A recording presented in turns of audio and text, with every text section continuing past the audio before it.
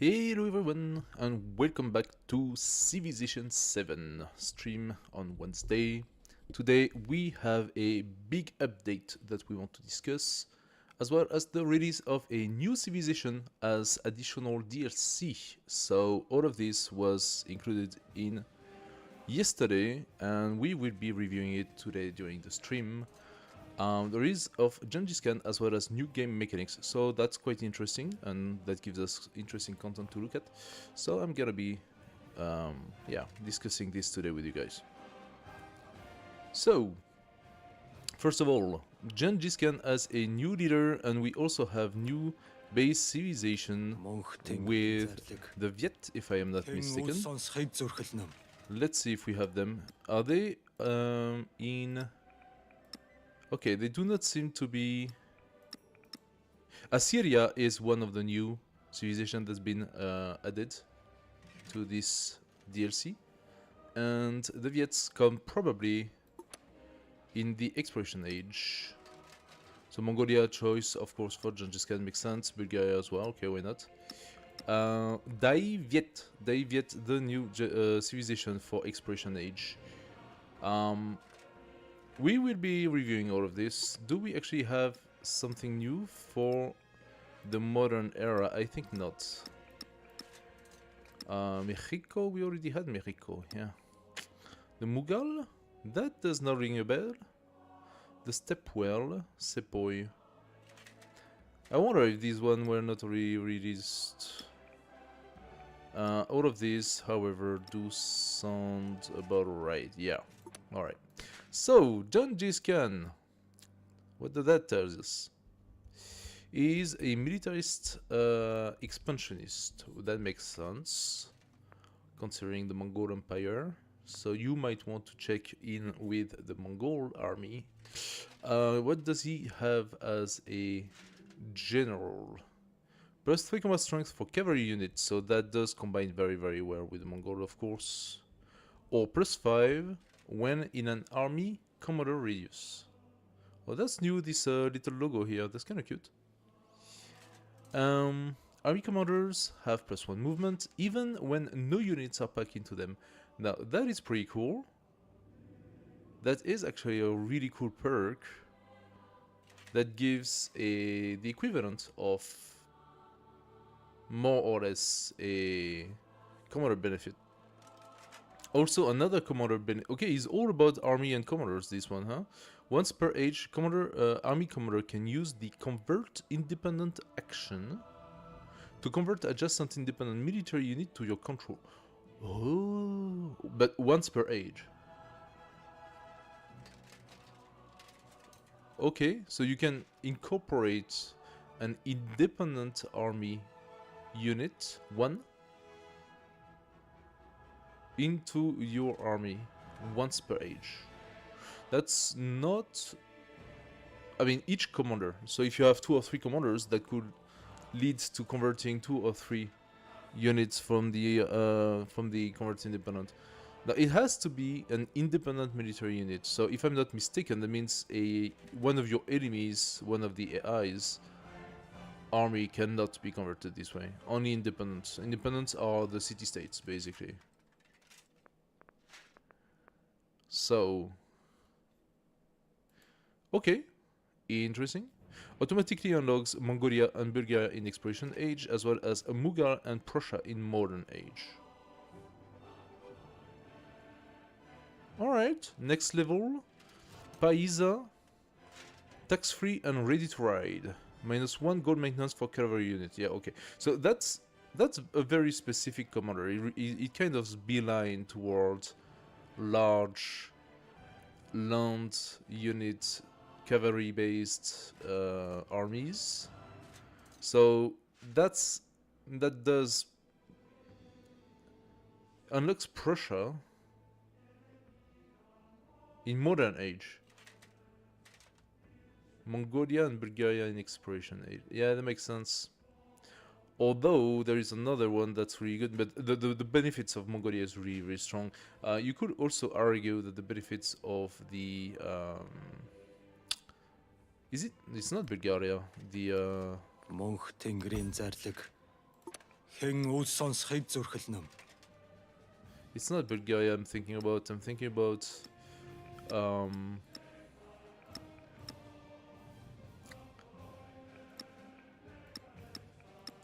the Norman, which have a really interesting +3 combat strength against lower unit cavalry. That could also potentially, plus this is also really strong, +5 combat strength when adjacent to coast. That I believe would fit really, really well with him.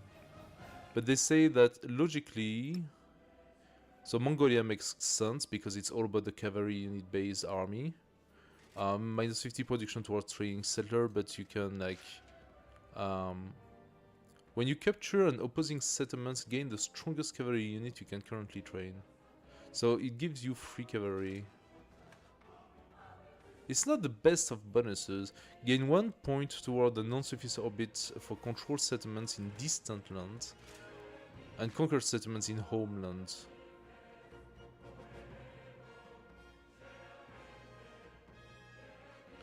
What do they mean by controlled? Controlled and conquered. I'm not sure what they mean by controlled.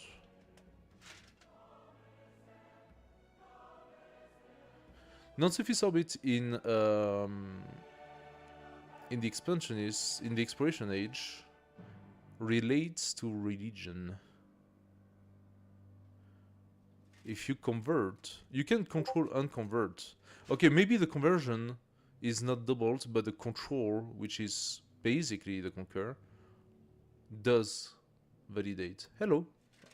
I didn't check on. Sorry, I didn't check on the chat. Just let's put it here. Yeah. So I don't know how that goes.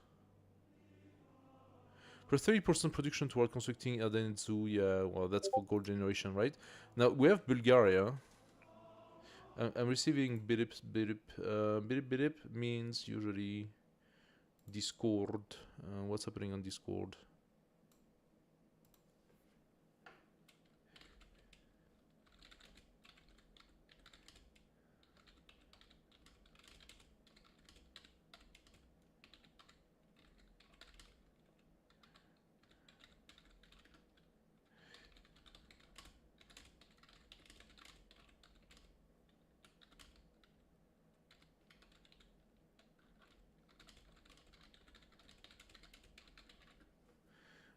Alors,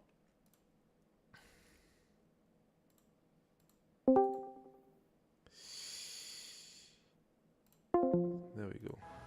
All right. So, Bulgaria. Why is Bulgaria interesting? It says strategic choice.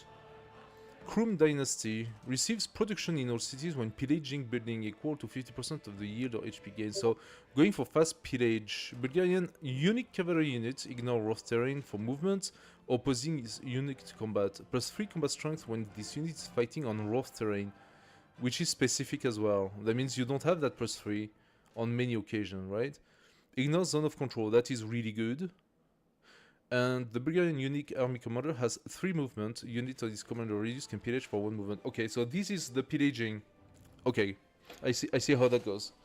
So the pillaging combo that benefits from Genghis Khan's bonus. So you go for the Bulgarian unique cavalry units that can ultimately move relatively well, because it can move normally on rough terrain. Now, rough terrain doesn't mean vegetated, it just means it has like those rocks or I don't know what.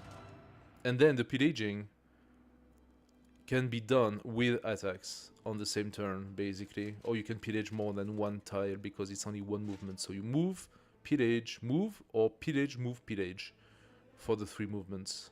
And the commander himself has 3 movements. I do not know if the commander's pillaging also counts for 1, but it should, logically. So, high pillaging using Bulgaria. With a big army, having high pillaging can lead to a lot of economy as well. So it can be pretty good. So, I don't know if the stream has been validated everywhere. It seems to me that some people are not there yet. Do do do do do.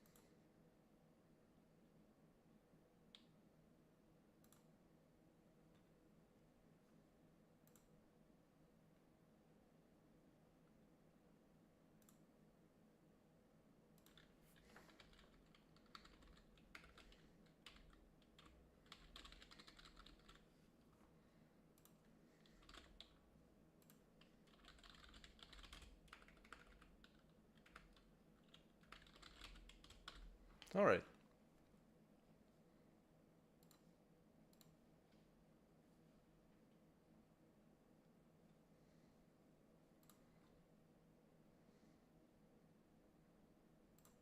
So all of this should be good now. Okay, no problem.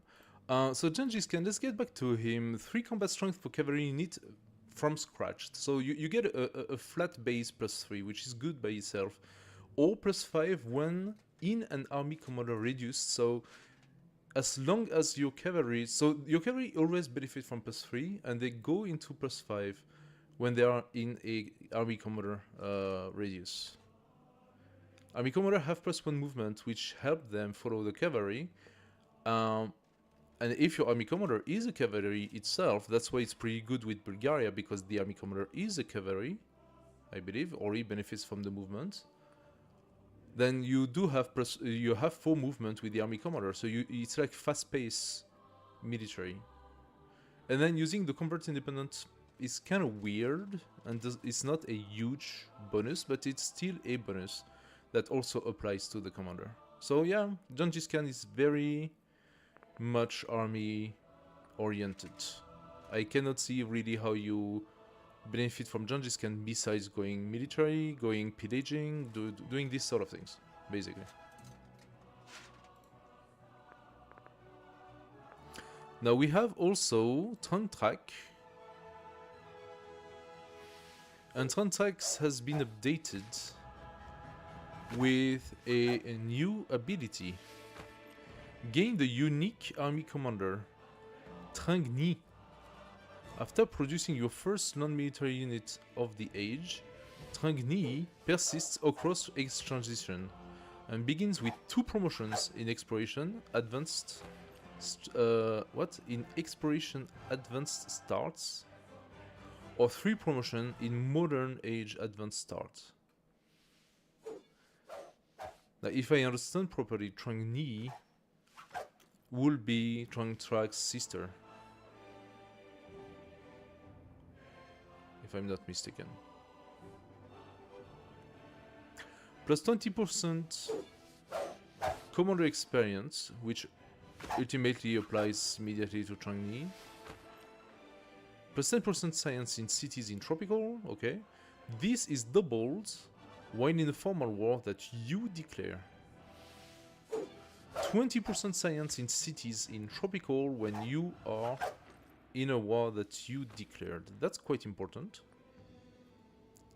And she unlocks a whole lot of different civilizations, including the new one. So, the Shola or the Majapahit in exploration, or the Daviet, which has been added. As you can see, they did not yet put it properly in the right place. So Shola, Majapahit, and Daviet in exploration age. Meiji Japan or Siam in modern age. And she provides a plus 5 combat strength for all units against district as a attribute node. She needs to be level 3 for that. So, again, quite militaristic, but this time you gain science out of this. Interesting. Now, if we go into Khi tất cả đứng Nam Nhi ở the đây civilization, khuất phục, shush. chỉ có mình ta đứng về phía chính nghĩa. Yep, as you say. So she still benefits from Khmer or Moria as a choice. And then she has three. Then she has three choices. Now we should look at the new one, the Viet, Dai Viet. Just been released, so this is definitely interesting to look at. Geographic choice. Receive 5 culture for each urban population of the settlement when you construct a fortification constructible on standard speed. So, what does that mean? Receive 5 culture for each urban population when you build a wall on standard speed. What happens to the other speeds?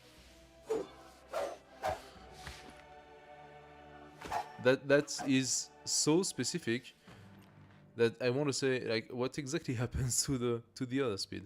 You just lose the benefits? 30% production toward constructing the Tanhui, okay. But if this only applies to a specific game speed and you do not have it in the other game speed, that basically means that she only has a 30% production towards something and nothing else.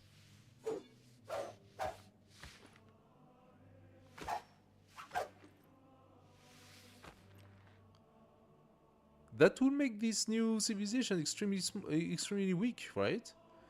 Look, this one, +1 trade route for the improved trade relation action, that's a definite bonus. All cities except the capital receive +1 specialist limit. Okay, after the expiration age, the specialist limit increase goes away. The specialists become inactive until you increase the limit. So that gives you a definite bonus during the expiration age. But this, potentially, you don't have it. Weird. Daiviet Voichen, Daiviet unit range unit, increased combat strength, cost, +1 sight, +1 movement. Can move after attacking. So that reminds me a lot of the where is it?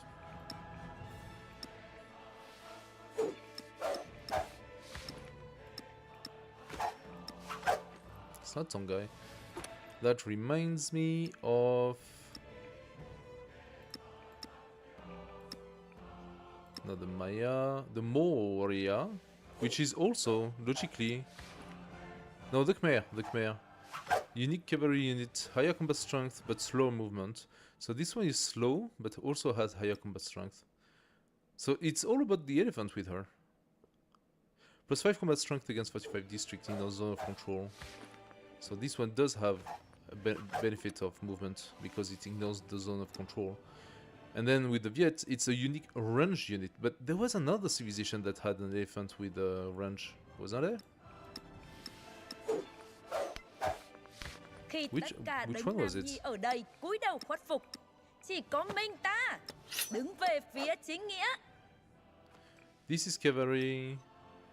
This is cavalry.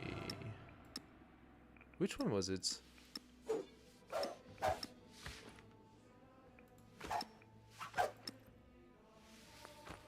It's not in Modern Age, is it?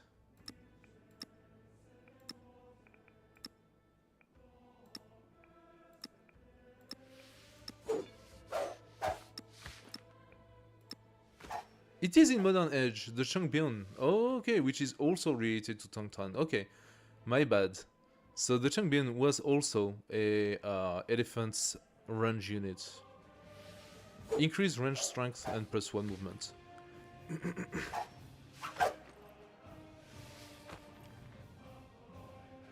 I see. Okay, interesting. So you can decide to play elephant for the whole time. It's kind of cool. So the question is, do we want to play elephant or do we want to play cavalry?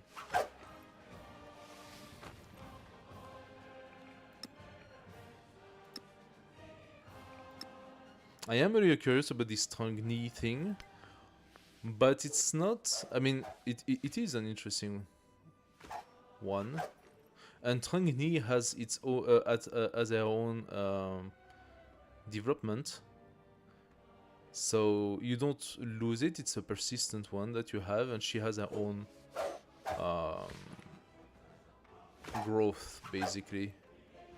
Commander experience, science in tropical. Okay, we could try that. We could try Trontrack. I already played with her while Genghis Khan is new. So never played with the guy, obviously.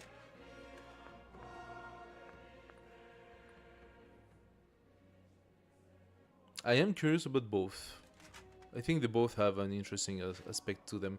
So let's try Genghis Khan. What memento are we gonna give Genghis Khan? I mean, Trontrack could be an interesting choice as well. Maybe in the next game I'll do Trontrack.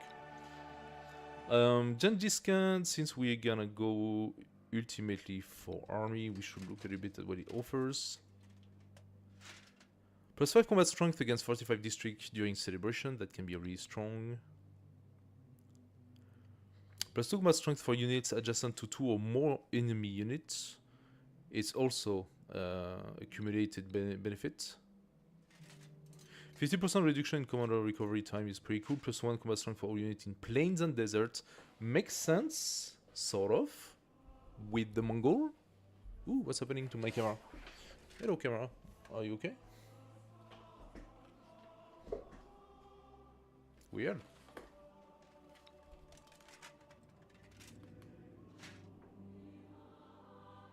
Well, that's so strange. Hey Mikey, what's up? You tried the Genghis Assyria into Mongolia. Yeah, makes sense.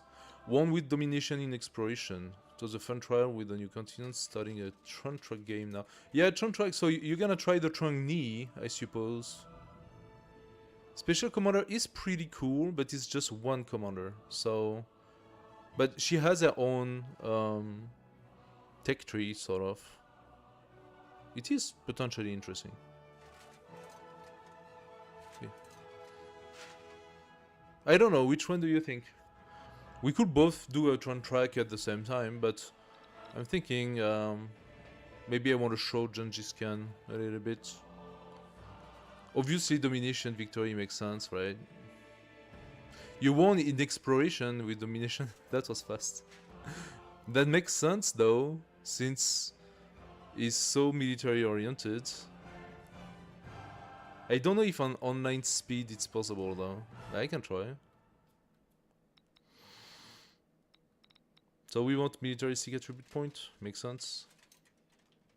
Ah, only 4-player games on tiny map. Yes, okay, that makes more sense now.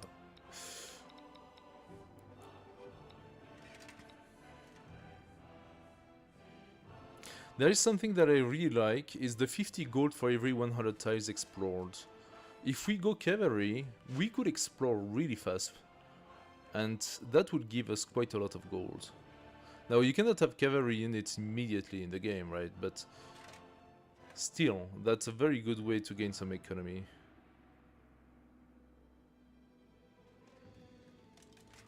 I think I'm gonna take it.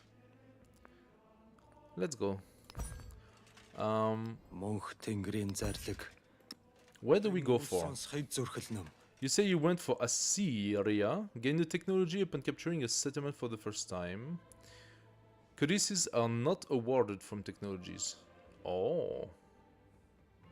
Can generate codices from conquest after completing the Tupsarut Civic. So you need to beeline the Tupsarutu, and then that starts generating codices for you. Dursharukin. Okay. It does have... Assyria does have a special district. Unique quarter with +3 production. Happiness if placed on flat terrain. So the flat terrain makes sense for Assyria.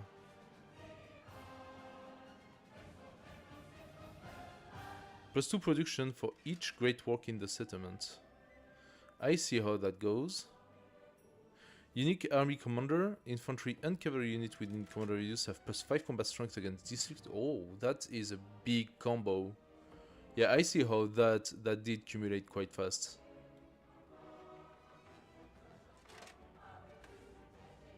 Assyrian unique cavalry unit move like a wheeled unit and has additional movement. Can move after attacking in no zone of control. Yeah, that does make sense. Now Persia will go for those immortal guys. It says it's a strategic choice. Why is it a strategic choice? Infantry unit receive +3 combat strength when attacking. Okay. I mean, Assyria, we know Assyria to be very strong, right? +30 production toward constructing the Gate of a Nation, which is great in order to... Maybe that's the strategic thing.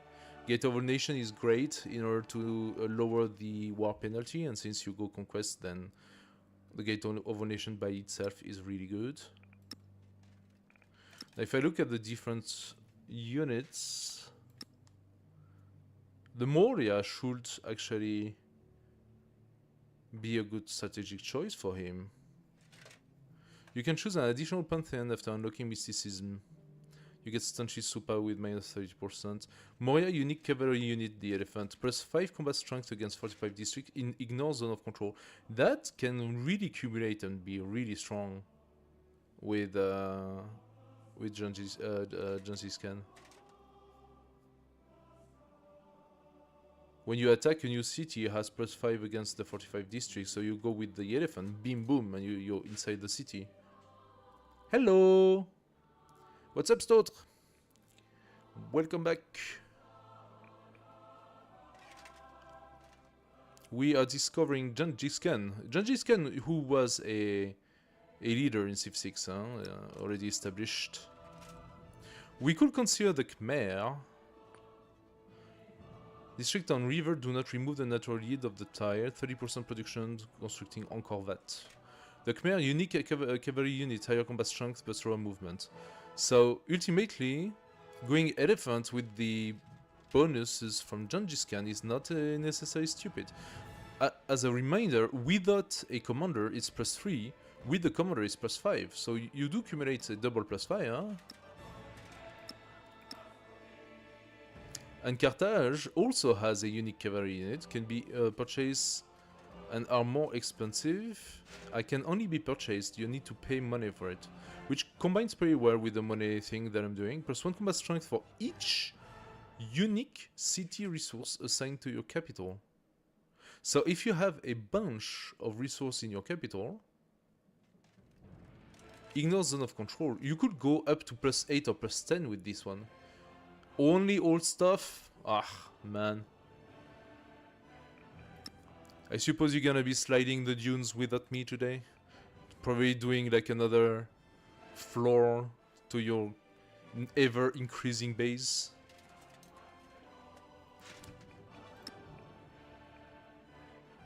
What do we go for? You did Assyria already, so it's of no interest to you for me to do Assyria. Carthage could be an interesting one.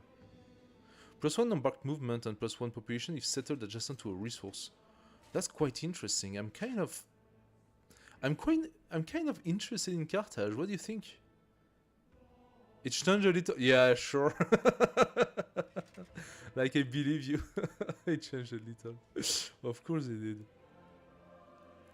+1 production adjacency for coast navigable river wonder. So the Cotton, yeah, the Cotton is a port, and the dockyard is a port. So this is a port base district. Must be placed on coast, might be placed on coast. So we want to have cities on coasts with this because it's Carthage, but from the coast going inland with the Numidian cavalry. That could be quite interesting. I am tempted. I'm tempted by this. Let's try this. We are gonna go immortal. I'm not gonna go custom. Do I want to go custom? Nah, we are just gonna go immortal. Of course, we are going to go on online speed. We only do not want Archipelago. That would completely screw up our gameplay. Because then that means I'm never gonna do a cavalry unit. So with Genghis Khan, that makes no sense. Fracta is not really good. Terra Incognita could be interesting. Pangea Plus. How about Terra Incognita? Classic homeland map with unpredictable distant lands. I kinda like that. Let's try the Terra Incognita. On large. I don't want to go huge because huge is just too many. And let's go to the advanced options.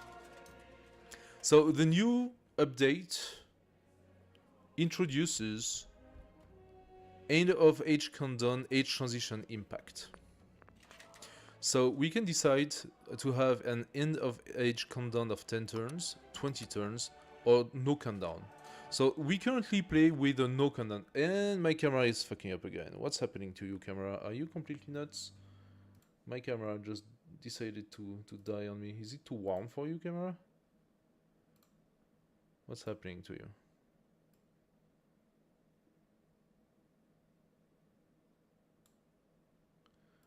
Let's just do that. I'm gonna be a little bit black on the sides, but yeah, whatever. So, that's the change of light, I suppose. I don't know. Everything is it's always sort of square. Now I look like a zombie. No, it's kind of dumb. I don't want to do that.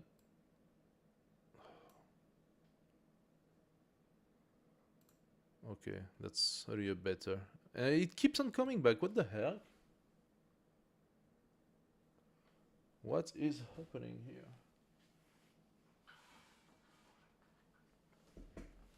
Okay. No. Stop it. You stop it. Anyway, so no countdown is normal gaming. But now because people complain that, oh, but yeah, the age change without me being able to finish my stuff and blah blah blah, I'm not happy about that. So they created the countdown transition, 10 or 20 turn countdown. To be completely fair, I thought, personally, yes, it was sometimes a bummer to have the age change so abruptly, but I thought personally that this age transition that you were not in control of was one of the core mechanic of Civ 7. And that's putting a long age transition. Yes, it does allow you to go more smoothly with the changes of finishing your legacy or these sort of things, or I don't know what. Technically speaking, it also gives the AI that time. So ultimately, I'm not so sure. It just gives you like, hey, it's transiting soon, right? Number of turns at the end of each age before the age transition. During this time, no age progression will be added from any source other than elapsed turns.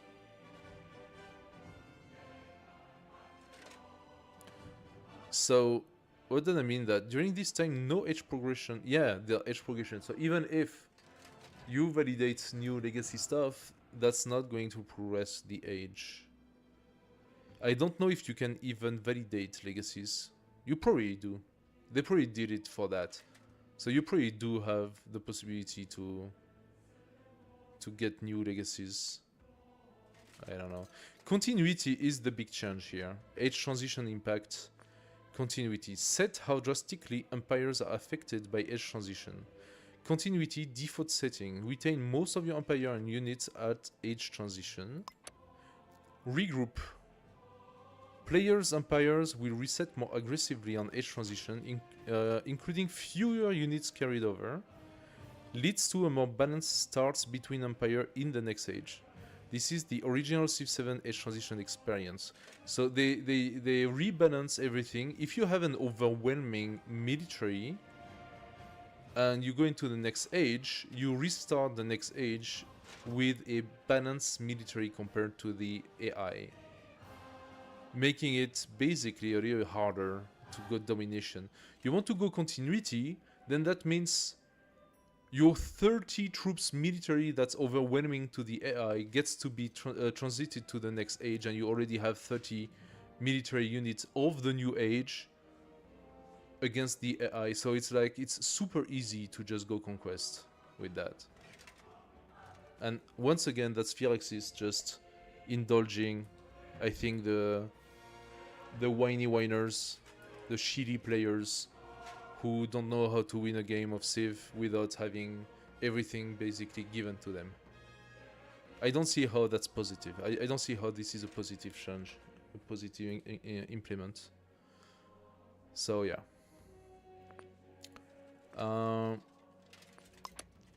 Continuity or regroup. We could try continuity and see how that goes, but I'm gonna play Genghis Khan. I'm gonna go heavy army. So if I just go continuity and I just go into exploration age with like 30, 40 plus army, I will just roll over the AI.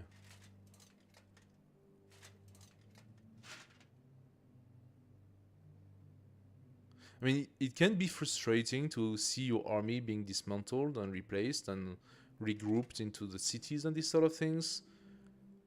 But that's also sort of part of the game. It's just not the same game as before. It's just a different variation of Civ. So do we want to change that? Oh, again, another change made to try to conform Civ 7 at like to all the other Civs. If you look on Twitch, by the way, like there are like a few dozen viewers for Civ 7 and over 450 viewers for Civ 6. People just cannot make the change. They just cannot make the transition toward a different type of game. They are so accustomed to this one way of playing that they just don't accept a modification of their gameplay. So, what do we do? I could leave the 10 turn countdown as a smooth transition, but I'm gonna still regroup, make things a little harder on myself, because that's how the game is supposed to be played, right? Terra Incognita, large. Disaster intensity, we can keep it light. The disasters, they're interesting. Let's go moderate. Crisis, do we want the crisis?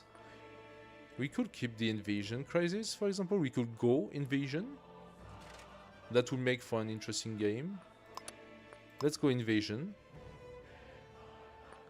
Let's go revolution or revolts. Unhappy settlements following a foreign origin rise up on revolt. Social unrest leads to new forms of government. This is kind of fun, so let's go that. Yeah, that's about it. Let's go. See how that goes.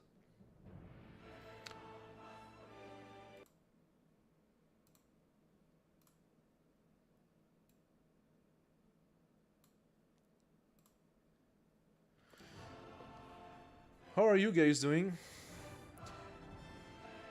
How is your civilization life? Are you all in holidays, by the way? Temujin, but the world knows you as Genghis Khan, the universal ruler, the terror of the steppe.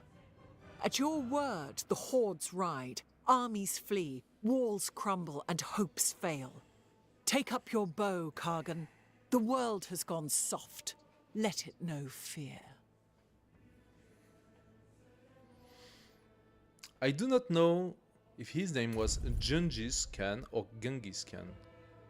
Oh, I swear to God, this camera, what the hell? So I just reduced the luminosity. There we go. Alright, let's try. So we are playing as Carthage. We start with a militaristic point. I believe that +5 combat strength against independent will help us greatly to accumulate some... My god, what the hell? Well, will help us accumulate some nice experience at the beginning. Okay, I think, guys, I think my camera is dying.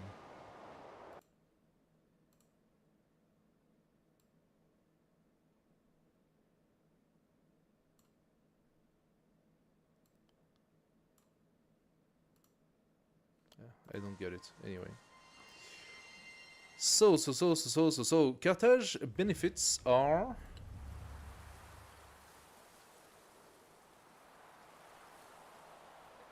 Receive a second merchant or colonist each time you purchase or train one. Can only have one city. Towns cannot use convert to city. True! I forgot that Carthage is a one city game. And that's why it's so important to have a lot of resource in Carthage. But... like, what the...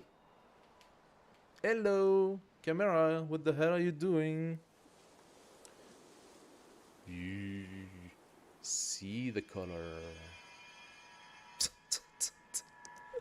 My material is just dying on me right now. What the hell? Seriously. Anyway. So Carthage, that means 1, 2, 3, 4, 5. We have a very, very nice start. That will lead... I could have more resource through commercial exchange, so maybe that's what I want to go with.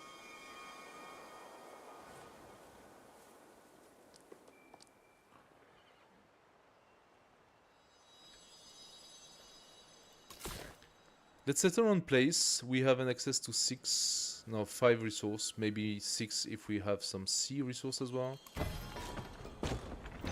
Unclear. The scout will tell us. And the Cotton will, I think a Cotton here will benefit from a very nice adjacency. So we can have a very nice Cotton here, I think. Give us some visibility, please. Oh! Oh! But that's coastal here, so I think we do have an exit from here. Oh, that's quite interesting. And we have another resource. Nice. So we have a 1, 2, 3, 4, 5, 6 resource-based city. Pretty cool. Pretty cool. That would have been even better if we had some fish. But yeah, that's already a very nice start. Do we start immediately with sailing, or do we want to quickly get our cavalry?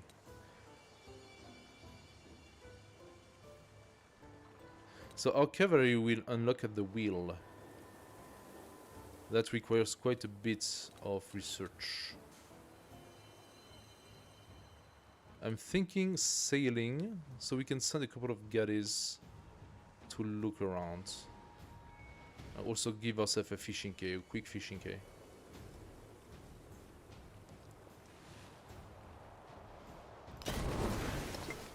If I fuck it up and I put the fishing quay here and I cannot put my Cotton here for whatever the reason, I will restart the game because I will have completely destroyed my city. Let's go for another 2 scouts and go.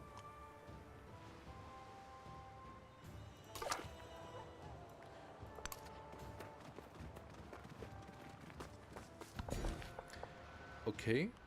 Immediately we want to grow toward resources. I will hate to lose this one, so I think that getting the horse is also pretty dope for us. So let's do that for now. Another one! Oh my god! This is a potential 7 resource city. Okay. Now with this, our cavalry will be really strong.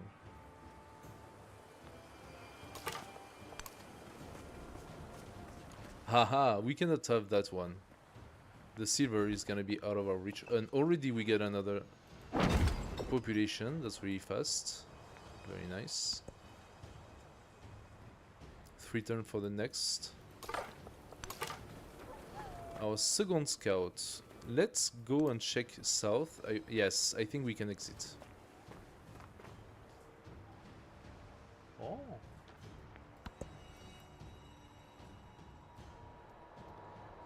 Hello guys. If you have any questions about the new updates, don't hesitate to come in the chat, yeah?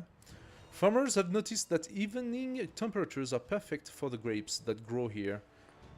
If they were to establish a vineyard, the wine would flow for miles and miles. Tide becomes a wine resource. Okay, that would... We cannot found another city as Carthage. Since we cannot found another city, the only solution for us to have more is to conquer. So, putting a wine resource here would be great for a city right here. Since we cannot have one, we will take the production even though this is a bit of a waste. I think after this scout... How many turns do I have for the next? 1 turn. We will go straight for a super early galley. And we have a source of fish too far, unfortunately. Ah, this is such a shame. Such a shame. Had it been 1 tile up, it would have been included in our area of... But I'm very happy to see, because Carthage will grow all the way to those tiles. So there is very little chance that we get blocked access to the sea. So I believe we have access to the sea. The fair breeze blew, foam flew, the furrow followed free. We were the first that ever burst into that silent sea. Yep. Alright, so we just have our third scout. We can place the fishing cave for faster growth. And I think I have to, because we need the fishing cave to be able to build our galley. Also, the Birza is unlocked, which will give us base +2 gold. Trade routes cannot be plundered. That's actually pretty good. All tires in the city are adjacent to coast and eligible for walls. Receive a wall. That will be quite a few tires, but I think it's only happening when you build it. So, fishing quay, immediately. And we take our next resource. The wine would be good. Happiness in capital. It's not an urgency though. I would rather expand in that direction and make sure to get all of the tires I can get. Okay, now we need to beeline the wheel. As for here, we're gonna go for the cotton. And the dockyard would provide us with additional food and gold. +1 food for each adjacent urban district. +1 food for each adjacent resource. Oh my god, that means here would be even better. Here I will have 4 adjacency to coast. There is also navigable river right here. So these tile are very, very functional for me, but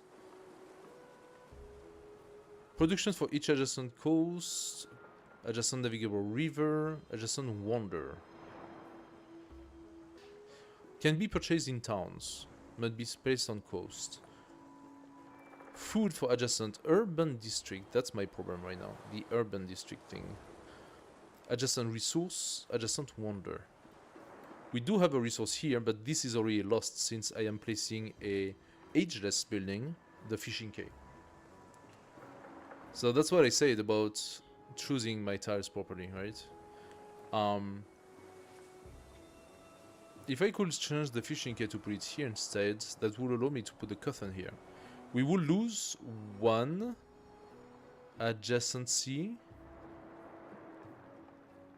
to the benefit of 2 resource. Is it possible for me to cancel the fishing quay where it is and to place it elsewhere? And the answer is no, it's not possible. I have already decided that this was my quarter, so I cannot replace it to this one. So what's done is done. So we will not benefit from the adjacency of the resources, but we will benefit from a 2 urban adjacency and a lot of coastal adjacency. That's how it's gonna be. Food first or production first? My production is not good. I think getting my production is more beneficial. Discipline for the commander? Sure, that could be interesting. Mysticism for the Pantheon. Thank you, Ref. But I think we go first for this. Now, which government are we gonna take? Since Genghis Khan is gonna go full on militaristic, infantry unit is of no interest to us. I think food or the wonder. Food or wonder. I think oligarchy makes the most sense right now. We're gonna put our scout up there and he is going to check. Okay, so there is nothing else here. We have a scout here, but we have a lot of space, so this scout is gonna go here and follow the coast, while this one is going on this side. Aha! Already we find ourselves with another coastline. Okay. Let's go production. I need the production right now.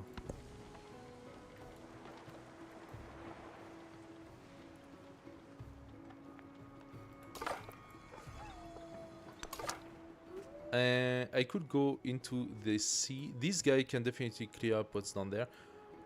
Before switching, going straight there, I think I'm gonna go up one and explore.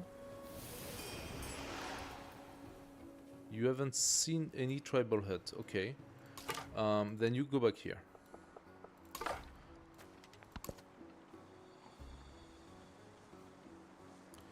You go up one and do the same.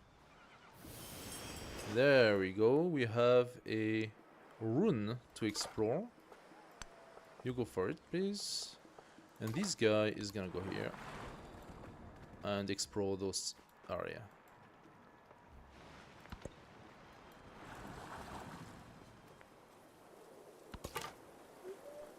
You go south, explore. Nothing in particular. This is a very weird map at the moment, and this is taiga, so tundra. I mean, yeah, we are very, very close to the south.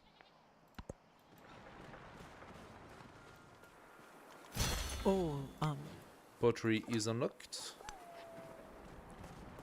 We keep going up, we keep going down. Now that this is done, we can pump out our first galley. Or a colonist. Carthaginian unique settler, +1 non-bark movement, +1 population if settled adjacent to a resource. So.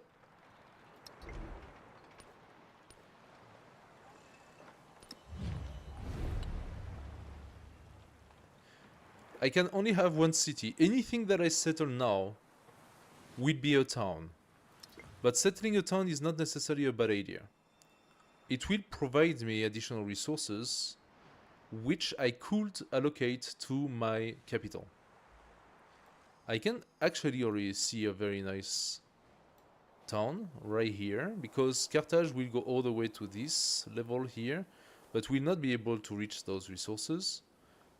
Settling a town here, for example, could potentially grow into incorporating those resources. Do we go for a first colonist or a first galley? I said I wanted a galley. I actually want 2 galleys. I can probably purchase one. I can purchase my colonist. It's the same price. Let's purchase the colonists so we can benefit. Oh, and we got 2 of them. Nice. Is that a bug? Do we get 2 for the price of 1? Is it a bug? Receive a second merchant or colonist each time you purchase or train one. Okay, it's not a bug. So we actually got 2 potential towns to place. And we need to consider where. The game tells us you should build it here. That does make sense. Building it here will allow me to capture the fish and to go all the way down to the wool while still benefiting from those resources. It's not a bad idea. Putting one here would be too restrictive, and we want Carthage to have the full space. This is not a bad idea. I can definitely send one of my colonists here. And the other colonists, I think if I place it here, I definitely want around here. And I'm thinking on the river.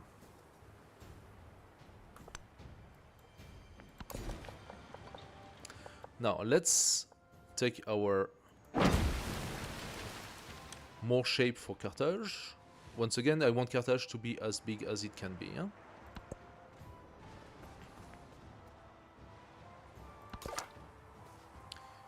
Okay, so this one is going there. This one is gonna come up here.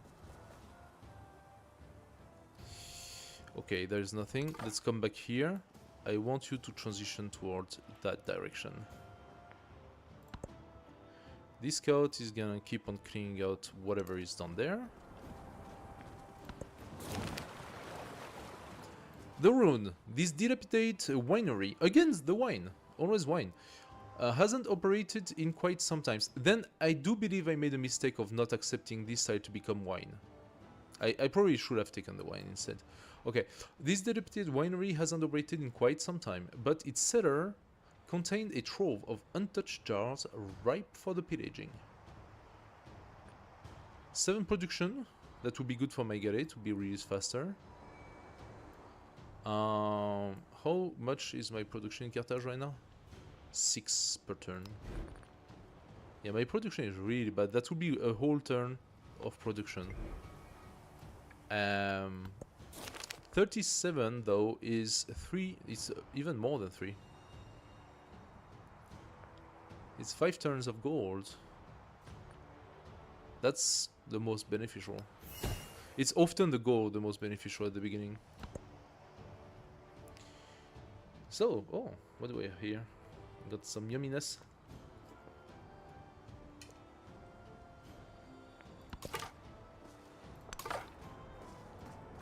Okay, let's go up. Oh ho! And we find our very first barbarian.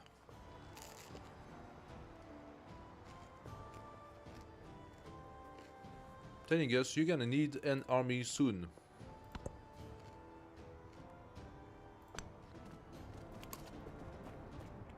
Okay. Does this change our position? Not really. I still believe this to be a very strong tile.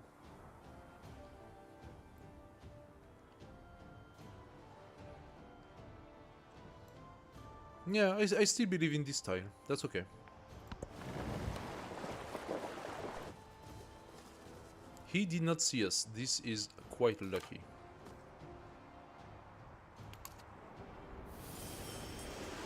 Aha! We found 2 runes. Very nice. I'm gonna take this one with the one below. Oh! And we see here a settler that's gonna try to forward settlers. This is why it's important to place my second town as fast as possible.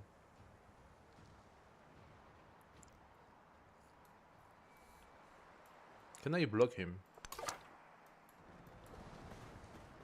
I say him, it's her. It's Ariet with Aksum. Aksum. Is Aksum a very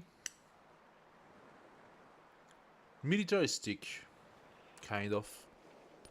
I think so. So, Hey, Linda Nicholas. Thank you for the follow. Welcome. and I Welcome gotta to the Bear ask family. myself, What's up, Ariet? you gonna be my friend or my foe? I'm gonna be your foe. There is no point in putting my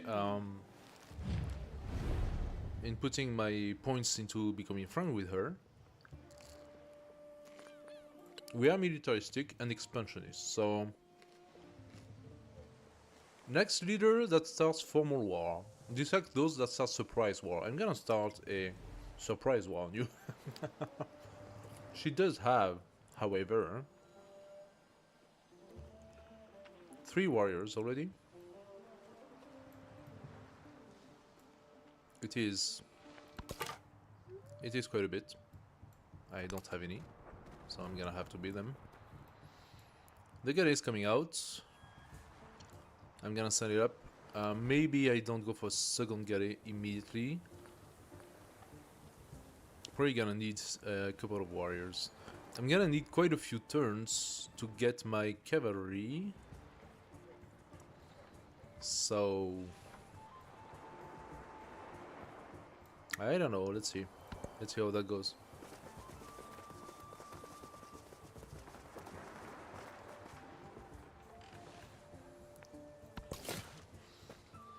Okay, first down. Immediately we benefit from the iron. Do I want to set up a fishing quay? Yeah, probably.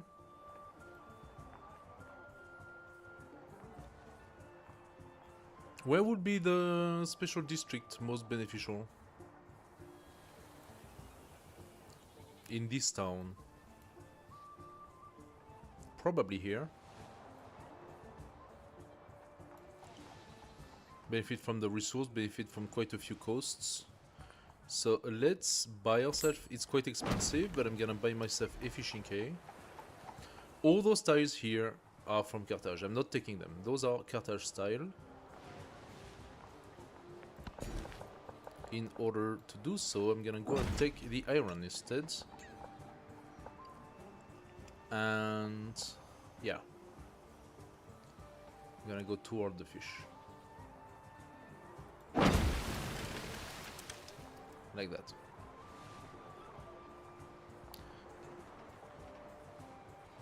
Now, taking the fish will take that tile, and I don't want that, so I'm gonna have to take those tiles with Carthage first. Metal transformed. A busy forge billows immense heat into the surrounding neighborhood. The confident, sweating blacksmith insists high heat transforms the very nature of iron itself, but a wary neighbor pleads, just dunk it in cold water, it will harden faster. We could research cast iron, plus 12 science, so it's a whole ton of science, or explore quenching techniques. 25 gold, this is 2 turns of gold again.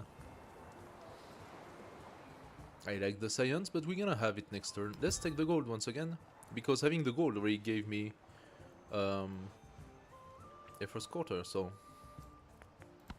let's see how that goes. Aha. Sailing quickly forth, we passed a country burning, the caged bird. There we have it. I don't like so much that she's bringing this settler down there. I really need to have my own settler put down the town as fast as possible.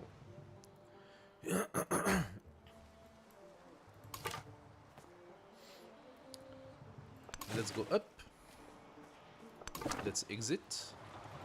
And let's see the limit. Okay. There we are. We're gonna take our tiles. Very good. And Kankerem, plus 25% gold toward purchasing naval units, minus 1 gold maintenance for naval unit. That's pretty cool. Plus 1 range to naval units. That's also really cool. This is very strong.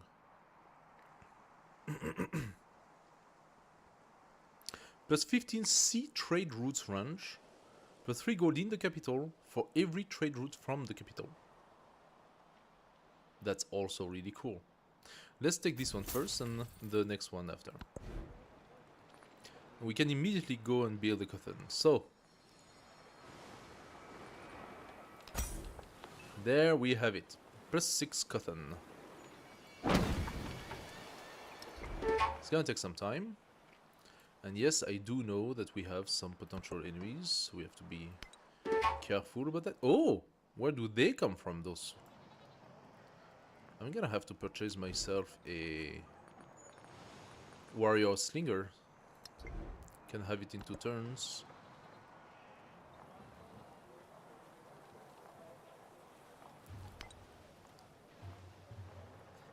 Aha! The warrior is actually attacking her scout. I love it. Oh, she did it. You devil. And she's bringing another one already. She's forward settling me really hard. But this here is gonna be my town.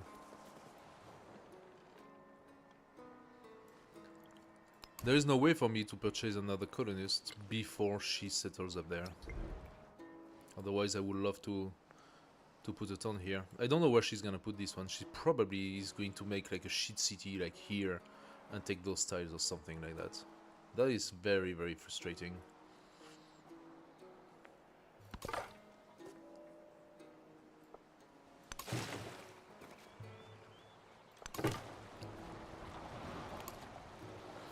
Okay.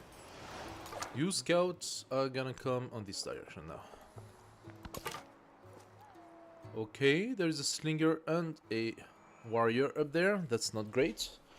Are they gonna one-shot my scout? They could, potentially. If I come here, the slinger get a shot and the warrior could finish. I have to run away, unfortunately. Oh, she is annoying. Oh, look where she wants to go. She literally wants to settle where I am. Not today, girl. Not today. Nukangani Pachakutech. Pachakut, what's up, man? Samin Jaskan. Apu. So, Pachakute. Do I want to be friend with you? I don't know. Maybe, we'll see.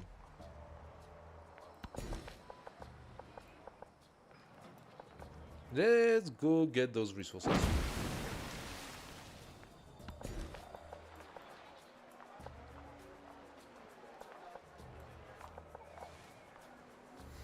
How can I do?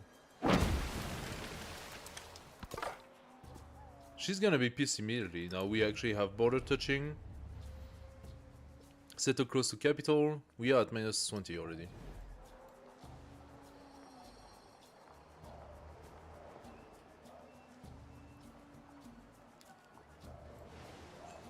But I mean, I don't really have a choice, huh?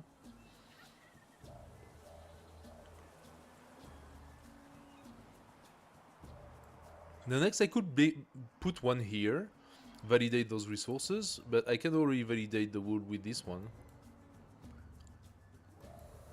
I don't know, we'll see.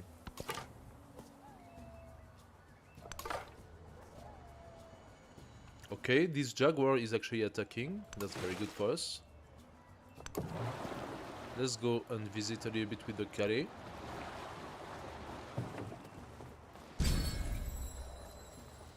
And we have a celebration. I want food. I want everything to grow faster. Where is she gonna go with that? Is she gonna go and try to settle down here? That I wouldn't be surprised if she does. I hope she's not coming there.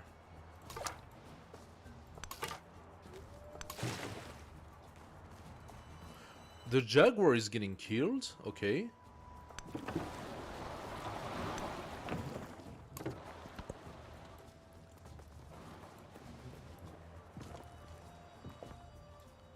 The jaguar has been killed. Can I? Is it possible? It's very dangerous. We found Sitep. Let's be friends with Sitep.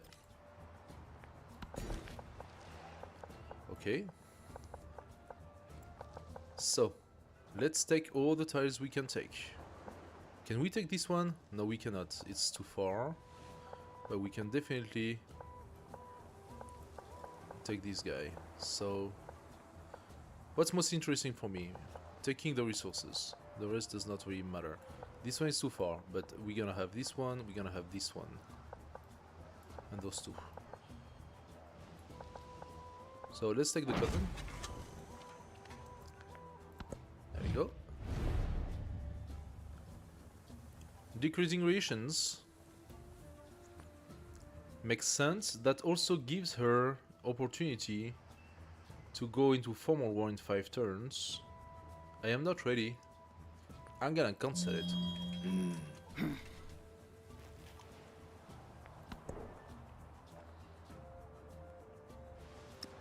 I want Carthage to grow faster, so I'm going to transfer my resources to Carthage. Yay!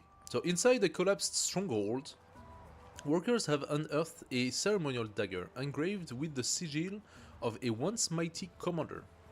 The find would be invaluable to its original heirs, but a rival house could probably name a price. I could return the armor to the owner and get 22 influence. It's quite interesting, especially if she tries again to bring us to war immediately.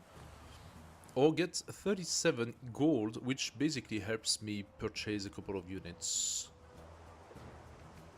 If she goes to war with me, Motia is in the front line, so...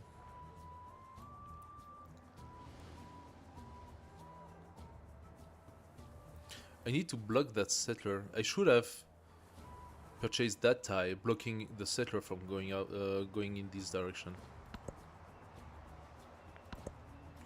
Let's take the influence. Oh, Pachacamac, Oh, art thou in the sky or upon the earth? In the clouds or in the deeps?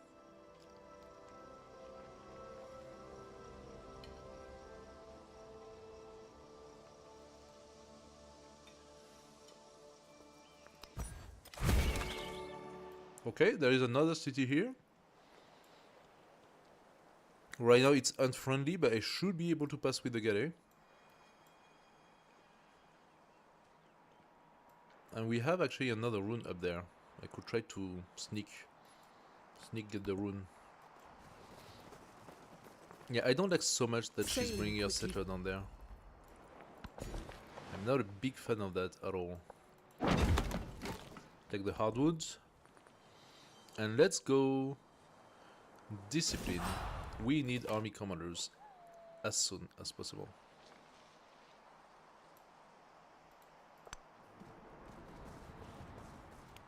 This land has owners. Look at that. Aquatsu Falls. +2 production on adjacent quarters. Nice. That's actually a pretty cool one. Lots of resources here. Oh my, oh my, oh my, oh my. These lands are good for town. I should definitely consider colonists soon. 180. Maybe I should have taken the gold after all. But the more I do towns instead of army, and the harder it's gonna be once Ariat starts going to war with me.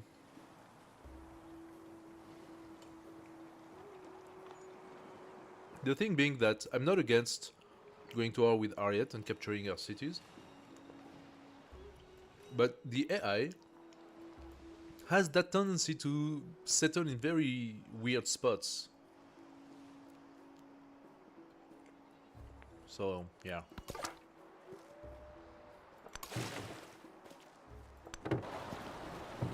Oh, wow.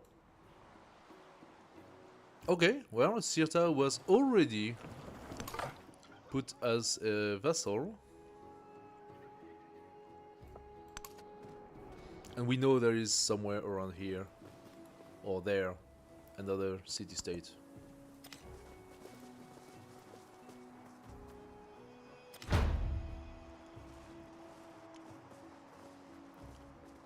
What was that? My scout was attacked by the Gade. Okay. That's alright, I can put it out.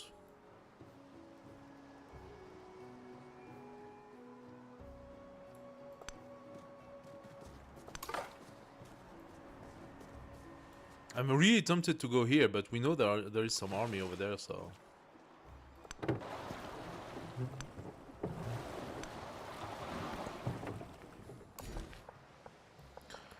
Okay, let's take another source of iron.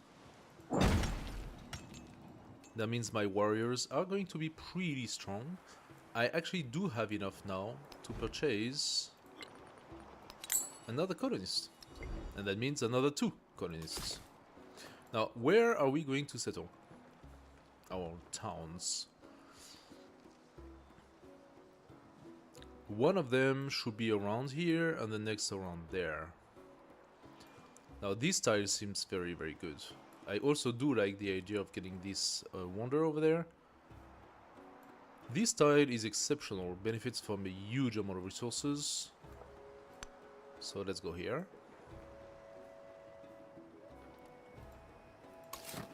And I suppose somewhere around here should do also pretty good. I think this tile.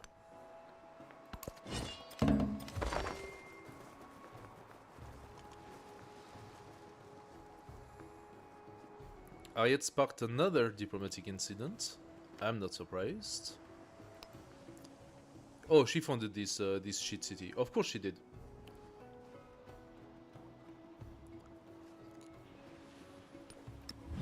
She's now at minus 38. Relationship decay over time. Okay, this is something new. The relationship decay is something they introduced in the update. Basically, it goes for both negatives and positives. We are in the negative because of the accumulated penalties. Settle too close to civilization capital. She did it, I did it. We are at minus 40. Our borders touching, that only happens once, and that's minus 10. So we are at minus 50. But we share the same government, which is no government. Oh no, we are on oligarchy. Okay, so she's on oligarchy, and my camera is screwing up again. Which is plus 10. So on just the bonuses, there are no endeavor between us. No positive or no negative endeavors. So what they introduced is the relationship decay. And that relationship decay basically says, I think they introduced it because it's sort of something you had in Civ 5 or Civ 6. Even if you purchase a lot of gifts to the city-states or stuff like that, you had that relationship decay over time. As long as they are not your vassal, as long as they are not your ally, they would progressively go back to neutral. And this is basically what's happening to us right now. We are already trying to go back to neutral. We are on negative, and she boosted up the negative, but this negative is going to slowly go back to neutral. And they did this in order to foster the sanctions and endeavors, to push the players to use those a little bit more. So she's going to denounce again and try to get the -60 and I don't know what. I'm gonna keep my influence until I have an army and I'm ready to go to war with her. She actually already has her army around me. She could go surprise war despite the fact that she hates it.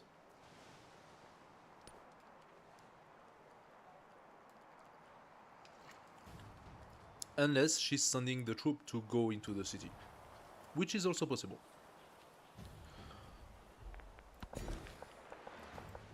Since she placed one right here, she's trying to get my resources. I'm not okay with that. So I'm gonna take the tires. And yes, I'm gonna take the silver in front of you. I'm not gonna let you just take the silver. What do you think?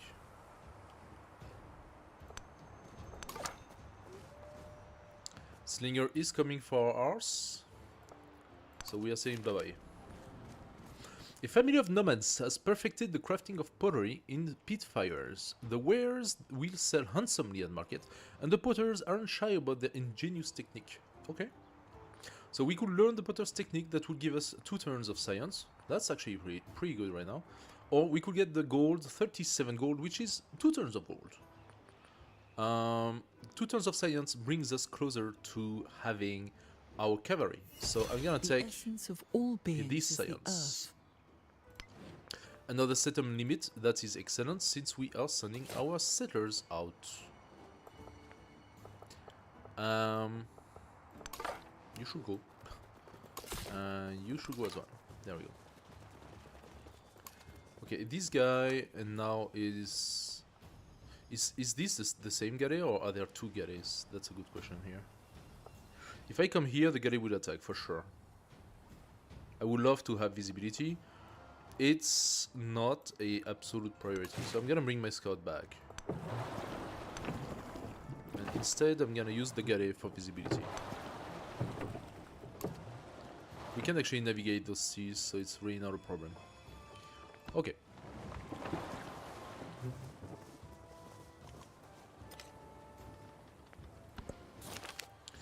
Okay, emissaries from Citep have arrived, so we are slowly but surely getting friends with Citep.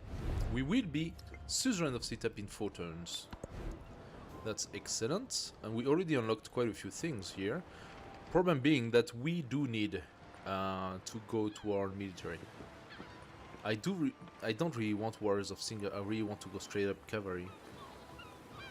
I could start the Hanging Garden or Biaza. I mean, the Hanging Garden would be beautiful for me. Must be placed adjacent to river,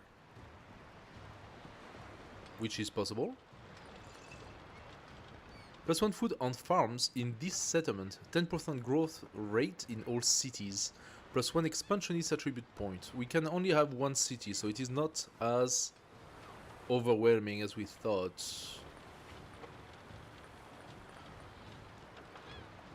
It does still have the benefits. +1 food on farm, +1 expansionist attribute point. Those are actually really good. And that gives us, of course, a wonder. I could replace this by the wonder, and I would benefit from the bonuses on those 2. The fishing kit does not benefit from it. Or I place it here, and then my special district benefits from it. This is a river as well, right? So it should be able... 9 turns, do you think it's doable? 9 turns is quite a lot of turns, considering we are on online speed. I don't know if it's worth trying to get the Young Garden, to be fair. And the beers are, well, trade routes not being plundered, yeah, whatever. I mean, I can definitely place another district here, plus we have a resource here, so we could definitely benefit from this. Also, alternatively, the garden, adjacent coastal terrain, adjacent navigable river, that makes for a very, very strong garden tile right here. This tile is very, very strong right now when it comes to districts.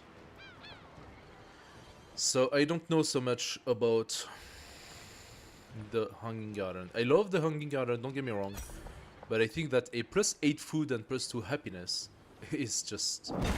it's just better. It's just better right now. My camera is dying, guys. I'm very sorry about that. I don't know why. I don't know why my camera is doing this. I'm gonna have to filter again. That's so annoying, really. The light is changing, I suppose. Okay, let's check a little bit what's above Ariat. And this is surrounded by mountains, so I need to avoid this death trap. And this scout is going to heal for a couple of turns. My galley could either visit these lands, or it's gonna continue to go along the coast. I think we will be finding Ashoka soon.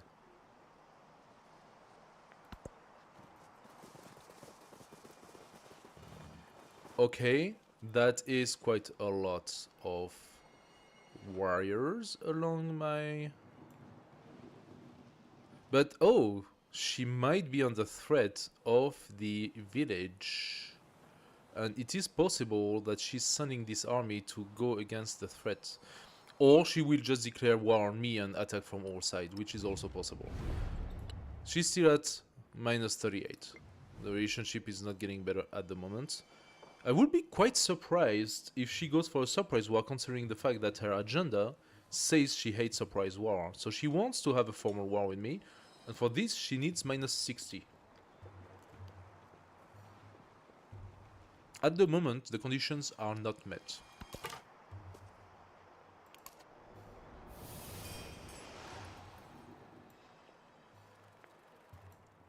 Ah, shit. The singer went up. Okay, that's not very good for us. Hopefully we survive, we can go up. Oh, okay, it just arrived. Cool. We are going to survive. And we found a new continent. Okay. Let's keep exploring with the galley. Ah, we found Ashoka.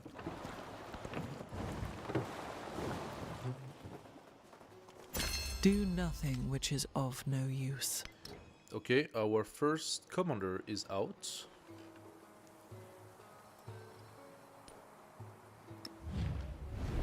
And as you can see, here we go. +6, relationship decay. So, progressively our relationship goes back down to neutral. So she's basically calming down. That's what the game says. I still believe she might be declaring war on me. Who knows? We'll see. I do have quite a bit of money right now. I can actually purchase myself immediately 2 warriors or 2 slingers. I could do slingers, put them into towns, let the town tank and the slinger kill. That could actually work. I could just do 2 slingers right now. Plus I'm getting the walls. I could actually wall very quickly. So 2 men. Seeing his people gather around the campfire, Genghis Khan is reminded... Oh, our very first storytelling quest. Genghis Khan is reminded that he must always be 2 men. One is a shepherd nurturing life, the other a blacksmith forging instruments of death. So we could have 4 camps, and we would gain +1 food on camps, which is pretty cool, especially on Tundra. But we do not have camps, if I'm not mistaken, so this is not gonna be easy for me. Or light the forge, have a commander with 3 promotion, that will happen, and we will gain 2 warriors for free. I'm gonna take it. Yeah, we don't have a single camp, so choosing the camp would have been just making my life harder, basically. Let's take, I think the silver is pretty good. 20% gold toward purchasing and upgrading units. Makes sense right now, actually. Motia, you know what I'm gonna do? I am going to purchase a slinger in Motia, and I am going to purchase a slinger in Maleth as a deterrent to her will to fight. We will see how that goes. Maybe it's not gonna change anything, but maybe it will. Plus, I will have enough for another slinger next turn, so I could bring my commander here with a slinger and start making an army of 3 slinger against her guys, knowing that 3 slingers will definitely kill one of her units very quickly. Let's take the... I can take the fish now. Let's take the fish. And let's see if I can assign it. I can assign it to Carthage. Carthage is gonna grow even faster. On this one, yes, she was trying to get the iron, the silver. Look at that.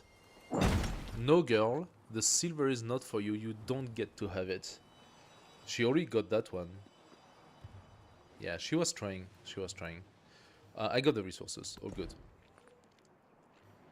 Next, Wisdom of Tanit. Okay, so we got our benefits from the Gare. Very good. So now our Gare is basically for free. Social policies? No, I need this one. 25% gold toward purchasing naval units and -1 gold for maintenance for the naval units. So when I put it, this basically puts my Gares for free. And I could purchase them for less money. Let's... Production toward training infantry and range units. I'm sort of purchasing stuff right now. I'm not really training it. We could go mysticism to get our bonus, like whatever pantheon we get. Or discipline 2, +3 combat strength against independents. So independent power right now are not being a problem, but we could unlock the Gate of a Nation, and I do like that. I do like the Gate of a Nation. If we can have it, that would be nice. Okay, the Slingers are coming after my arse. I'm gonna have to do a little turn. I'm gonna embark and go here. Okay. Our next settler... Yeah, this is a very nice one. Let's validate Titrius and go toward the horse. Horse resources are gonna be vital for us. Oh, I just made a huge mistake here. This line was for Carthage. I made a huge mistake. I lost those. Well, I'm gonna have the horse faster, but these tiles were actually Carthage tiles. I did not remember that. My mistake. I should have gone in that direction, taken those resources instead. Okay. Mistake were made. Mistake were made. That happens. Let's pass a turn. Scout is fully healed. Oh, my scout is fully healed. Good stuff. In that case, let's bring it up. With my Gare, I'm gonna try to look. Chichen Itza! There we go.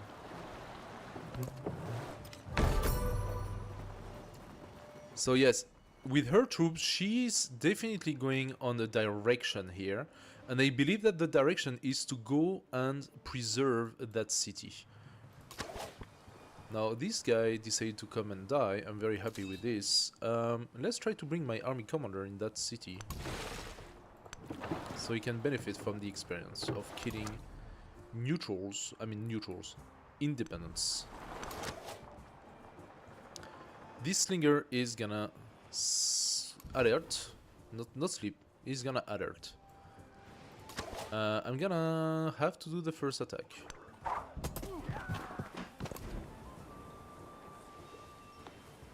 Okay, so what do we have here? I believe we have quite a few mines. So the brickyard is definitely gonna be a plus. We have another source of metal over there. So where should we build? Here? That sounds like a potentially interesting area to build. I'm gonna do my brickyard. And then I would love to have another army commander. That would take me 9 turns though.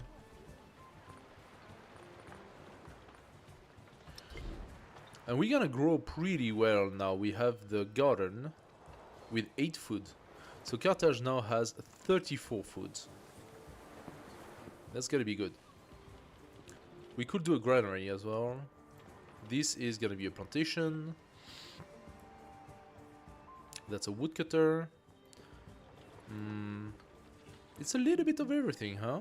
Carthage is a little bit of everything. Woodcutter makes sense too. So a soap pit does make sense as well. Because those 2 resources are gonna be taken.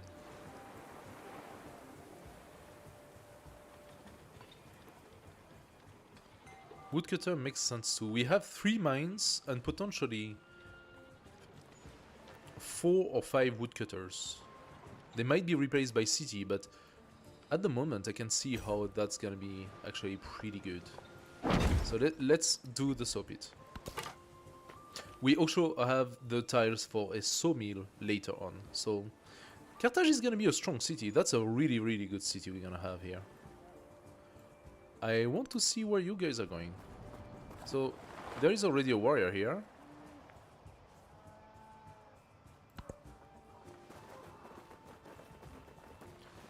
Yes, she's doing some sort of like arc movement. It's kind of weird. Let's bring our army commander here.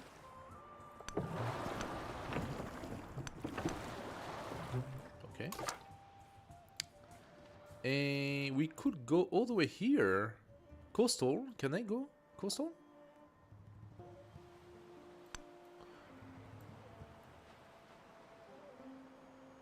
We have a scout here, and that scout is going up. So this scout does not need to go up, to go down here.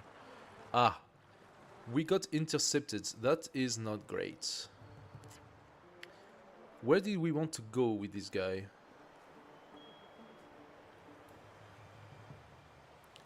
Wait, that's exactly where we wanted to go with this guy. We arrived. So Tenae needs to have a slinger. There we go.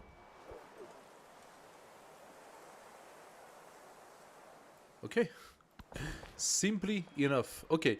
20% gold toward purchasing buildings or plus 4 gold. Okay, this is just good. Production and happiness. I think the 20% gold empire is really good by itself. So now we take the ruby and we put it into the capital. Once again, we are preparing... Oh, what's happening to her? She got minus 74. Okay, war is imminent. Settle too close to another civilization capital. She considers those 2 cities to be too close to her capital. So I just added a lot of fuel on the fire. I think war is gonna come now.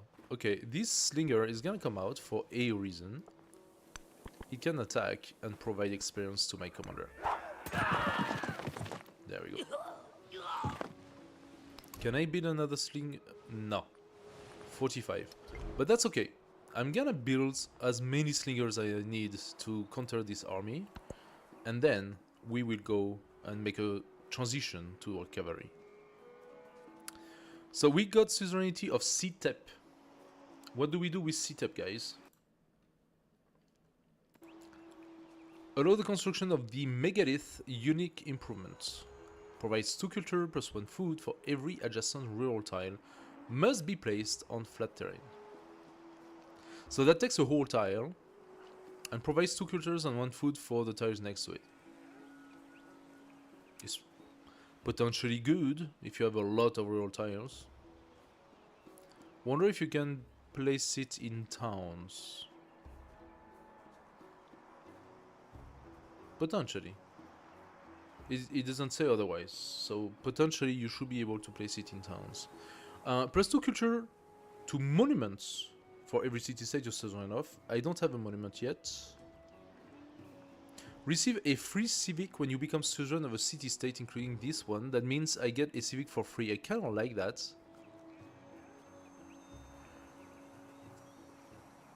Paper making, +1 culture on warehouse building. This bonus can be chosen by multiple civilization. That gives us a flat +3 culture. I think I kind of like the civic that will Do nothing which give us is of discipline. no use. That changes our fighting capability against the city-states. Let's take honor instead of the +1. There we go. And we can go towards... Ooh, Terracotta Army would be good for me. Grant a free army commander, plus 25% army experience. Must be placed on grassland. We do have grassland. Yes, we are on grassland. Terracotta would be good. 13 turns to get it though. So instead I'm gonna go Wisdom of Tanits. We continue with our special district. Okay, the scout will go here. That's not great. She's being attacked. I'm gonna let that happen. I don't want to attract this. So I'm gonna go back home.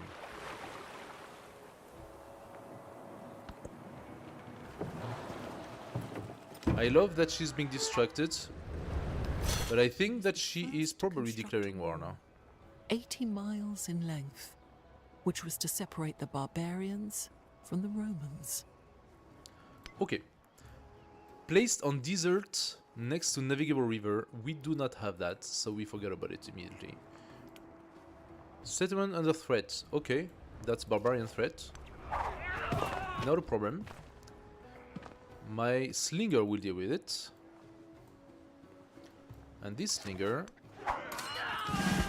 will give a promotion to my guy. Perfect. This is not what I wanted to do. Do we go Bastion? Do we go Assault? I think we're gonna go Assault.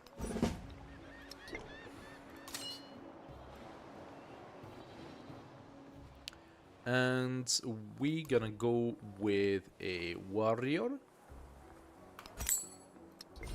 to join us quickly. Warrior and Slinger, that's gonna be enough to deal with this guy if she decides to attack.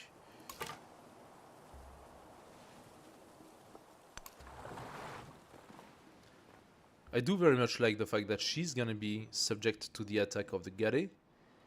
That actually helps me a lot. She's being distracted as well by this barbarian. Over settlement cap. Oh, already. Yeah, okay. I'm gonna have to keep an eye on that. This warrior is being a pain in the butt. Maybe we can try to see where the barbarian encampment is and befriend the barbarian. Not that it's not good for me to gain some valuable experience thanks to my fight with the barbarians, but I also don't really have the timing for it. And I still haven't found those barbarians. Is the barbarian right here on this tile? No, it's not. I will see the surrounding. Would I though? Would I? Where do they all come from? Vyadapura, hostile. Vyadapura. I do not see any limits. No, I think you see the limits only once that city-state has been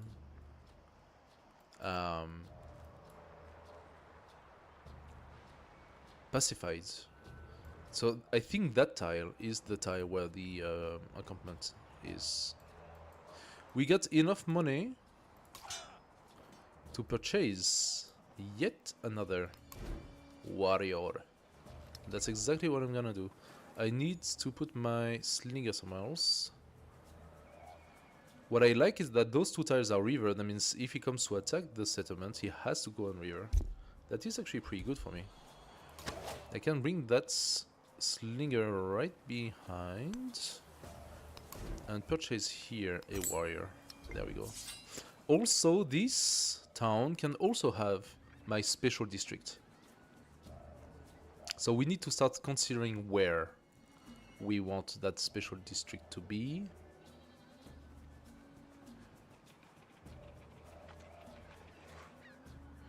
In terms of tiles, I think that tile is the best.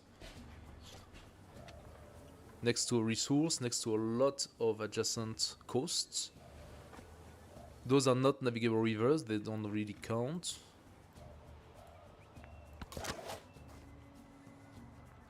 You are going to... Hey, take a couple of turns fortifying. She's really close here.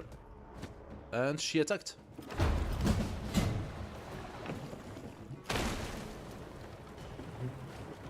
And she got also attacked. If I can't change your heart, I suppose I'm gonna have to take you out of the way. Alright. If this is the way you see it, girl. If this is the way you see it. No trouble, no trouble. I take it. Guess what, girl? Got some guys for you. I should have brought that guy here. That was again a mistake. Strategic mistake again. Ah, now this continent is starting to take shape. We are still quite far from the north though. Here is a scout, so I should be able to come here and check what's here. Aha! I got it.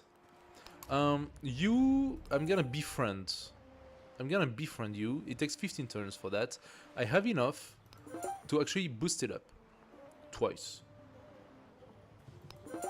8 turns. I divided by 2. It's nice for me to make some experience, but right now it's not the best. There you go. I'm gonna defend basically, but once this switched down to... Oh, she went down with the troop? No, wait. There is one warrior missing, isn't it? Must be up there. That's alright, I can come down with this guy, and I can come back with here. After all, I don't need to fortify.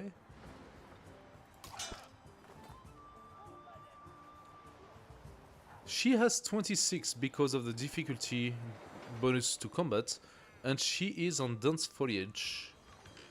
But I am myself on rough terrain, right? So what I can do is fortify at the moment. And she's gonna kill herself. So, we could do the monument. 2 culture and 1 influence, plus 1 culture for adjacent mountainous terrain, natural wonder, or wonders. That means here is not bad. I don't have natural wonders, so that would be the only cultural tile of any value, really. If I want it. Do I want it? The ancient wall would be good for me. Actually, can I purchase the ancient wall? No. It's 100 gold. I could purchase next turn. I could build the ancient wall.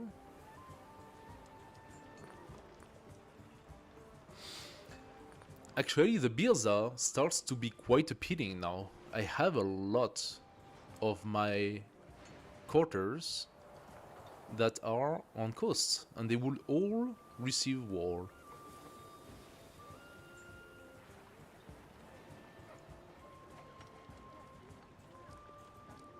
It is quite interesting. This is also a very strong tile in terms of resource adjacency, but if I place a wonder here, then this tile would also be pretty good for the resource adjacency. The Birza. 6 turns, it's actually doable, and the Gate of All Nations is also 6 turns. I'm tempted. Another army commander is also 6 turns. Ah, so much to do, and no time for it.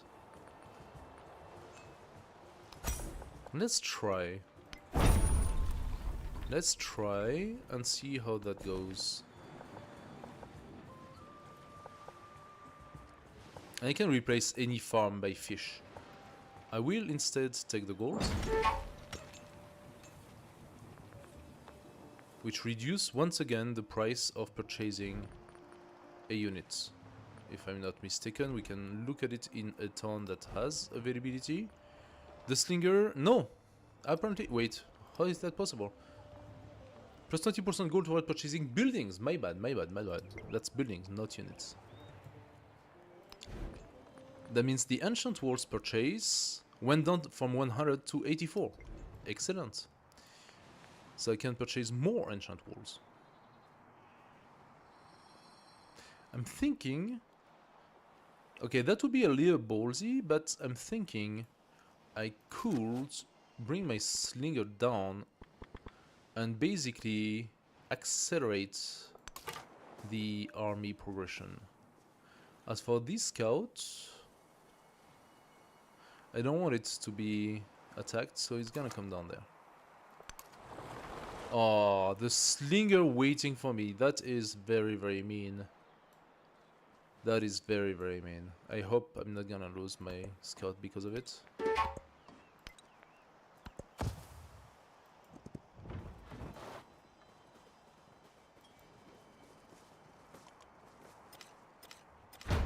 Okay. This guy is dead. My scout did take a punch. And she took a serious punch on both of them. That's good to see.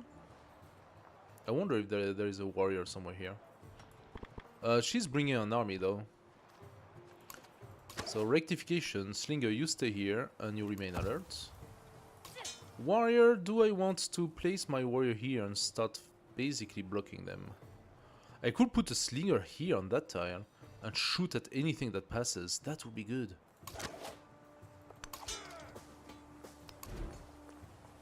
Let's purchase another Slinger. This warrior is needed or not? I'm gonna bring him down. This Slinger will dent this warrior once again. This guy will stay here and block the view. And this warrior, well, is doing the fortifications, so she will kill herself on me. That's the best way to do it. We have the wheel coming and a special unit with it. Very good. Once we have that special unit, I think she's gonna feel the burn. Hello guys, welcome to the stream. If you have any questions about the update, it's the time to ask them. We have another population. City center is here. In terms of resource, I've taken almost everything. I'm gonna take the wine.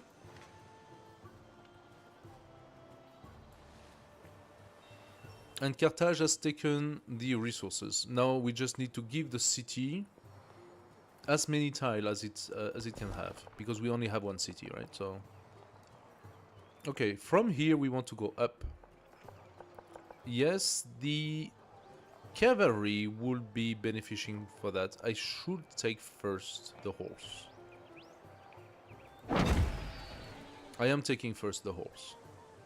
Do I have another source of horse? Actually, nobody is taking those tiles, so I can consider a town here.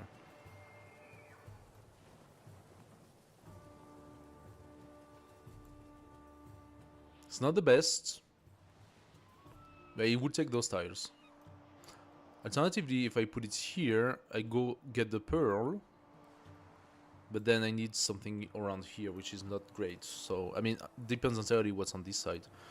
Or, there is something good on this side, I place it on here, get those resources from that side, and put it here, and go get the pearl. That's also possible.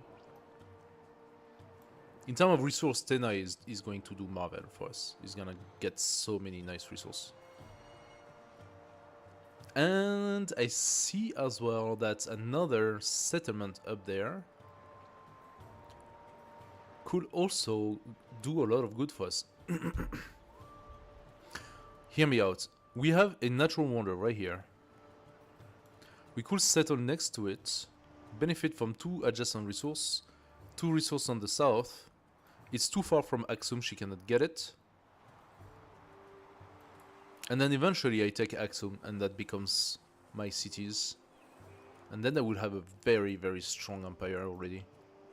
I could go against Ashoka afterward. If I manage to get rid of her army, and I can build my cavalry really fast, I will go against her. I'm going to absorb her entire cities and empire. Yeah, let's try to do that. Cyclical in nature. A battlefield nourishes the soil with iron. Deep within the layers of earth, life begins anew. Remnants of the human costs of war feeds into the endless cycle of loss and revival. Plus 50 gold. Thank you. I take 50 gold if you offer it. That also gives Maleth the enchant walls. Thank you. Maleth is now protected. Motia should probably do them as well soon. Tene is fine. Vyadapura is going to turn in 3 turns. That's gonna be fine. I'm not really concerned about it. Army commander, you are passing your turn. Aha. Scout. My poor scouts. They have been running around, huh?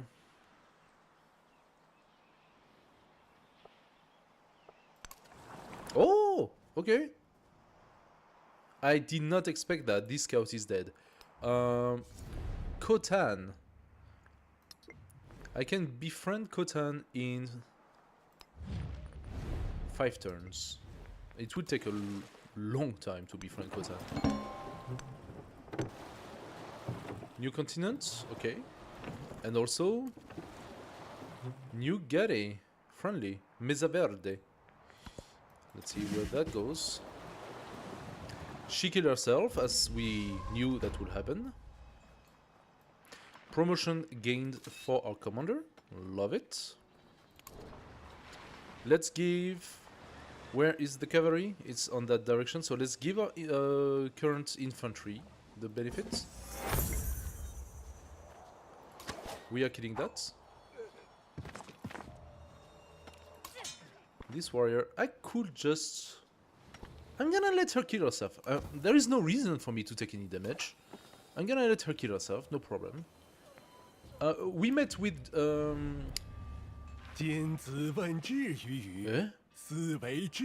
Kung Fu Zi? Have you come to me, Kung Fu Zi? Are you insulting me, Kung Fu Zi? What's Kung Fu Zi, huh? What does that mean, Kung Fu Zi? Do I like that guy? I'm keeping my influence at the moment. I'm not telling you where I am. I'm not trying to be friends with you just now. Where the hell is he? All the way up there. So he's definitely not my priority.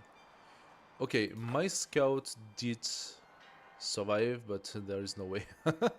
There is no way that poor scout can make it back.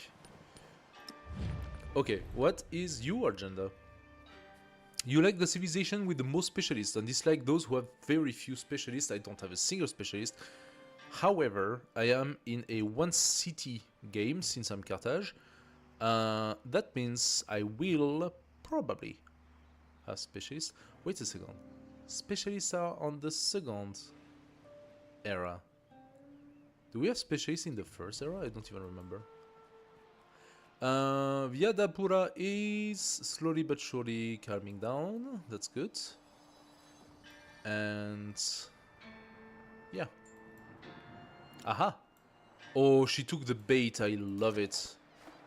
I love it. Thank you so much for your stupidity. Bye-bye. I should have put my slinger here. That was a mistake. I don't want her to come in, and she's going to. Okay, this warrior needs to come back. This army commander will pass. Do we go get the wool? No, we can take this one already. We will see if we take this one or not. Depends if I set up a town here. I would like to know what's on this side first. For this, I need my scout. We take the silver. No, again.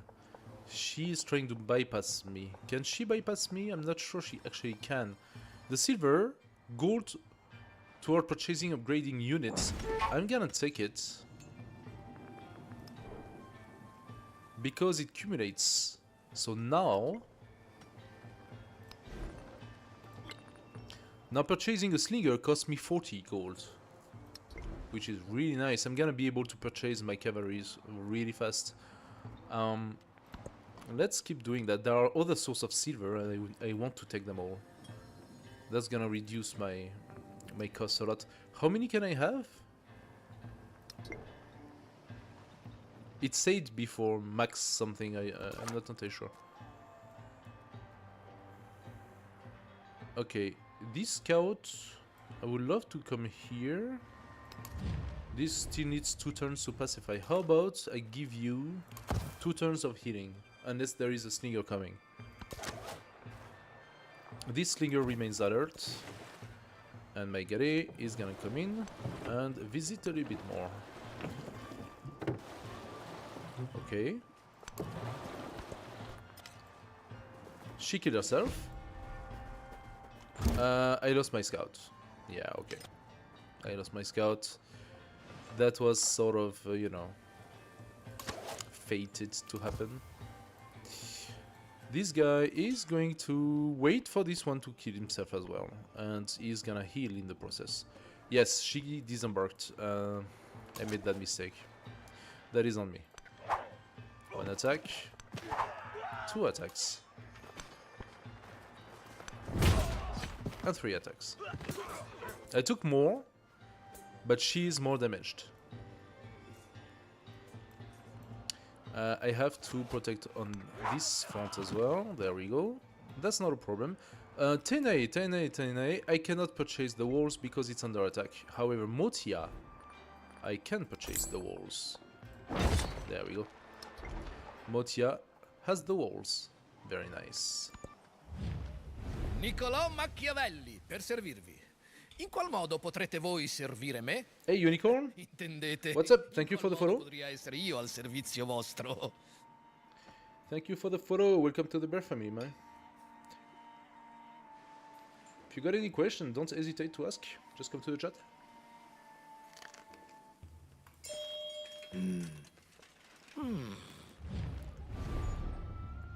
Okay. Machiavelli. Oh, we are at -4. Wow. Wait a second. Did she build the Gate of All Nations? No. Okay, that means she invested 4 times into war support. Now that does make things a little harder. Okay, if you take your unit and you look at it, now you can see that I have -4 due to war readiness, and this is due to those -4 here. So that brings my unit down to 15 when her units, who's badly damaged, is at 19 still. Just makes things a little harder for me. It's not the end of the world, because I'm still doing good, but that explains the 26 damage on this unit.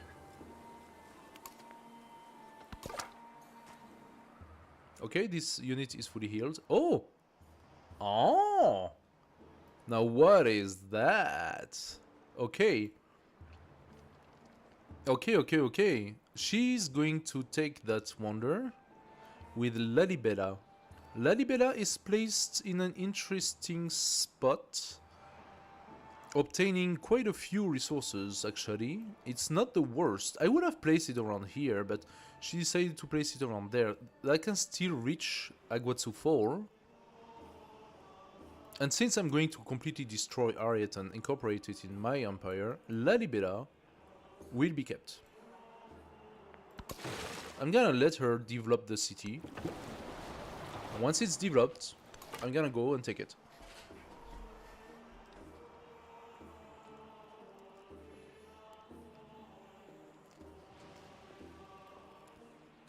Okay, let's move my guy. Oopsie daisy. He's gonna take an attack, but they should stop after that. Exactly. He who finds Took an attack and now they're pacified. That was unnecessary, you don't need to take an attack, but hey. It is what it is. I'm going to invest in Khotan. Try to get Khotan as well. Machiavelli because he had that scout. Oh, okay.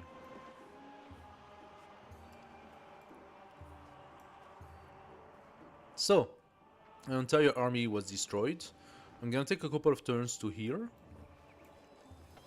On this side, this unit is dead.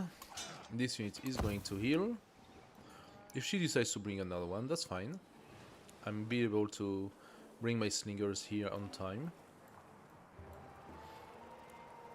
I don't have the money for Tenae. I can repair the mine. Oh, he pillaged my mine. That's not nice. Ancient Wall for 84. I need 2 turns for that. Actually 3, unfortunately. That's going to be 83. Wisdom of Tanit. Plus 25% gold toward purchasing buildings on coast or navigable river. Interesting.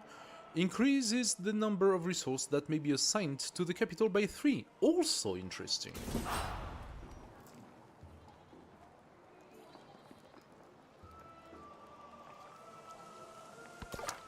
By the way, we're gonna have our commander promotion soon, and that will validate the quest. You scout need to do something slightly different. You need to come all the way down here. This slinger is gonna go back to alert. This army commander waits. Could go down if necessary. And this guy, Mesa Verde, okay, it's been taken already. That makes sense, Confucius is right here. Okay, I might need the rite of passage, Confucius, but we will see. It's not an urgency. Pachacuti sparked it and... what? Why? Settled too close. Pachacuti. Oh, he put the city of Koba. That's fine. I'm completely okay with that. City of Koba. Not great city. Okay, typically this is what I was talking about. This is such an absurd placement. Yes, it's coastal, but look what he's gonna get out of it. These resources are taken by Chichen Itza. That's his main city, right? Or one of the main cities. Secondary city. Those resources and those tiles are going to be taken by Chichen Itza. And now this city here, in the best case scenario, will be able to take those 4 resources, lose a lot of potential development on this front, and all of that for what? For having access to this navigable river, which serves no purpose.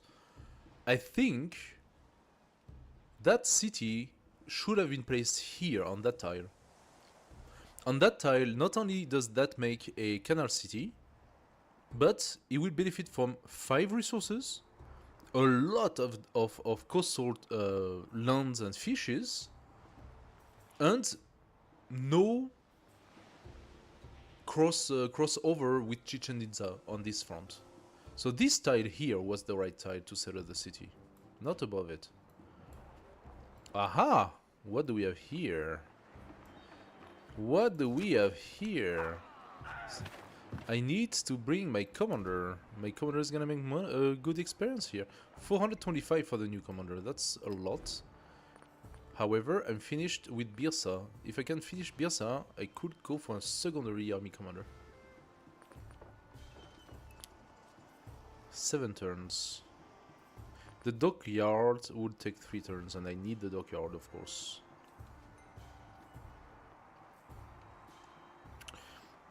Choices, choices. What are we gonna do?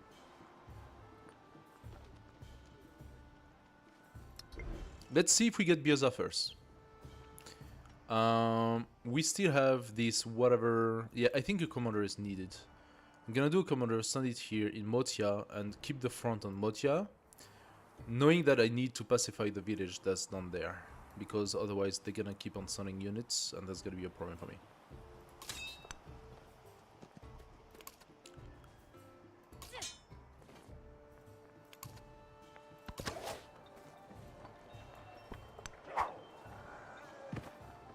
They're gonna die. I have walls, I have 2 slingers, there is no way they can do anything. It's just a little annoying. City of G! From Confucius. The city of G. Okay. Scout, can you go up? I think you should be able to, no? Alright. Oh ho! Oh, that's so perfect.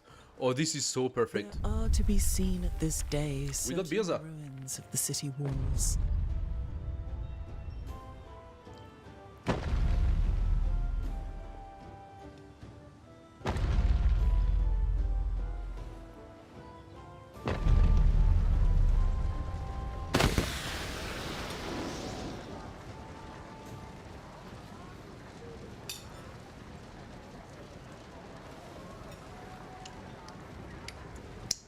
Alright. Very nice. Now that makes this style and this style even more appealing. Emissaries from Vyadapura arrived. Okay, giving me some culture. I love it. A wonder it happened at all. Game of word much? That jokes. When the news came that another Birza was nearing completion in foreign lands, Carthaginians builders worked night and day to ensure that theirs would stand the test of time. I didn't realize that Birza was actually our special wonder. I didn't pay attention to that. Okay. To ensure that theirs would stand the test of time. Now, on this momentous day, the defeated begin to salvage the unfinished masterpiece. But the Carthaginian people are too busy celebrating that I want to hear it. Ha ha. Assholes. Plus 25 happiness toward the next celebration. I take it. Thank you very much. Is it why Pachacuti hates my guts? Oh. Leader agenda. I'm going against his agenda. Okay. Like civilization who have a few mountains and dislike players with the most mountains. Apparently I have a lot of mountains in my settlements and he hates my guts for that. Because he does not have so many mountains. He has a few but not so many. And I actually do have quite a couple of mountains. Ah, yeah, okay. Well. Really nothing I can do about that, huh? Pachacuti has declared war on Machiavelli. Now that is excellent. That means he's going to be occupied by someone else. And Machiavelli is gonna like me because he likes people who are at war with someone else than him. And I am at war with Ariet, so that will benefit me. Okay, because I am on the river, these boats managed to hurt me. That really sucks. So. Or it is the slinger. Was it the slinger?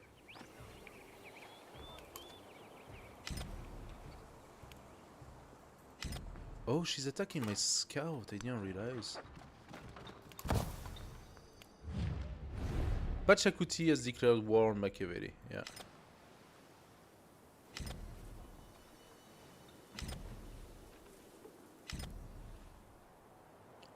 She has completed a milestone for Silk Roads. You kidding me? She has more resources than I do. Okay. Interesting. I've been working hard on getting my resource, but she's already in advance. That's fine. That means I'm gonna have even more resources when I conquer settlements. So you come here, please. And attack. And kill.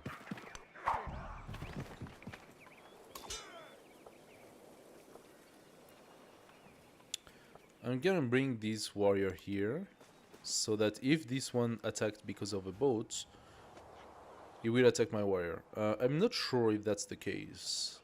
Just in case, I do that. Do I need my walls in Tenai? I think maybe not. I mean, the scout sees my city, she might send an army. What I would like even more is the Docklands and a new army commander. I think I must produce the army commander. That's gonna take 6 turns. The dockyard I could purchase next turn. And that's exactly what I'm gonna do. I need 8 turns to finish the wheel. So I will have my secondary army commander before the cavalry comes in. Warrior, you heal. Army commander, you pass your turn. Also, the barbarian should come forward because I moved my scouts up. That will give me an opportunity to kill another barbarian. Okay. I need passage. So Confucius, open your borders.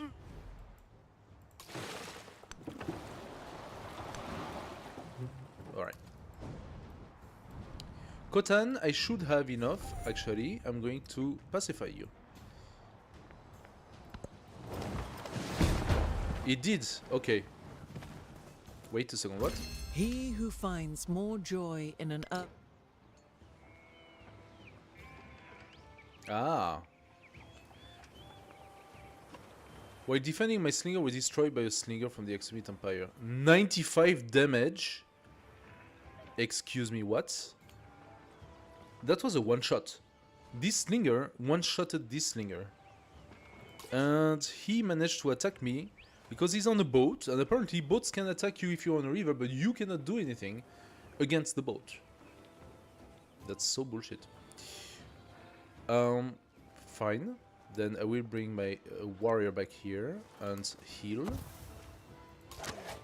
And I need a second slinger here because one is not enough.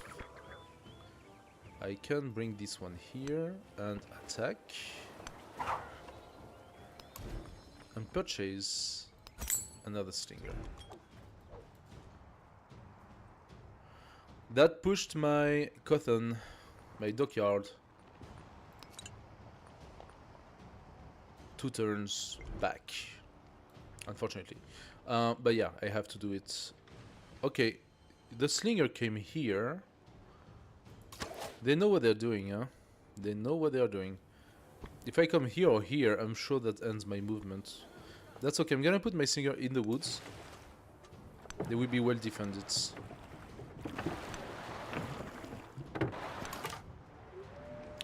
Now, I do have a little bit of extra influence, and I do not see any city-state that needs me, so I'm going to lower the war wariness a little bit. Imiko! Yeah, I'm not changing my stance with you. Sorry, Imiko. What's your agenda?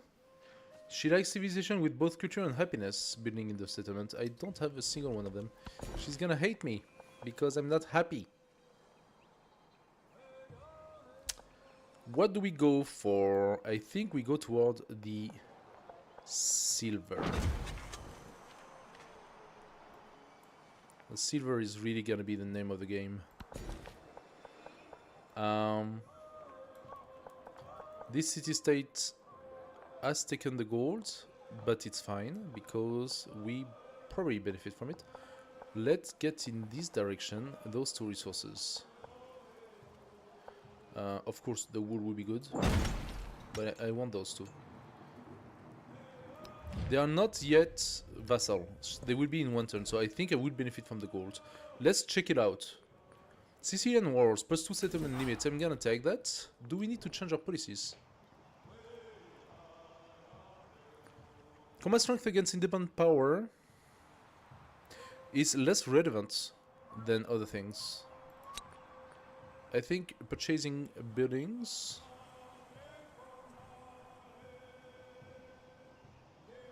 Or naval unit? Nah, naval unit, no.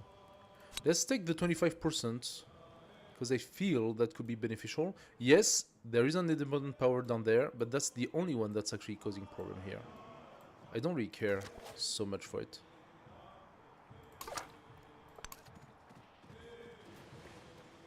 And now this scout is gonna go here and heal up. As for this guy, you're actually going to fortify here. He might bring the slinger here to shoot me. We'll see how that goes.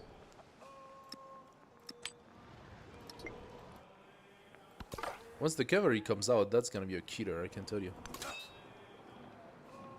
The enemy commander is gonna wait. There we go. He did not. Okay, good stuff, good stuff, good stuff, good stuff. She didn't bring the slinger, which means fortifying here was the right choice. I'm letting her warriors coming in. They're gonna attack this fortified warrior. Now, she has bonuses, but already those bonuses will start to crumble. Next turn, I will be able to bring down one warrioriness again. In the meantime, I'm gonna get rid of those guys.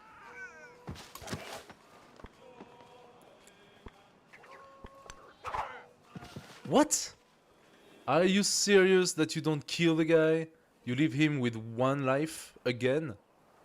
Oh, this is disgusting. If this guy gets to take half of the life of my slinger, despite the fact that it's almost dead, I'm gonna be so annoyed. Nothing I can do about it though. Next time I will have my dockyard. Also, I need to start building my special district on the other towns. That's problematic. I need money for that. My money is not strong enough yet. So, let's take the wood. Ah! Now this is interesting. Suddenly the warehouse stuff gets quite interesting for cultures.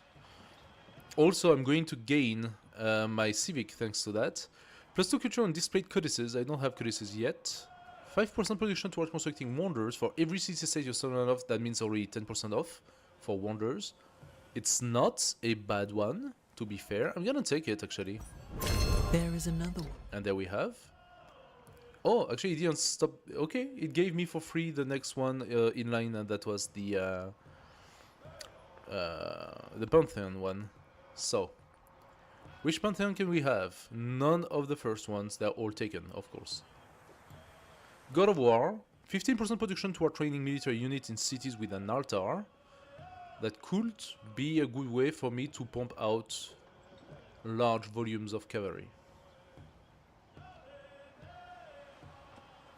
Monument to the Gods, +10% production toward constructing wonders. Another +10%, that will make a 20% for the wonder production. It's not a bad one. I think since I am... Wait a second. Am I going to make another mistake here? We are playing Carthage. We have a special cavalry. Carthaginian unique cavalry unique. The Numidian cavalry can only be purchased. Can only be purchased. So taking a pantheon that serves me no purpose at all is not exactly the way to go. 10% production toward training settlers in cities with altar. I'm gonna have only one altar because I have only one city.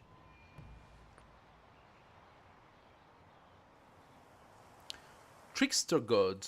+25% influence toward endeavors unsanctioned with an altar in the capital. This pantheon can be chosen by multiple civilizations. Okay. Endeavors and sanctions. Could be interesting. I do not know if the wariness is taken in these as a endeavor or sanction. It's a war support.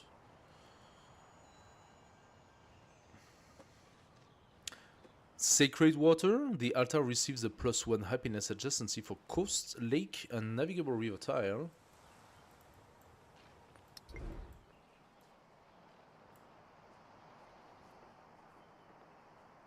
Put here. That would be quite a bonus.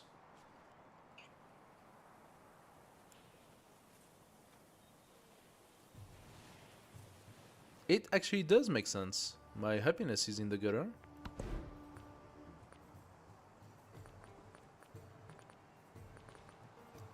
Let's take sacred water. I'm sure you never took sacred water before. This is such a shit one. But you know what? I benefit from it right now. So let's do it. She's gonna shoot at me. That was a bad idea. Because she can actually shoot at me twice or 3 times. Yeah, that scout might be dead. Okay. My warrior is full life again. That means I am almost ready to go to war against this. But I should probably pacify this city-state first. That's a lot of army up there, but they're gonna kill themselves on the walls as well, so... What should I do? I could also just bring back my commander up there. In 4 turns I'm gonna have another commander, but... this is a little worrisome. My commander will take 4 turns to arrive. That's a lot of army she's bringing there.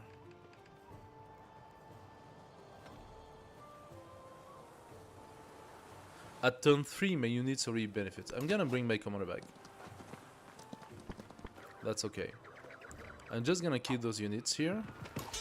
And this commander with the military is gonna come back.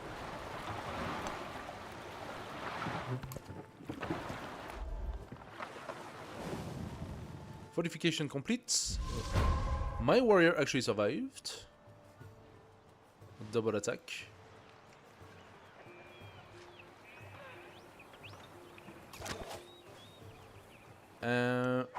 Let's destroy that slinger that's in the water. That's the one that's gonna take the most damage.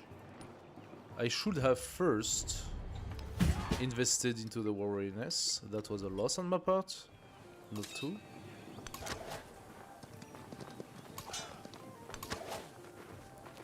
Okay, now that slinger here can kill... No, of course not. Always leave the unit with 1 HP. Motia is holding the fort. Carthage could send, maybe. No, let's build the dockyard for now. My special district is done. Now I should purchase, maybe... I should keep my gold. How many turns? 4 turns. That's fine. That's fine. I'm gonna purchase another slinger, I think. And send it to war. True wealth. From palace to port, there is not an inch of Carthage that is wasted. The streets teem with life as Carthaginians go about their life in one of the most prosperous cities in the world. Yes, please. Carthage is where greatness is born. +1 specialist cap in Carthage. Or, it will remain untouchable. +25 district health. No. Specialists. That is a very nice bonus. A story to tell. Oh, we do know that one. This is a time-based event, so thank you for the codex. Codex will go into the palace, +2 science. I'm taking it. My science is very low right now. Okay. Harriet has 54 science, so that means she is going through the tech tree a lot faster than we are. That also means our units are gonna go level 2 soon, and that's a problem.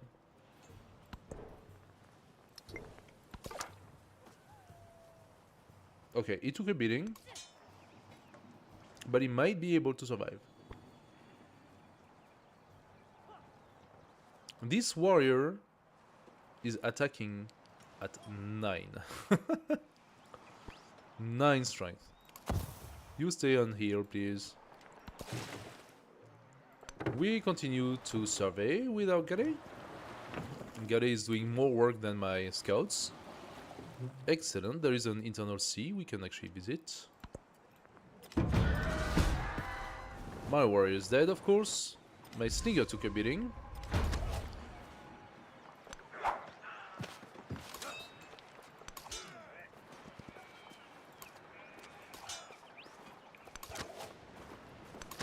Alright, reinforcements are coming.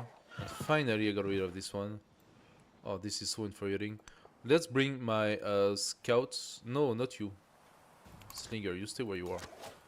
Let's bring my scout down. I need to know where the village is. Maybe I can pacify it.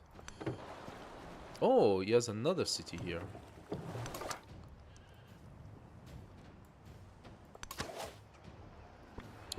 Okay, the walls are crumbling, but we are holding the fort. So, did we get a new... No. Okay. Pachacuti. I didn't see. Pachacuti got suzerain of who?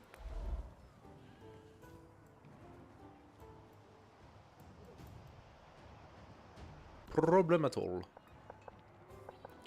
I really need to know what's here.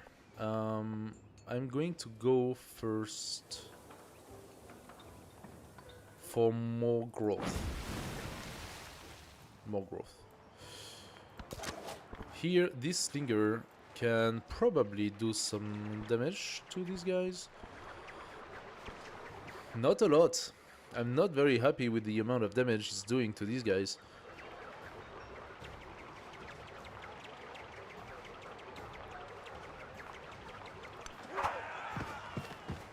Okay, next turn it's dead. These slingers are a problem. Hopefully my warrior can maybe dent them a little bit. Oh yeah, of course, just kill me from behind. Okay, this is a little bit of a problem. This is a little bit of a problem where the AI just decides to destroy my entire army in one turn and to bring in 1, 2, 3, 4, 5, 6, 7, 8, 9, 10 troops. How, when, where did you produce all of that? I don't know. But for sure, that's a problem. And all of our army benefits from a very, very, very unfair advantage.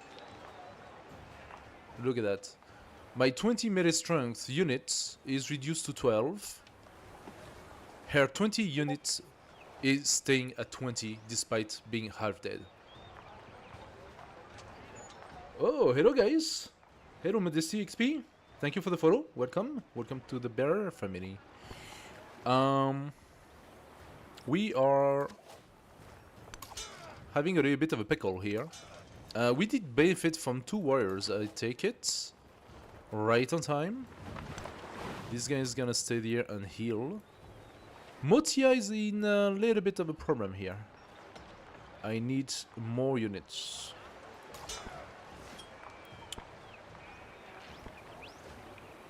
I need more units. 2 turns until we have our cavalry, and then we are going to pump out cavalries that are probably going to do a lot of work, but right now I have to bring my slinger out. It's probably gonna die. My slinger is probably gonna die. Right now I have to bring my slinger out. It's probably gonna die. My slinger is probably gonna die.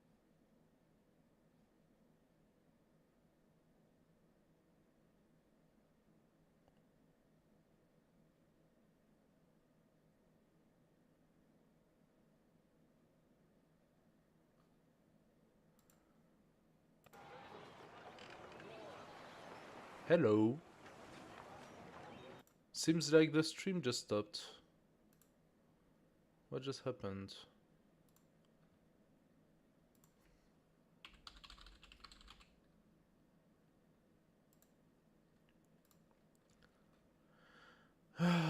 This system, I swear. I think it's OBS that's just disconnecting from time to time. I don't know why. I really don't know what's happening and why it's doing that.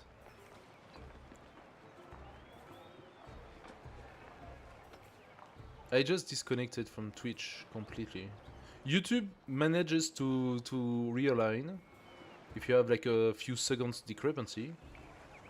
There we go, Twitch is coming back.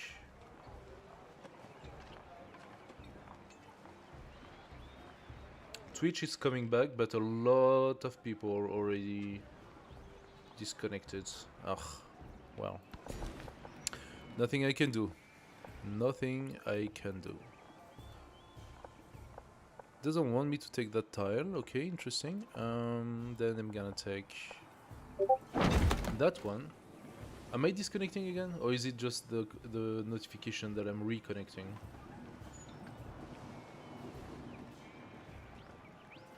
I'm not sure what's happening here. Army Commander, you got a level. Actually, Bastion would do a lot of good to us. +2 when defending. I'm gonna take it. Right now I am defending, so...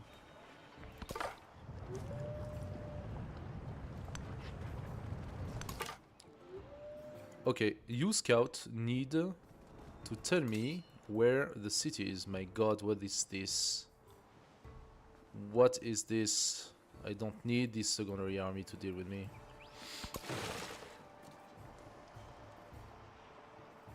Ah, there is no passage here. Okay, interesting.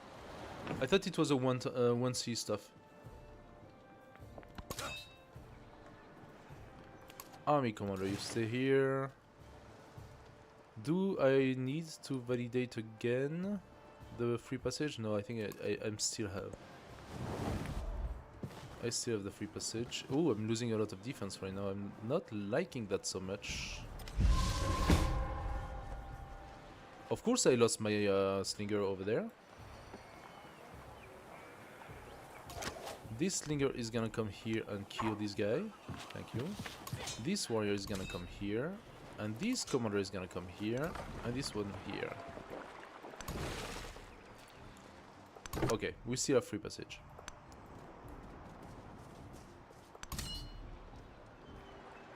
Army Commander, you wait. Slinger, you kill someone. Let's say the most damage is been dealt on C. There we go.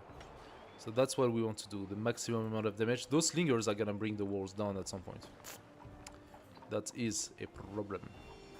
Now this slinger, without a doubt, is gonna attack this one, but then I'm going to be able to attack him, so let's see how that goes. The altar has to be built. 11 happiness. We love to see it. What else could I do after that? I think Gate of an All Nation would be good. Where can I build it? It's only 4 turns. That is good.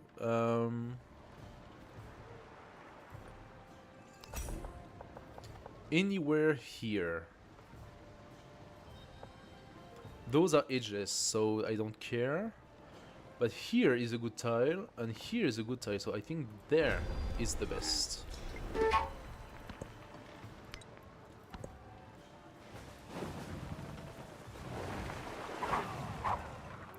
My defenses are down.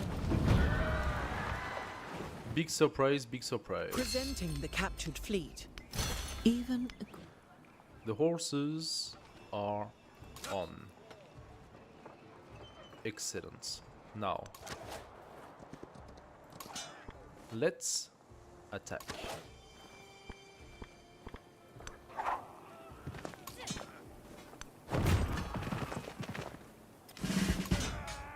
And we have a level.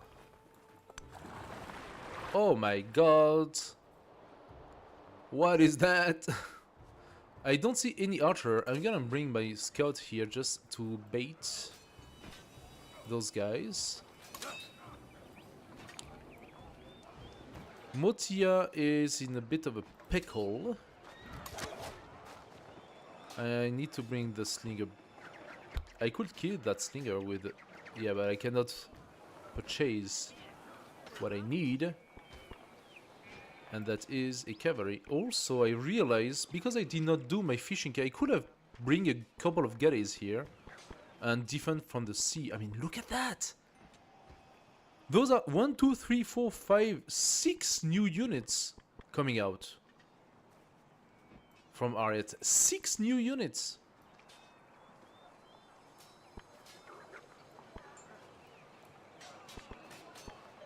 When I bring 3 units, she brings 6. Like, she has double production against me. This is really frustrating.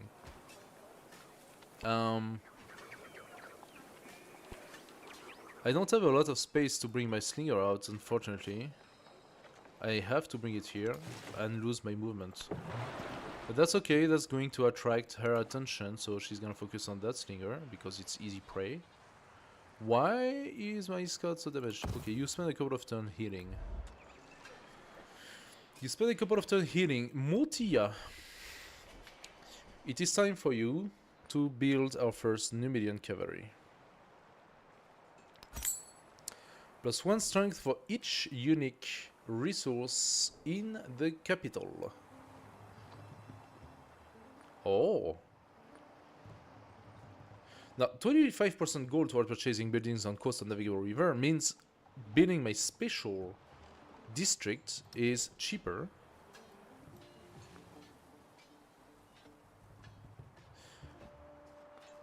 And when I say cheaper, I mean... I thought I could build it. Apparently I cannot.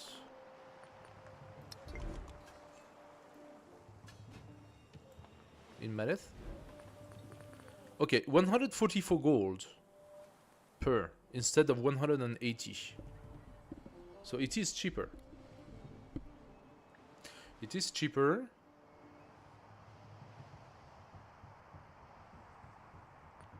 Where would I place it though? That's my fishing quay. This would be pretty good, I suppose. 144, I could do it in 2 turns.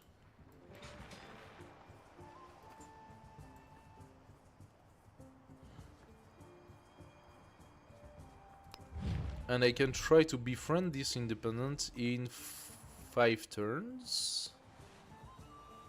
That's a little bit of a... yeah, that's a little bit complex here. The situation is a little complex. Ariat has an infinity amount of army, and I just cannot deal with this because she attacked me before I was ready. She straight up went to war, so maybe I can offer peace. She will reject, of course. If you give me your cities, what do you think of that? No? No. She will refuse. Could I sacrifice a city for the sake of peace? Build my cavalry and then redeclare war.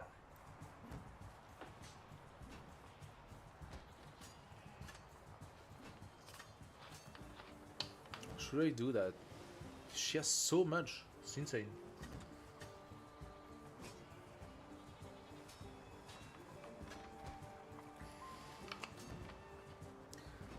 But I could buy myself 10 turns.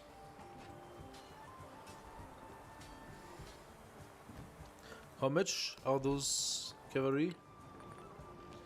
140. That means 1 cavalry every 3 turns.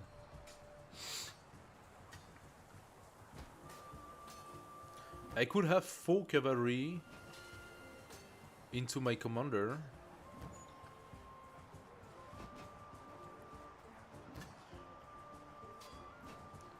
Cavalry that would benefit from quite a lot of bonuses that could maybe change things up.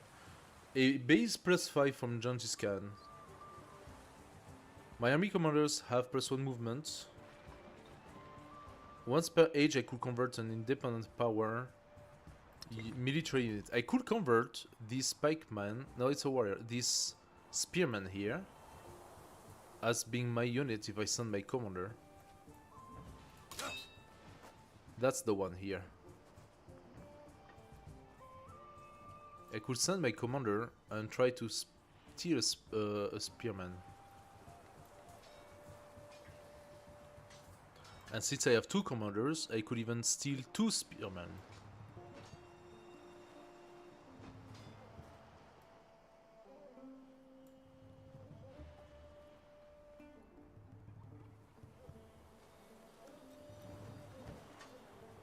Do I do it? Tenae is a very important city for me, a very important town. But then she would be attacked by Vyadapura, because Vyadapura would be right next to it.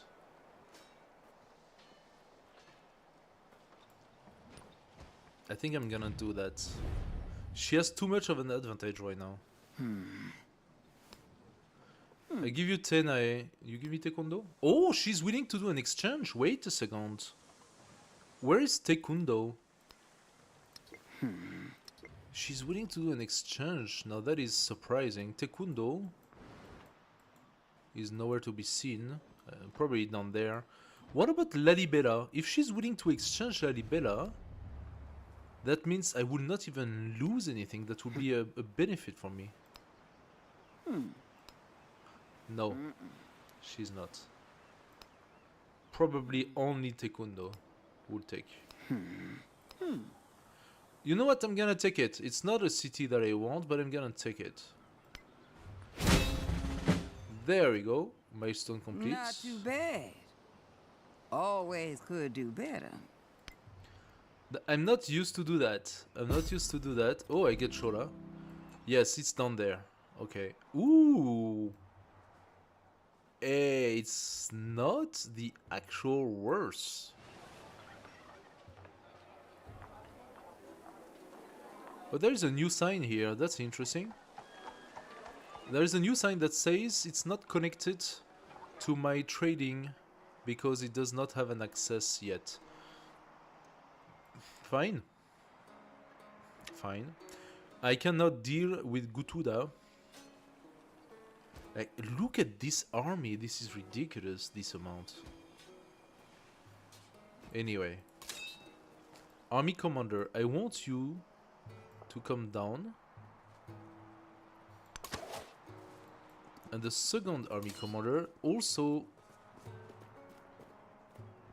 does not have the ability. Wait a second, why? Is it only my first commander? Once per age, army commanders can use the convert independent action.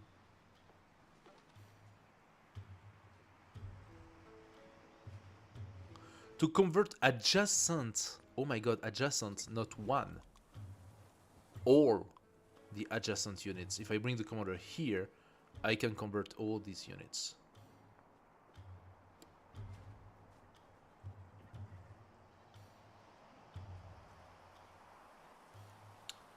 Okay. That is not the same. I'm gonna bring together with that commander a warrior. And then I'm gonna try to bring the commander to come here, if I can. With the warrior. Then the warrior will tank the attacks. And the commander will use his specialty. And we are going to lose one warrior for the benefit of 3.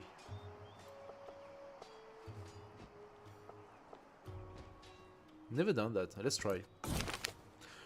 The Carthaginians, with every wall built and every sail raised, the story of Carthage spreads across the face of earth, and will not be questioned. Sorry. The story tells an undeniable power that gives me a militaristic attribute point or economic. I will go militaristic. Thank you. Free war support. Or 50% influence to our living unit. Let's take the war support. We have seen how that war support was important to us. And she will start again from scratch. So that's excellent for us. She lost so much influence doing that.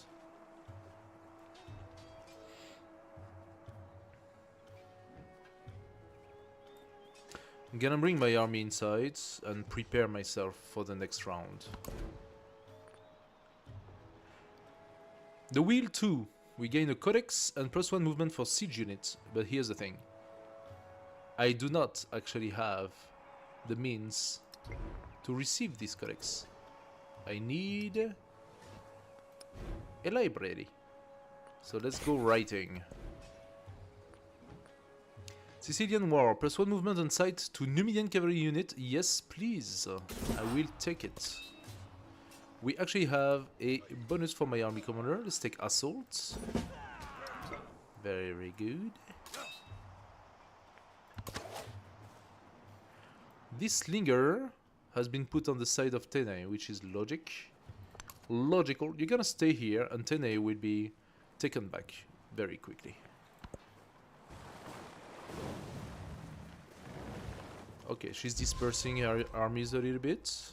Those are going to heal, of course. I need to heal my wall. Does it heal by itself?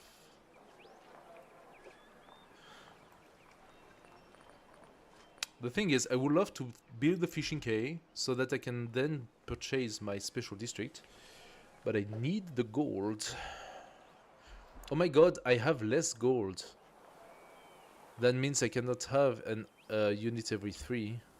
I'm gonna have a unit every 4 turns. That is not good.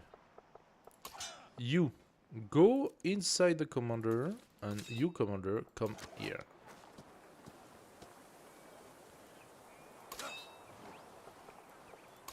This unit is gonna come here. This unit is gonna come up. This Numidian cavalry will come up here and fortify. This warrior will come here. This commander has the ability. Good. Commander, come down.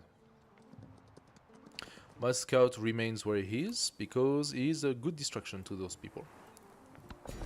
Look at this scout in the water. He's so funny. Okay. Give more growth to my main city.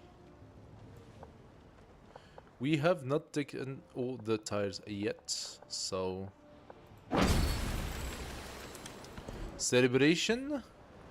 30% production toward buildings? No. I'm really not building so much, and I don't benefit from the production. So, priesthood, +10 gold, yes, very much.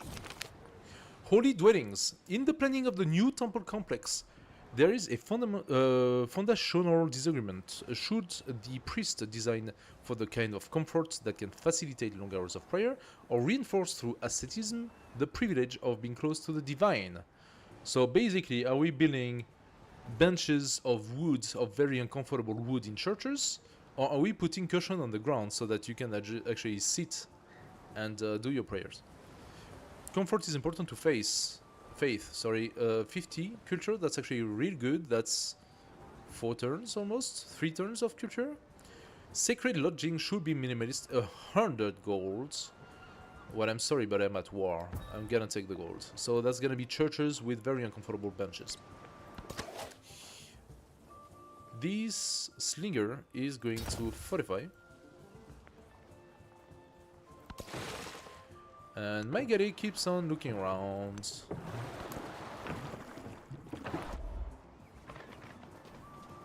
Okay, things are getting a little bit complicated down there. You come down. And you come here. We have finally finished doing all the border of this crazy continent. There's a little bit of an island here, and there is some sort of a passage here as well. I would love to sit, but we'll see how that goes. We go toward the silver, because it reduces the cost of purchasing units. That includes, obviously, our Numidian cavalry. I'm gonna try to have the silver first before purchasing my cavalry.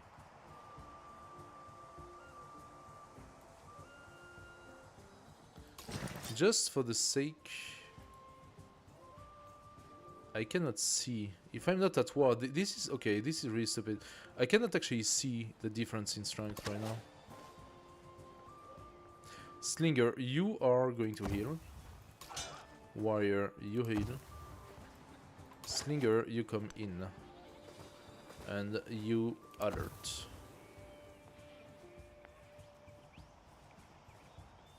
The Cothan would give me gold, right?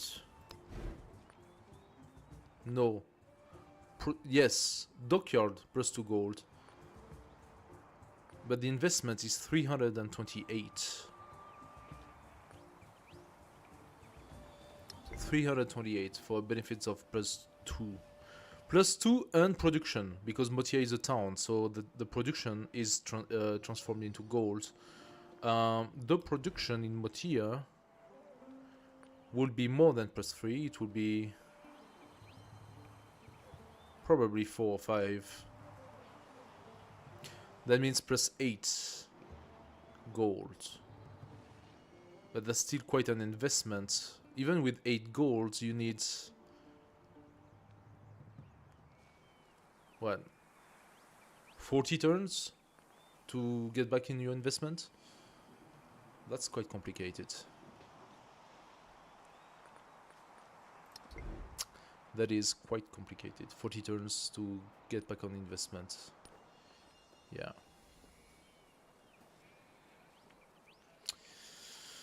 Yeah. I mean, the fishing house would means I grow my population faster. I could also get this. It is something. I already have enough for 2 cavalries.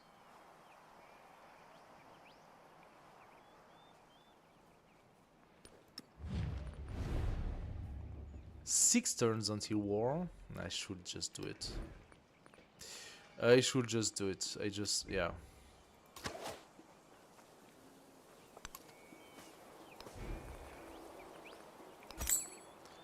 I need to produce my cavalry. There is no way. I can actually produce it in Carthage as well to go faster. It will get cheaper when it gets cheaper. That's how it is.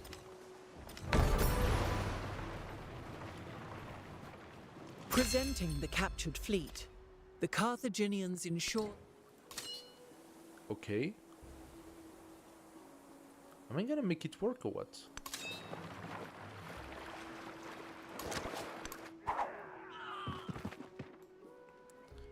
Am I gonna make it work to have my warrior out?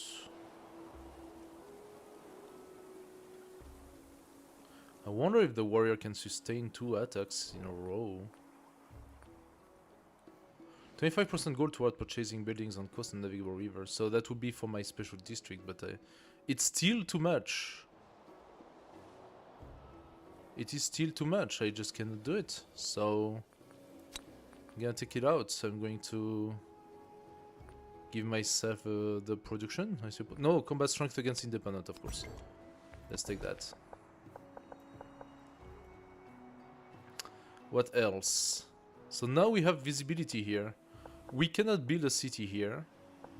And I will need to build a city here, down there, if this is a tile, to be able to reach those resources. And I don't think that's the case. That means a city here is good enough. So we don't necessarily need to go toward that resource. I can just build it right here. In that case, let's take... we actually have pretty good growth. If I take more mines, I benefit from more gold. And Maleth could build a brickyard for 88. Even more gold.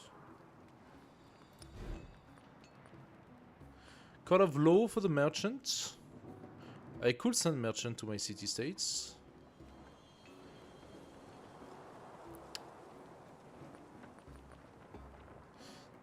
Tactics. The terracotta army has not been taken yet. 25% army experience is good. Grants a free army commander is good. Where? Where will I do that? I'm thinking Code of Law.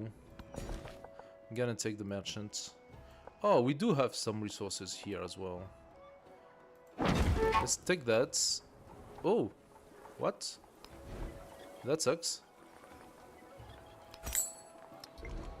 That sucks very, very hard. And let's give the capital this extra resource. Oh, I cannot because it's not connected. I can give the wool though.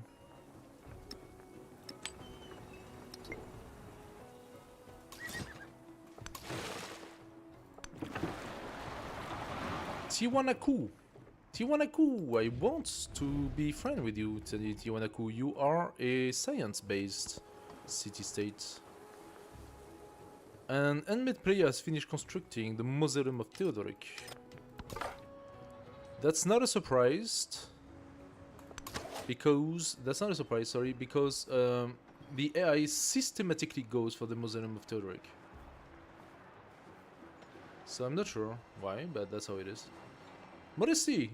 Modesty, I do not know if I actually saw it, but thank you for the follow. I don't remember. I'm sorry if I did not. Thank you for the follow. Much appreciated. Let's bring this cavalry out. And the slinger back in and alert.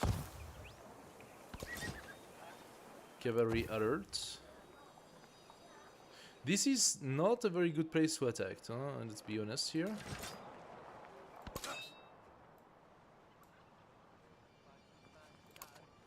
I could convert him, but I'm not interested in converting just a warrior. That's not very good. So...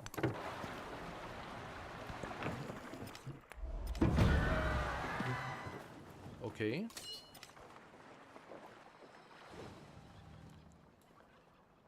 So if I bring my guy here and take this guy out here, can I come on it? Yes, I can. Excellent.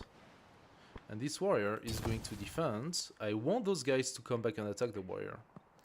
If they do, I will have a very nice transfer. And I'm getting some experience as well in the same time. Kothan is changing, very good. Probably will give me another card. I do like to see that. This warrior is full life, that's good as well. Come here. Army commander, you wait. Tekundo, the guy went away. Oh, don't we love to see that? You will then go in alert. I could technically try to look at those tiles as well, but I want to see that archer go and attack up there.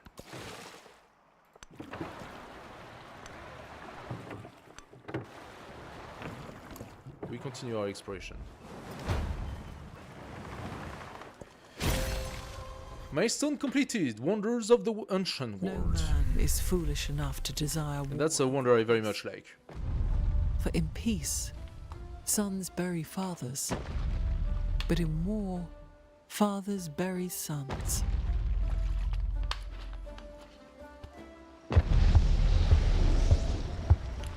Very nice, very nice. The spoken word We now benefit from +2 war readiness against my enemies when she will get back war in their face, which is gonna happen anytime soon. Anytime soon. Especially because I'm gonna purchase another medium cavalry and I'm going to produce a library first. We have a +5 library here. Excellent. After the library, we are going to produce the monument here. And after the monument, we are going to produce the villa here. Very good.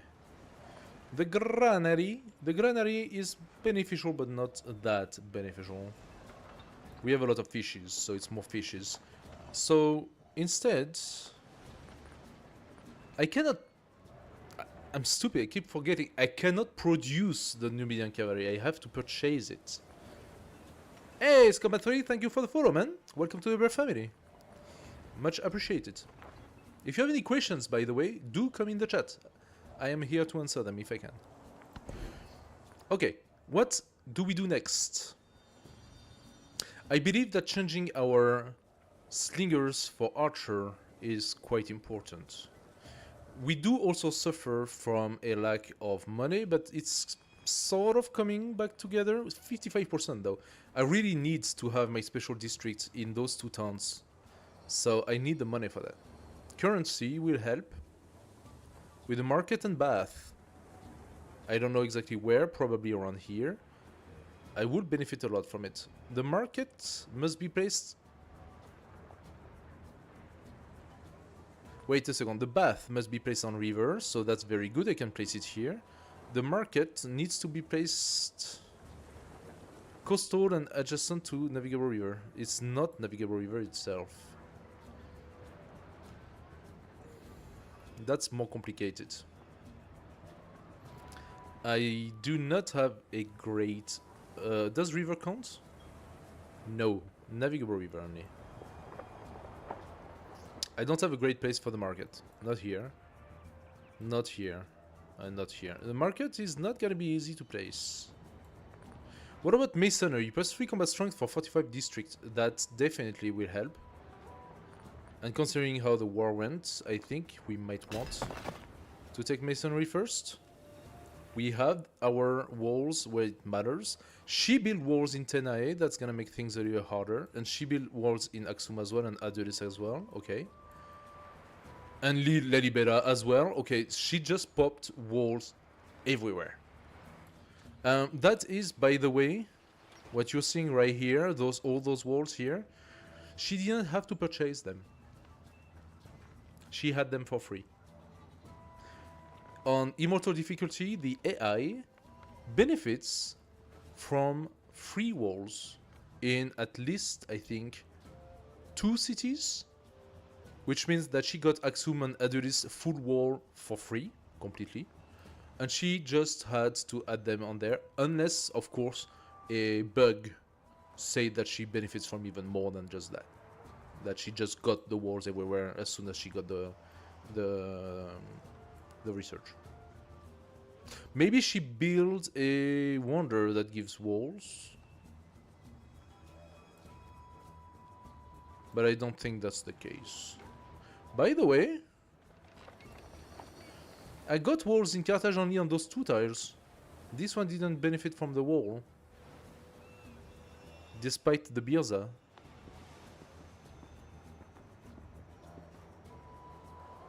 So this is considered non-eligible for wall.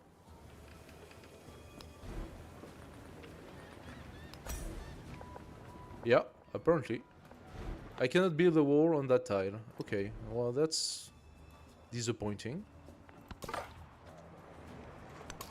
Let's continue our little... Wait a second, what happened up there? I cannot pass? I cannot pass, that's a cliff. That's okay, I can ask for free border to Machiavelli. That's exactly what I'm gonna do. Machiavelli, you're gonna give me free border. I need to know where I am.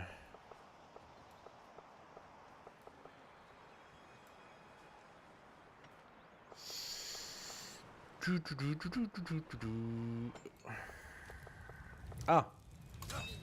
Did they come? They did. A galley?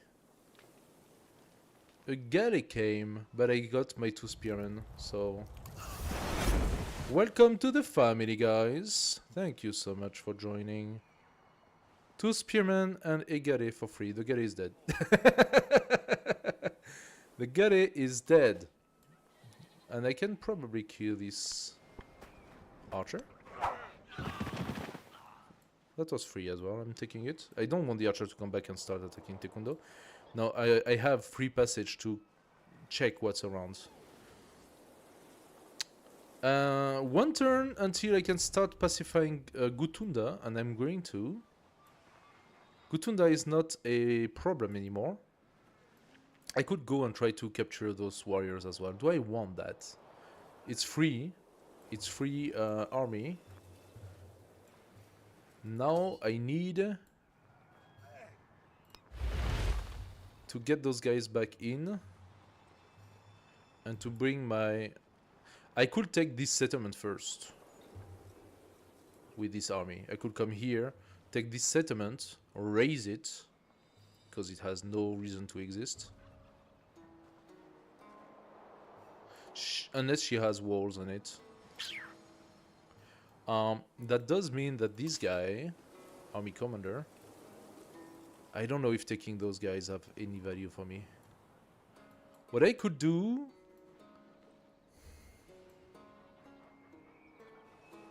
No, it's a waste of time. I don't want to attack that. So I'm bringing back my army commander. This guy, however, is going to remain in Madeth. Carthage, you bring the horse here. We got a warrior in Therius. Not sure to understand exactly what happened here, but sure, okay. Did it just pop?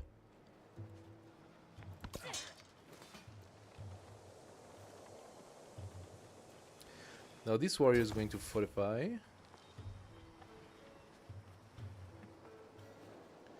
I would love, when I go to war, to clean up those troops immediately. She still has a bunch of troops on that side, but once this is cleaned, I mean, I'm still not feeling very confident considering the huge amount of troops she has.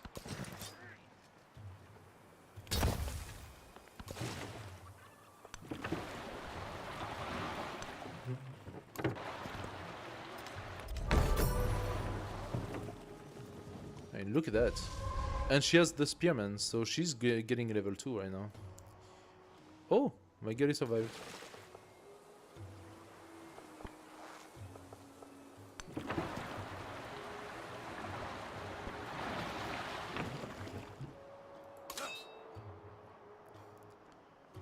Okay, get in, go away.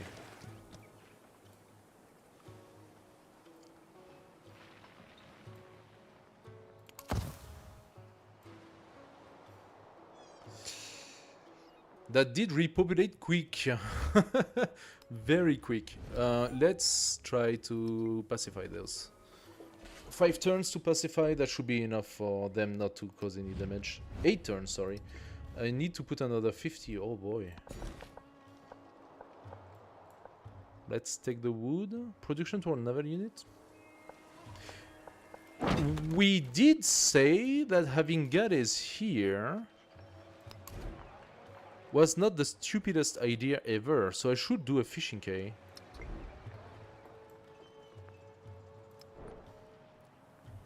Three turns until next celebration. I'm not ready yet to change my social, but I will. And then purchase some stuff. So let's bring that guy here. I can attack. Let's just do it for the sake of it. This slinger is going to remain alert. And this slinger needs to come and check what's down there. Alright. Lots to do, guys. Lots to do.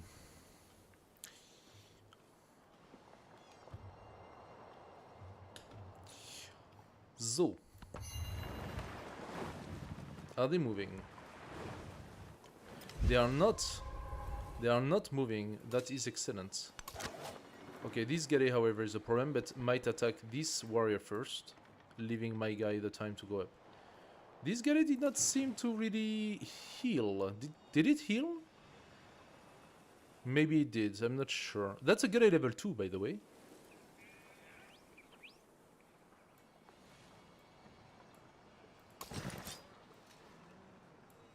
I'm gonna bring my horse here.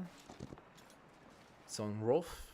That provides additional bonus. My leader is here. My commander, I mean. Machiavelli. Please open border. Thank you. Machiavelli should like me, no? Yes, he's at 30. Good. I'm gonna pass. You should. Oh, nice.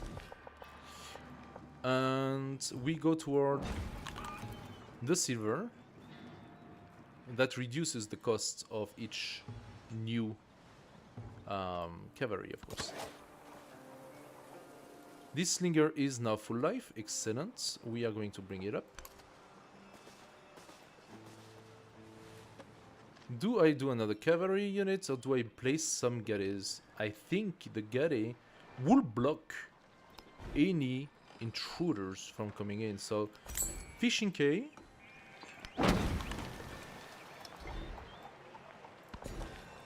We move it around here, doesn't matter.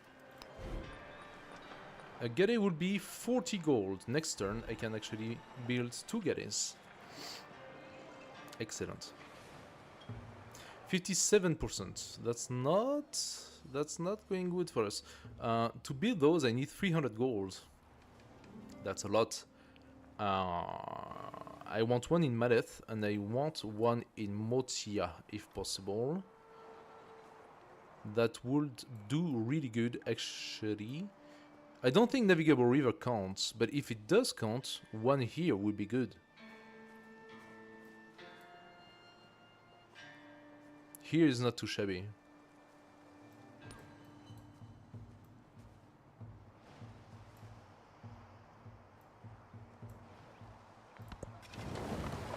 She has so many troops. Look at that.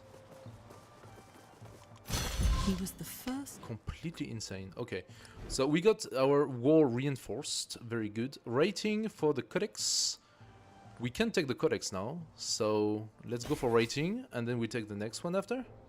We have 2 space for codexes. That means an additional 4 science.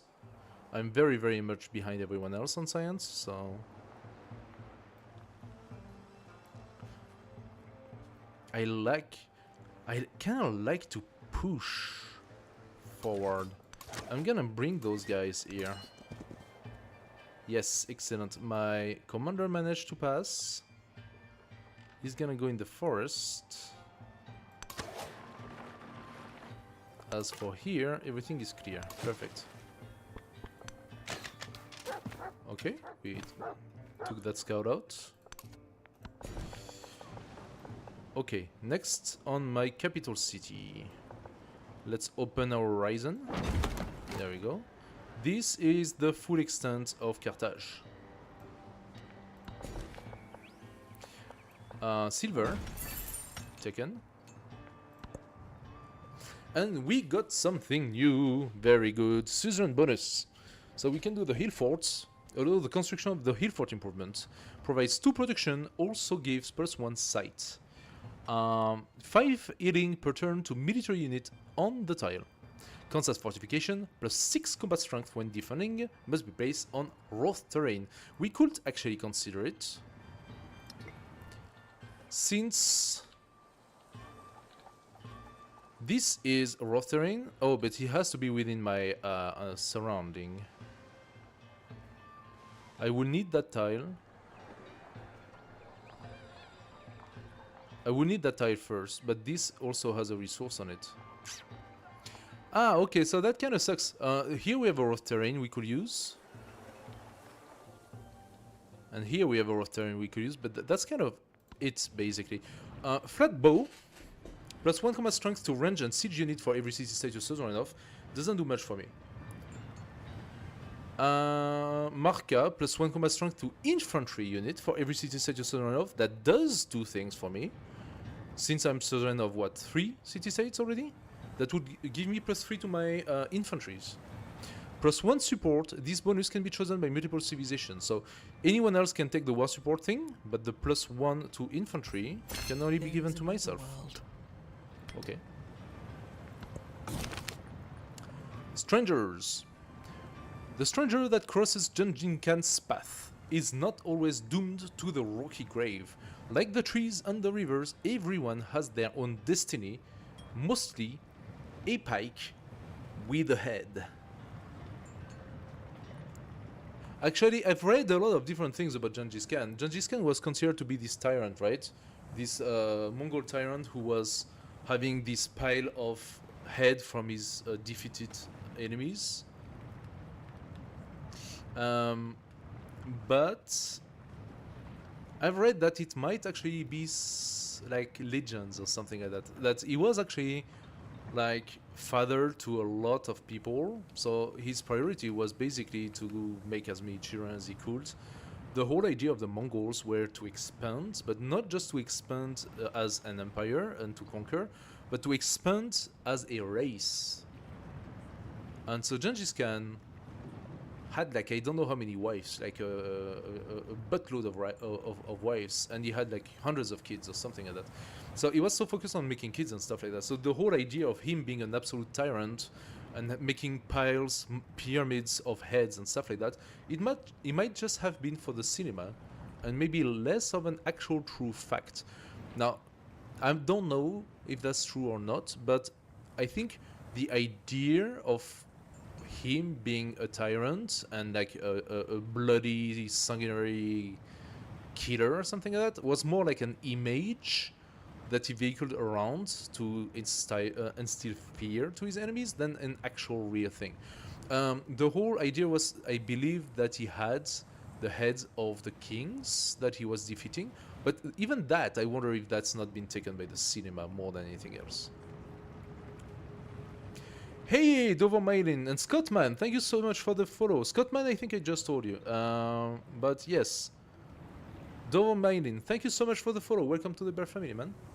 If you have any question about the game or the update of the game, do not hesitate. We actually had a major update yesterday, so if you guys are interested to know more, do not hesitate. Genghis Khan being one of the release, of course. So what do we do? For some, Destiny is in far-off lands. It's +1 migrant. So that's +1 population for whatever city I want to put in. For others, it is the pride in an honest day's work. Free brickyard purchase. Oh. I am tempted. Free brickyard purchase. I'm tempted because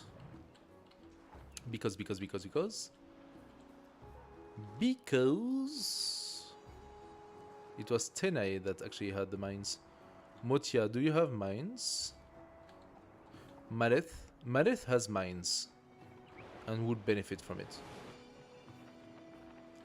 Tidus, not so much. Yes, it does have a mine up there, but not so much otherwise. Mareth already has 3 mines and benefits from it. So Mareth, free brickyard. Thank you. And this is +5 gold production. Thank you. Love it. Okay. Slinger. So you are not yet ready to turn into an archer. Hopefully. No, 8 turns for this. It's not very convenient. As it is, if I fortify it, it will benefit from it. Now this guy is gonna come forward, so I can move it left or right. And this guy is definitely gonna come. There we go. She can cross my units if we are not at war. Okay, that is very strange. Constructing buildings for 5 turns. I believe that's actually really good right now.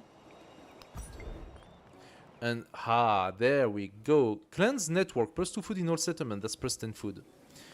Or Sufetis, 20% gold from mining towns, 20% food from fishing or farming town. I'm not yet ready to specialize, but that's good to have for the future. Right now I'm gonna go 20% gold toward purchasing buildings and costs. I should actually, if I could have had that before, I would have put it here. How much would cost my cotton? 164 with this. So right now it's a little bit too much, but what I can purchase is another cavalry. Or no, Gary. I need my Garys. Can I purchase also a land unit? Let's check it out. I cannot. It's one or the other. Okay. I could purchase a brickyard, but that's not really what I want. I want 2 or 3 Garys here. Then we beeline the archer, of course. And once the archer is out, anything that tries to pass will have to face my Garys. Lots of people here. I'm not liking that so much. She's going for Gutuda or something like that.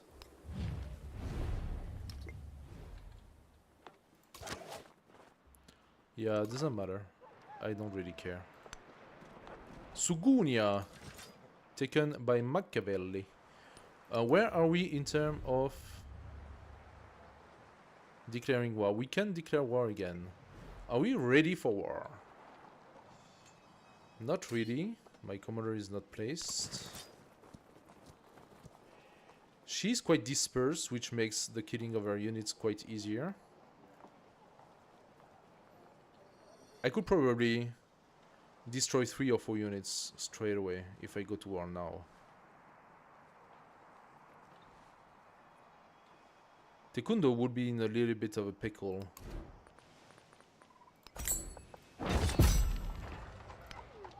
Okay, I unlocked the Norman because of the walls. My wall is almost fully healed. And that guy could actually go down and attack this city here instead of going up.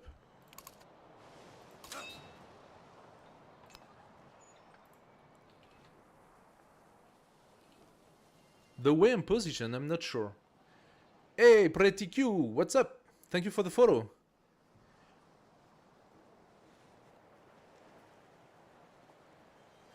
Won't you mind? Let's play together.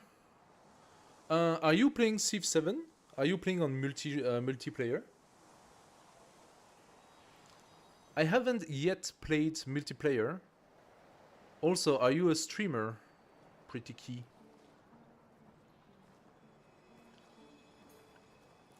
If you are, we could try to do a co-op of some sort. I haven't yet played multiplayer. That could be interesting. Let me know first. I'm not against co-op at all. If you play the same game, of course. What I am completely against, however, are people coming and trying to sell me their bullshit graphics or stuff like that. Because I have a lot of people contacting me for that, and I'm really not interested. Do we have someone on that tile? We actually don't have anyone on that tile. Weird. Let's... Okay, that's ballsy, but I'm thinking, let's declare war. Let's declare war. She's at 59, that means it's not formal. It's surprise. I don't care if she doesn't like it. Oh, that gives her... Initial war support for me 3, for them 7. What?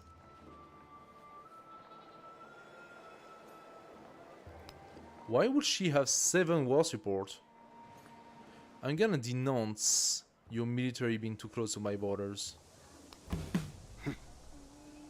You reject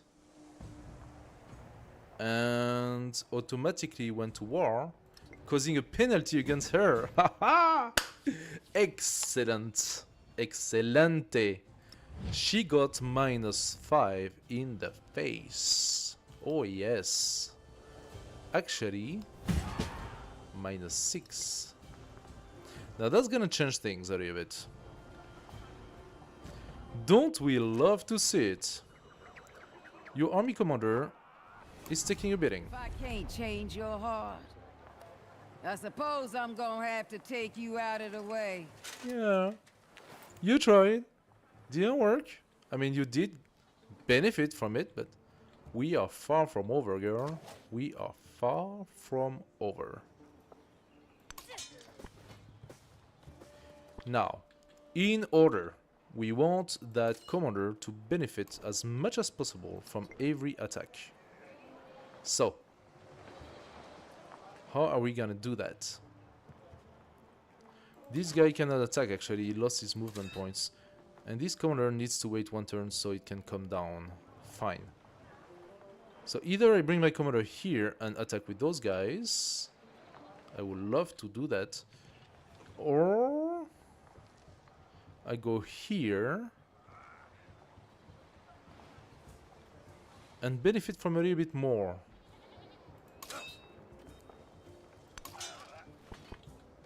Okay.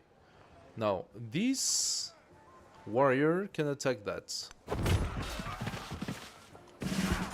Very nice, and we gain a promotion. Infantry units. Benefits. Second, we're gonna kill that slinger. Excellent. Now, we are definitely gonna kill that slinger.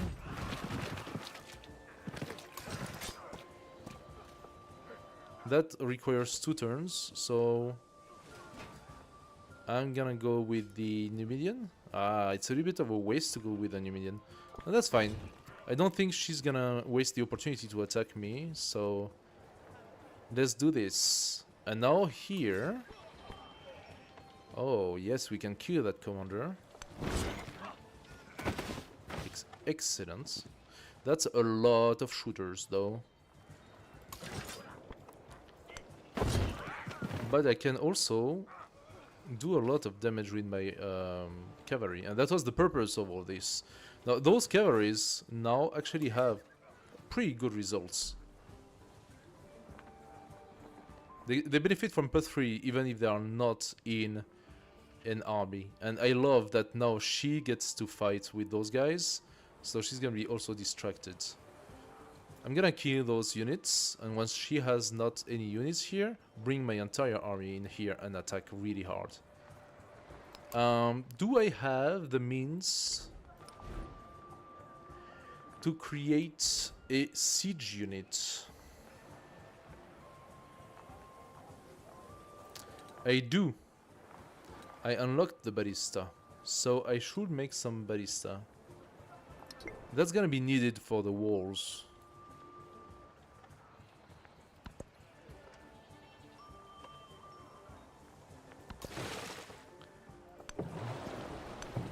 We're gonna move with the galley a little bit. Alright. Now I wanna keep an eye on what's happening. Okay. 2, 3 attacks. That is a monstrous amount of army.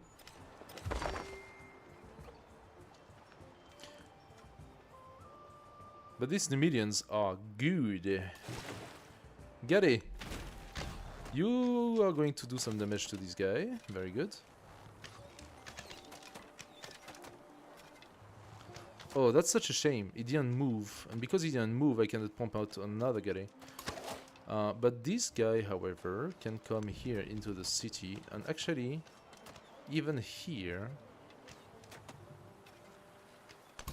because I can buy myself a ballista, and that's exactly what I'm gonna do. Now,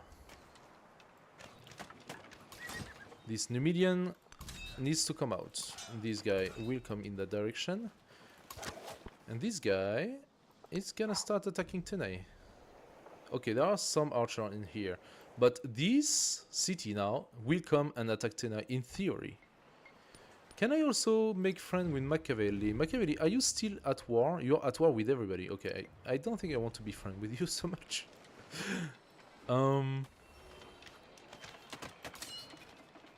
I need to bring my commander, but my commander, surprisingly, is very slow.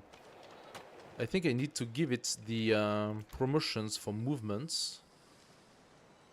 Ignore turn movement restriction when packed.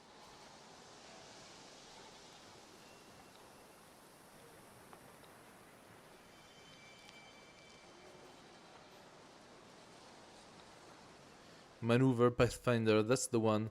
Long units within the commander radius ignore turn movement restrictions. But yeah. If I could give it 1 point, maybe to take these movement restrictions, because they are already penalizing. So you go up, you go up. You destroy this archer. There are lots of archers. Maybe I should? No. I do not think that staying passive will help.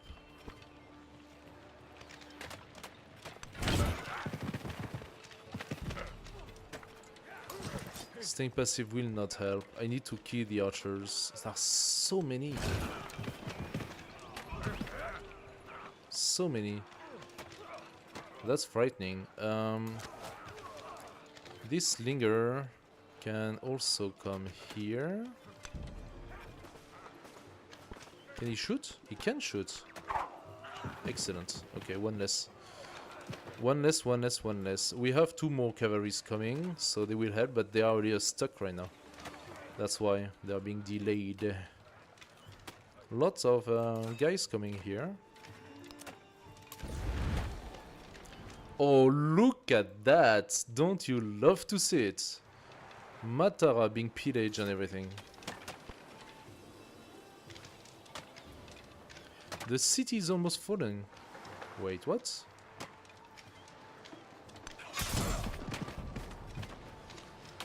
District defenses are down. Love to see that. Yes. I don't want my spearman to take the hit. But he will probably. I'm gonna bring my guy here, and this army commander cannot move, but the spearman can. Gonna go down 1. Matara's gonna fall. That's good. Ah, this guy just came. Okay.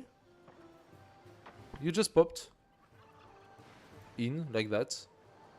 How can she... Wait. That's impossible. I'm declaring war. She should not be able to just stay in my borders. That's very strange. That's fine. I'm gonna kill him. Now we are a little bit more on the equal footing, considering the army, huh? That looks a little better at this point.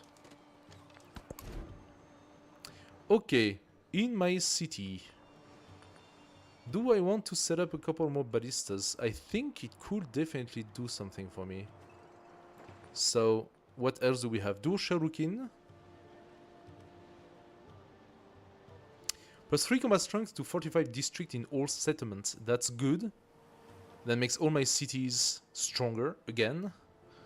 Where, though? If I place it, where do I place it? Here?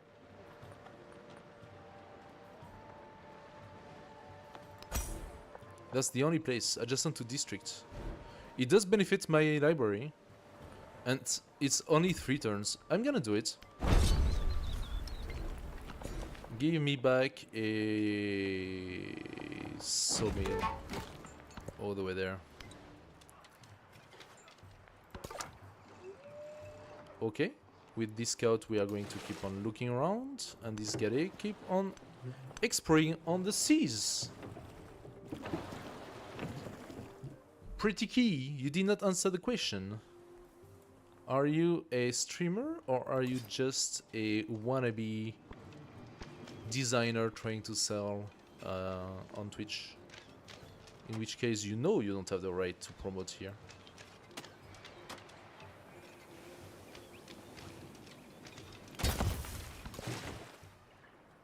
Let's wait a turn with the guy and see what happens. Okay. An eye for an eye. The spoken word. So we got some more relics, good stuff. However, we did lose, I believe, a Nubian cavalry. And the other one has been very damaged because she literally has 1, 2, 3, 4, 5, 6, 7, 8, 9, 10, and 11 troops.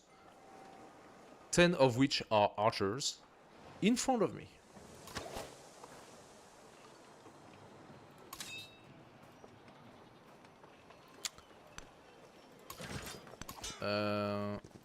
Having to pass that forest is a little bit of a problem. Now. That's 1 less archer. And that's 2 less archers.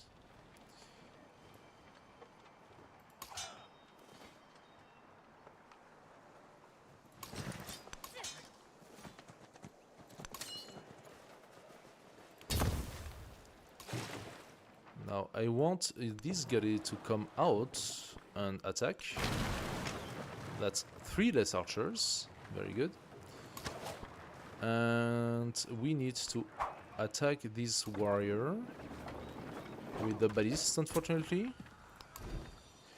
And I will be able to pay myself another galley. I would like to have 3 galleys, I think, here.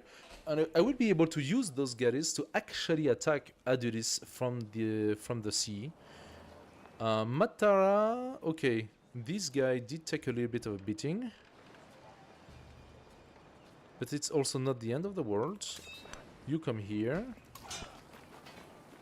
Do a first attack.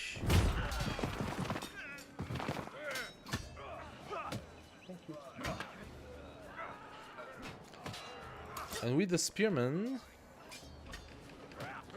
we are going to exchange. The galley could still attack though.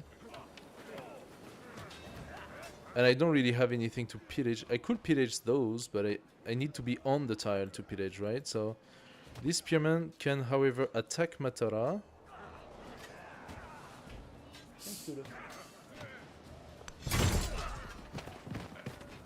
And give it a good beating, and that gives good experience to my commander as well.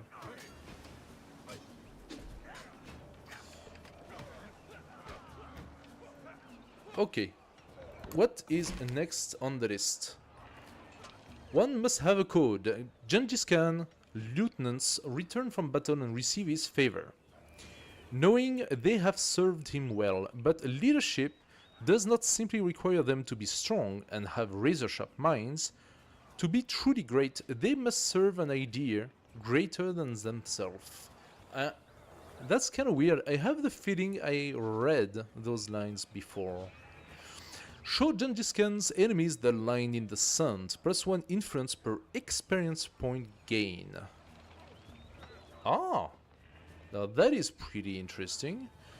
Show his people what is a good life. +1 happiness per experience point gain. But that's 1 point of happiness, it's not 1 global happiness. I think the influence is better. Because I can then pay and support my war and keep her at -6. Which is excellent, because that counterbalances the fight completely.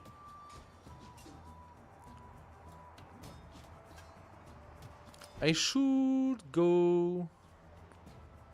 I could take the wheel for another codex. Would that give me a... Yes, it would actually give me also a legacy. So the wheel is 5 turns and give me a codex. The bronze working would give me, however, the archer. I only get to have the increase of my Numidian on iron working. That requires bronze working. So, what do I do? The codex will give me +2 science, which is a flat bonus for the rest of the time.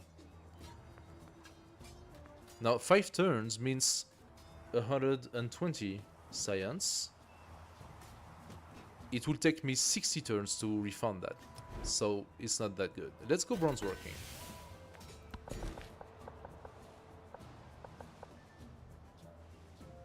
We do want the mine for 2 reasons.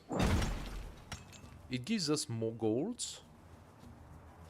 And it gives us more gold. And I think that's what we like. More gold. Okay. We could also go for another unit somewhere. I want to keep my unit in Maleth. I think we just keep an economy a little bit. So maybe I can purchase myself a cavalry in Thydrius and send the cavalry against Tenay. I want to get back Tenay. And then depends entirely how much troops she has around. But I could maybe send a small troops to take Lalibela or to go down and take Kohaito. Once she starts losing those cities and I can focus on her capital city of Aksum, she still has a monstrous army right now. I need to do something with that. So, let's take another resource.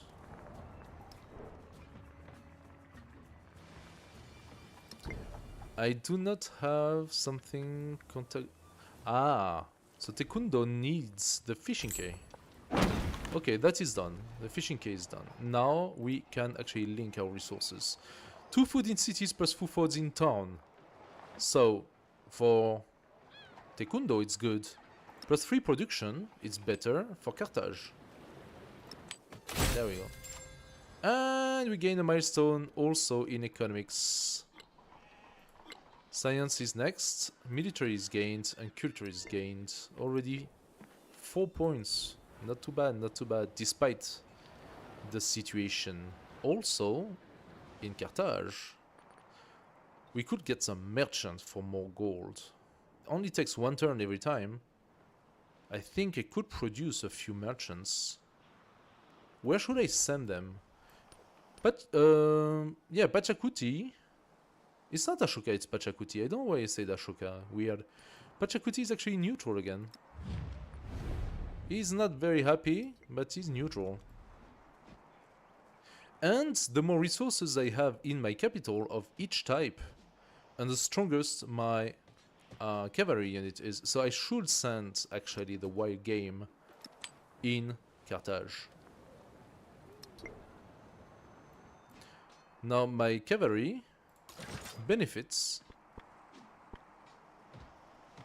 from +2 unique city resources,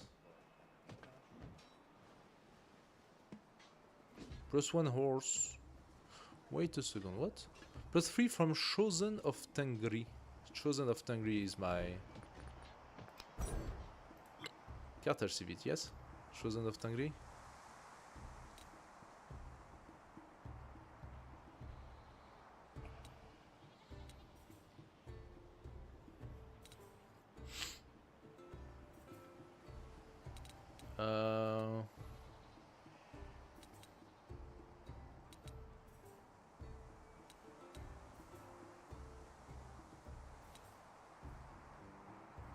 I am confused.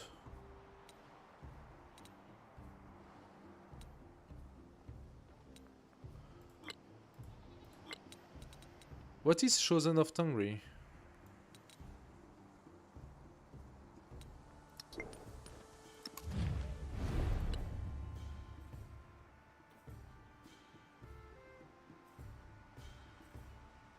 Is it what they call this special effect? +3 combat strength. +5 when in army command. Let's check the one that's within the commander radius, if there is any.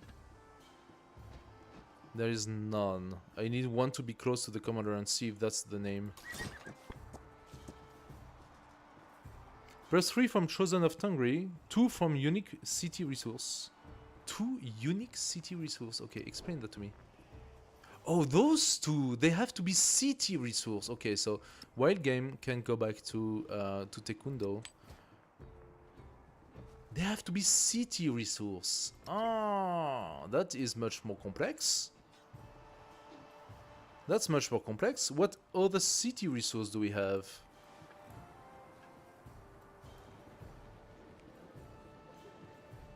Most of my resources are Empire resource. This is a city resource? No, that's Empire as well. What are the city resource? Bonus resource. Bonus. Empire. City resource. So silk will be a city resource. This is bonus again. Wow, I didn't know it was so difficult to actually get the bonus. They nerfed it quite a lot. I mean, it's even if it was all type of resource, it would still not be that easy to get, right? But that's quite nerfed if it's city resource only. Because I only got +2 bonus. So I have a special cavalry that costs more, that's harder to get, and that only benefits from +2. Like, excuse me, what? How does that make sense? City resources. Okay, the camels are city resources. Dankeschön.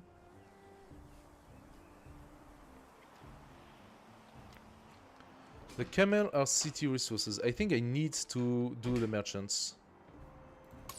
The merchant seems to be an absolute need. I could send it to Chichen Itza. Let's do that. You want to go from above? Weird.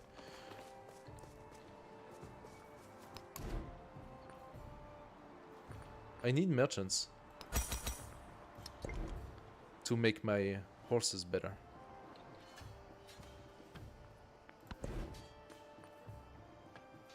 So what's next for us? Code of Law. Stealing government secret. That could help.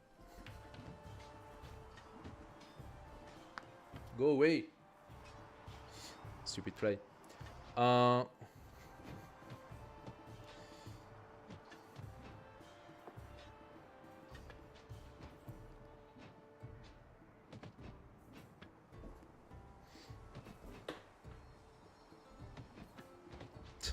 Still wants to be here, huh? Incredible. Public life, plus 3 combat strength for 45 districts. Does not really apply right now.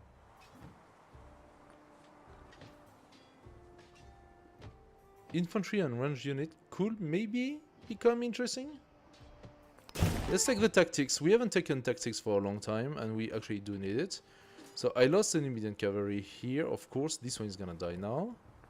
I might actually lose my commander considering how many shots they have. Now that I think about it.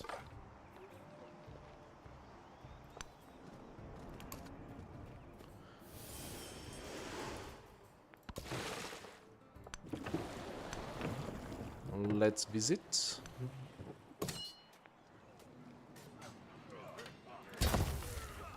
Fortifications. Matara is almost done, but he might decide to... he might not be able to come in. Because there is a cliff. I don't know if he can come in with the cliff. In theory, he should not be able to. Let's heal. And shoot. Very good. Now, what happens here? He's dead, of course.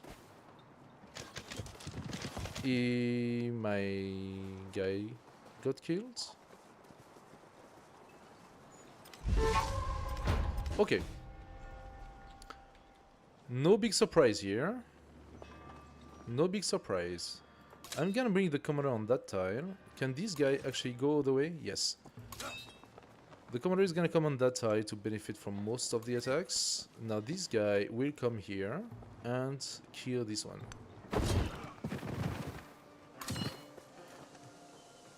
Now this guy, okay, let's check it out. 5 from Chosen of Tundry. So Chosen of Tundry is the name of the speciality, of the special power of Genghis Khan.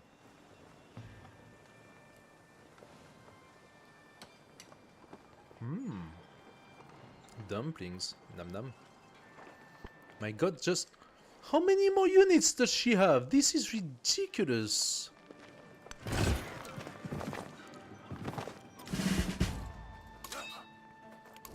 I'm gonna give an extra +3 for my cavalry. Now those cavalry have a potential of what?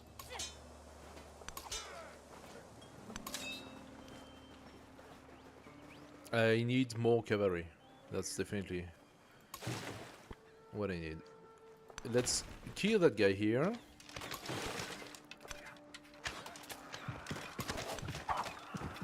There we go.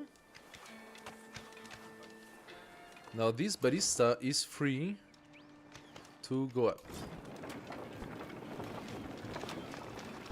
So he managed to bring in a unit. Either he suicided the unit and purchased a new one. That's probably what I will do. Well, in that case I can do an attack just the same. +4 influence, love it. The influence tweak is really cool.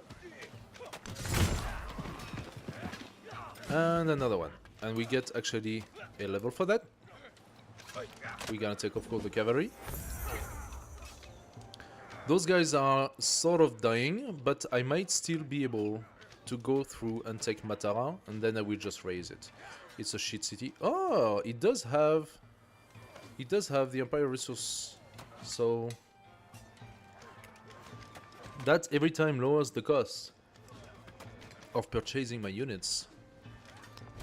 Motia, my Numidian cavalry is 120 already.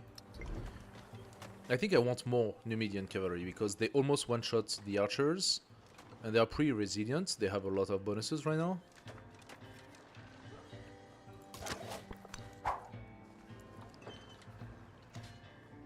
Okay.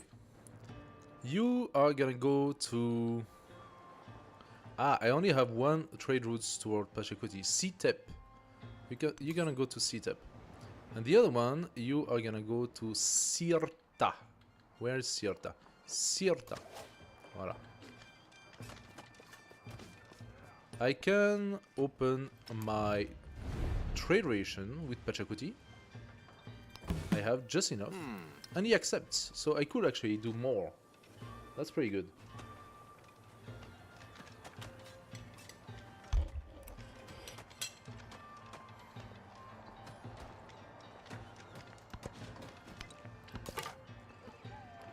My scout has almost finished his work. Very good. For once, we have clear visibility over the map. It's not so often. You cannot actually see the map because I am literally sitting in front of it. But yeah.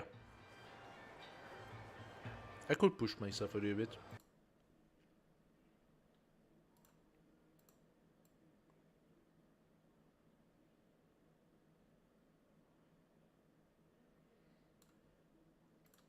Like that. There we go. Now you can see the map.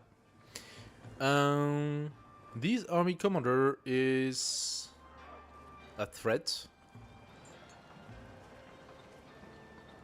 They could decide to attack my commander specifically. And he could take four attacks.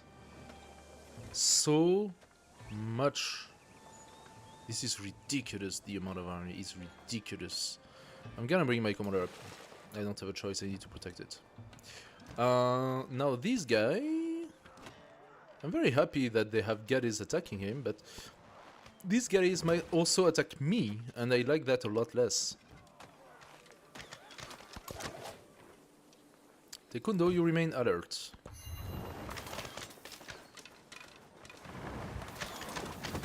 Three, 4, 5. 5 attacks on my cavalry. What do you want to do? 5 attacks. Think about that. But I can purchase a new one.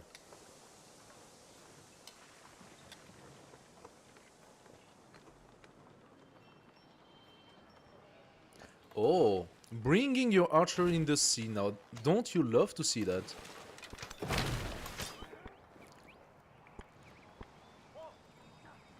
And of course she exchanged again the warriors.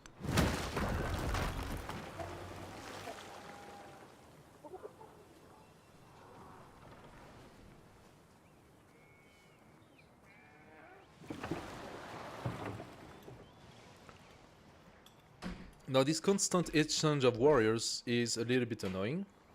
She puts one warrior away, she just brings another one in. She can do that forever, so let's bring this guy up and see if maybe we can stop this constant flow.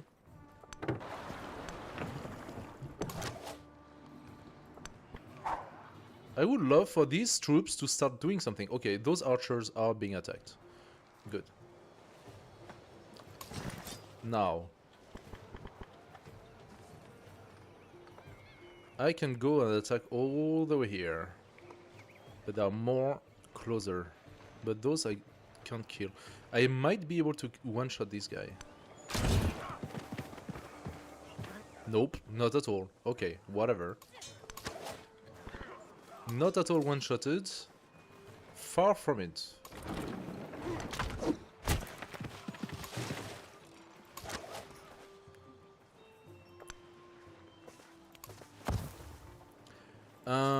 These guys, however... You know what? I'm gonna start hitting. Just block the Gade from attacking me, but I'm gonna start hitting and see if maybe we can progress in the life and then get back to attacking Mata. Good Yuda, where are you? One turn from being friendly to me. Okay. At that point, are you going to go here and attack Matara? Big question. The army commander will remain where it is. And Motoya will purchase a Numidian cavalry.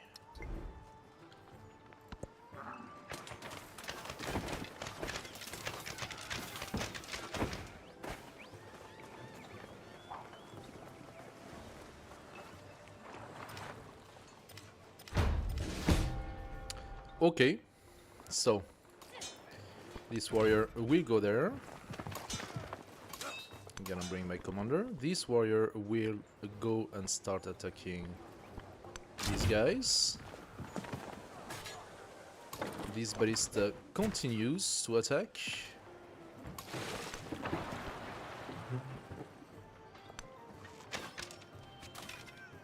Okay, that's pretty good. Those galleys are going to do some work as well. I'm gonna purchase another one. I can actually purchase a lot of galleys and use them as archer. And this Numidian cavalry will come all the way. You start by killing that guy. There we go.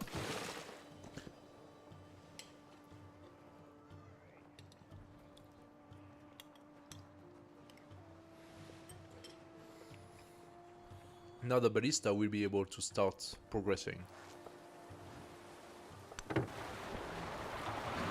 Now this is excellent. I don't actually need... Oh! This warrior is from a vassal of Ariat. I'm gonna get rid of it. And those guys are healing. This is excellent. I'm gonna bring my spearman on this tile. My commander can actually stay where he is, and those are now going to no, actually no. My commander is gonna come here. This guy is already entrenched, right? I'm not sure. We'll see. Carthage. Where do you send your merchants? We have one going to Chichen Itza for the camel. I have seen that someone has already somewhere... Oh, what is this? That's a bonus resource. Those are bonus resources. Okay. Knossos is too far, apparently.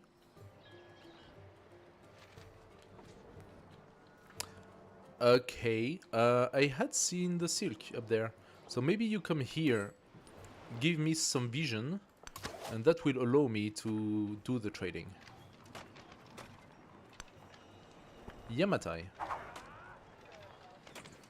Let's go and attack Yamatai. No reason not to.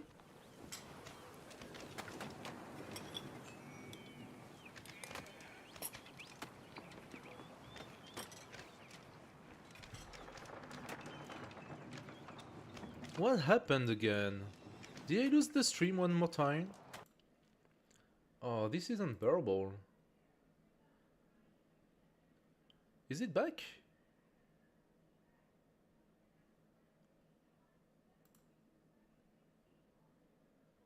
OBS is telling me that it doesn't have connection. I don't know what's happening.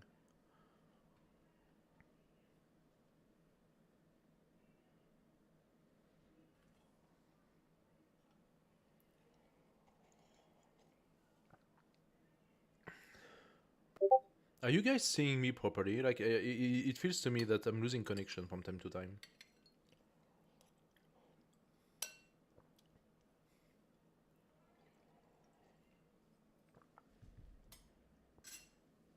I'm not so sure what's happening. Anyway, let's continue.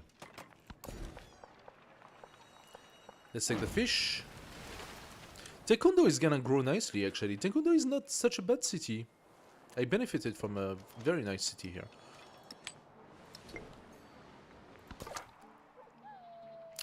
I would like more vision. Gongnai! Nice, Gongnai. 85 for Gongnai, so 5 turns. 5 turns I will be able to. Okay.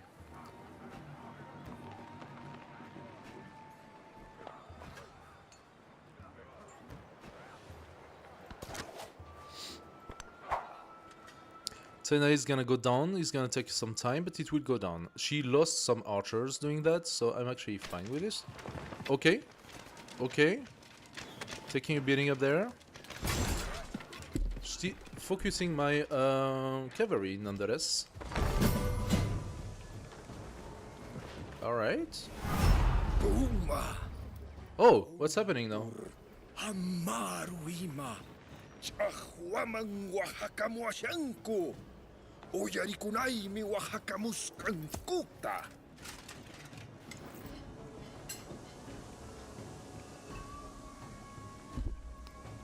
So, it seems to me... 人当之战，今则战矣。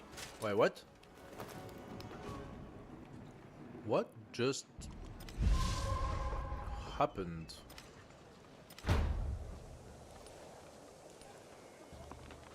They are at war with Machiavelli, but I am not allied to Machiavelli. I didn't form an alliance with Machiavelli.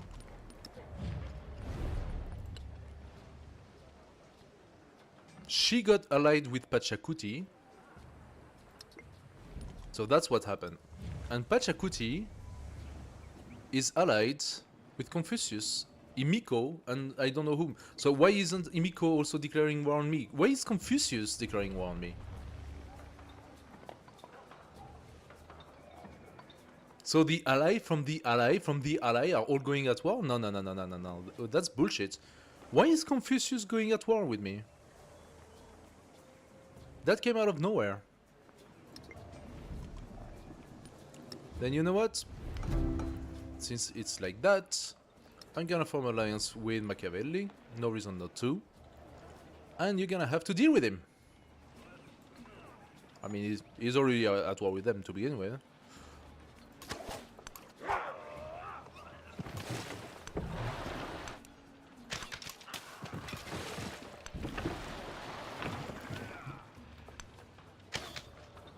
Alright. We buy ourselves another cavalry. We bring the ballista 1 up. And this cavalry is going to keep on doing the good work. There we go. Now, I'm not super keen on having to deal with those guys, but unfortunately I have to.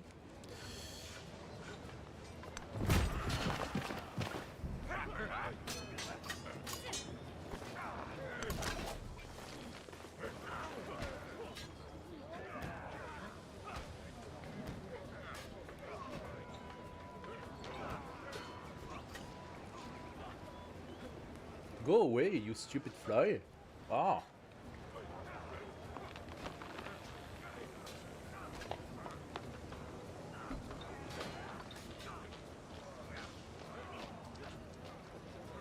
It's crazy how stupid they are.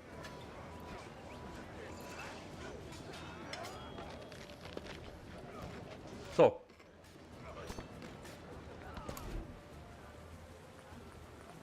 What are we gonna do here? What can I do here? What can I do here? That's the real question.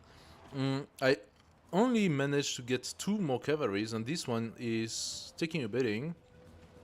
Can take another 4, 5, 6 attacks next turn, so probably gonna die.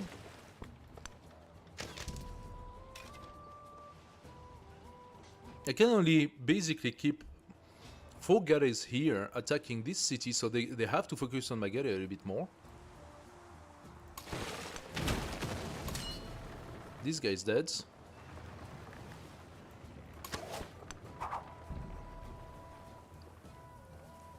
A quadrirem, okay.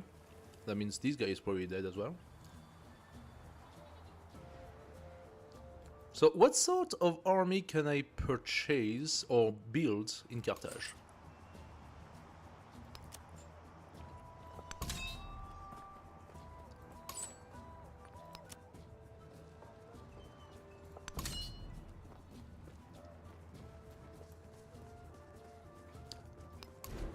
What can I actually do in Carthage that will make a difference? Another army commander? Don't think that's gonna help.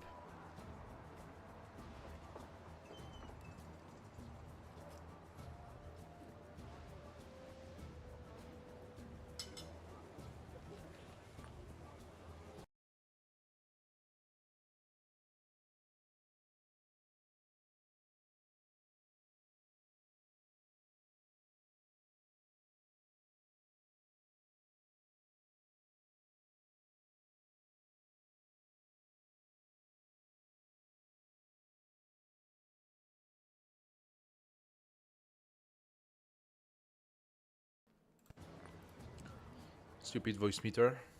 turning off all my sounds.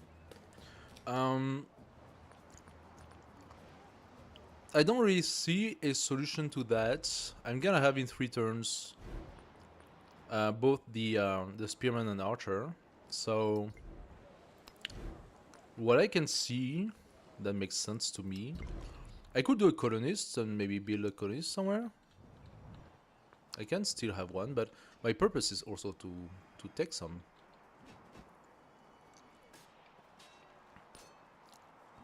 Tene is gonna fall, Matar is gonna fall. So if I was to say, hey, oh, it's in 2 turns anyway.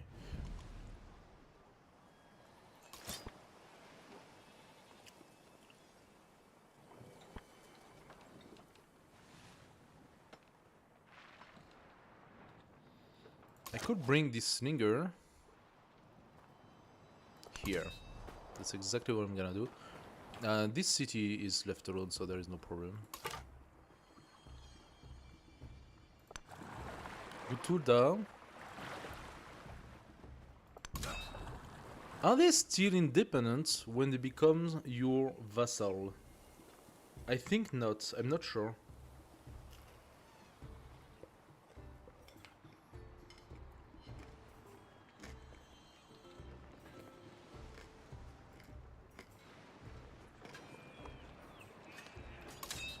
Because this guy still has the convert independent charge.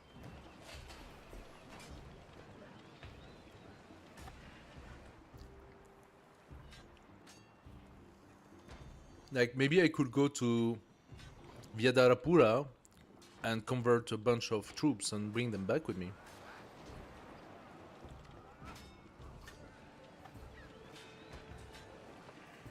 I don't know if that will work. I have a feeling those 2 warriors are gonna die. And then I'm gonna face myself with a commander without any troops and a ballista without any support. The fact that I actually have a rough terrain here is really penalizing.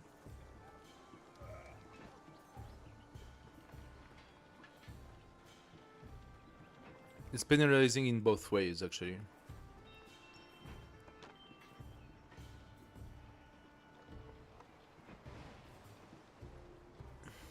I don't know exactly what to do. She's so cheated. I really don't know what to do here. Just a few turns ago, we had literally like a dual army facing each other, and now I have barely nothing left.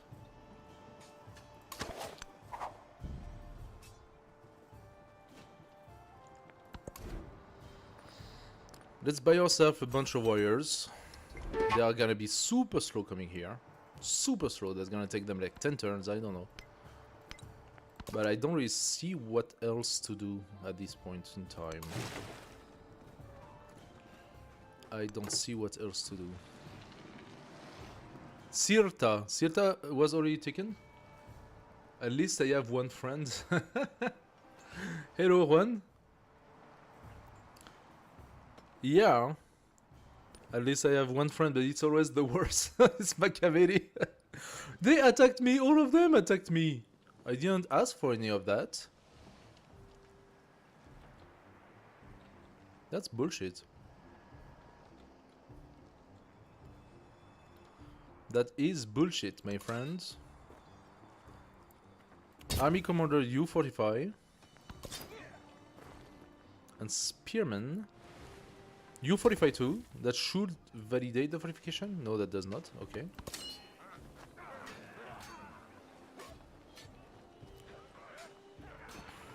I don't know if that guy can survive the onslaught. I do not know if he can survive the onslaught. But yeah, I am very furious at this relentless production from Ariet. And in the meantime, and that's what pisses me off most, in the meantime, as you can see, her city keeps on growing. She keeps on putting buildings in the same time as she pumps out huge amount of army. And yeah, like if she had zero limit whatsoever. Like, what do I need to destroy completely this army and put him down? That's really weird. I mean, she benefits from from a pretty big bonus in strength against me already, but the hardest difficulty of playing on Immortal or Deity is really the AI capacity to build and produce. She's producing two army per city and per turn. And there is nothing I can do against that. Look at that. She's producing two of each every single turn. Not sure what I can do. You are going to fortify. I don't know if that's gonna do anything, but yeah, you do that. You create the trade routes. Thank you. Lalama is not a city resource, and Tini is not a city resource. We're gonna give them to my towns. There we go.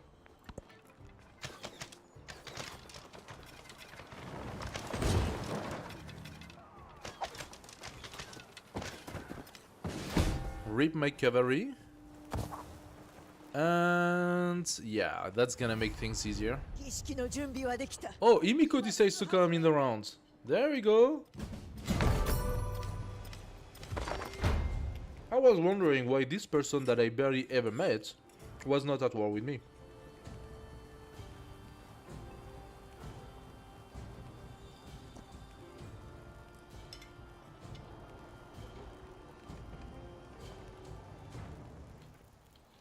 So for a reminder, the one and only AI I am at war with is Ariet. It turns out that I am now at war with 4 AIs without any other reason than the fact that the AI decided to get allied one with the other.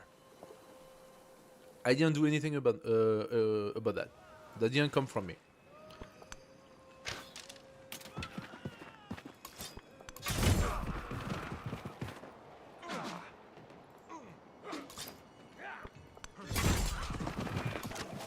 Alright, it's about time for Matara to fall. Matara.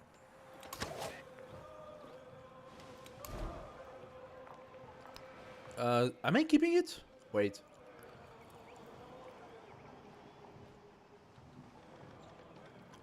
It does have a resource of silver, but that's about it, huh? That's all it has. I'm raising that settlement.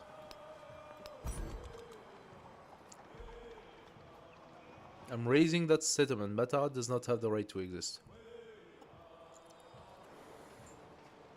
Yamatai can take that resource of silver, no problem. Oh, come on. So the Quadrium just came and shot me like this?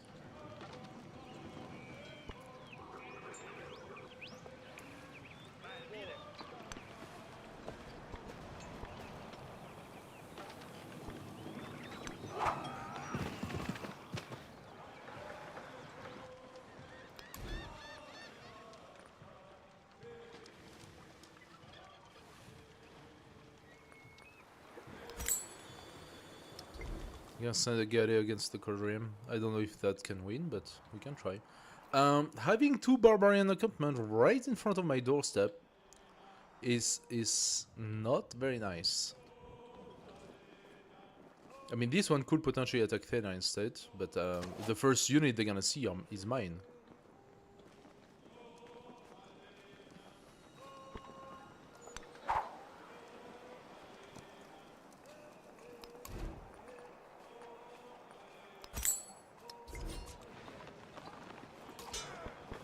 So they didn't manage to kill my warriors. I'm very surprised about that. Good surprise.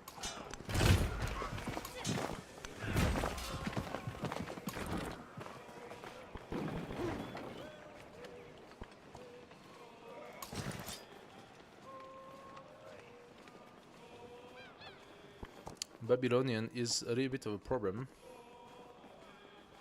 I'm gonna have to go and disperse them.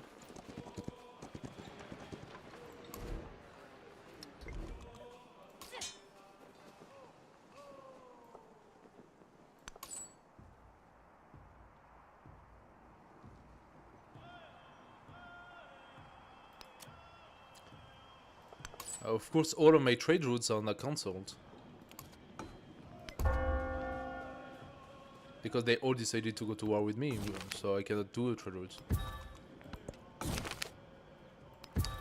+1 militaristic. Let's see what that gives. Ignore the happiness penalty from unrest in captured settlement. Plus 15% production to our training military units. Pretty good. Or 50% influence. Let's go for the production to our training units. Maybe I could pump out more archers now soon. I don't know. The happiness penalty is actually quite interesting. And I could go for the settlement limit.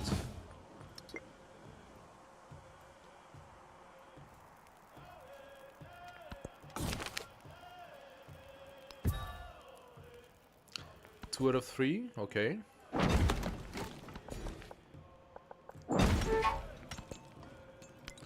More source of silver.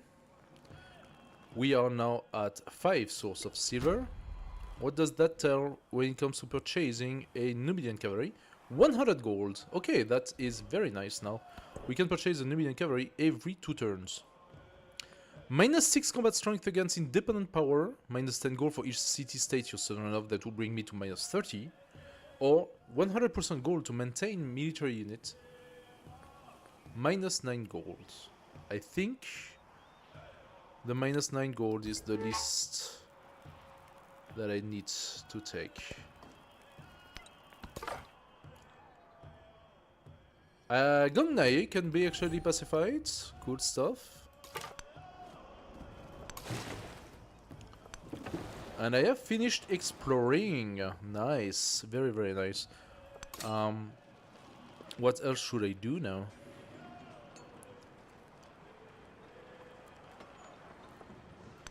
Those guys should probably try to pillage.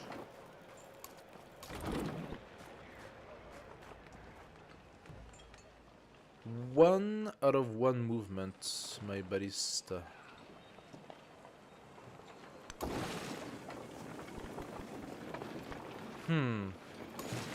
This one can pillage. Very nice. Almost full life.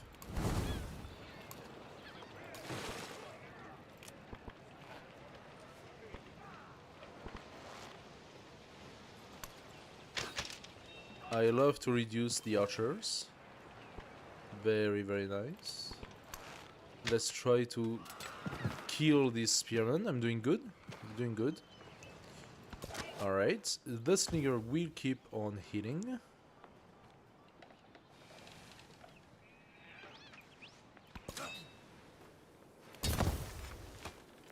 I'm gonna fortify until this city disappears.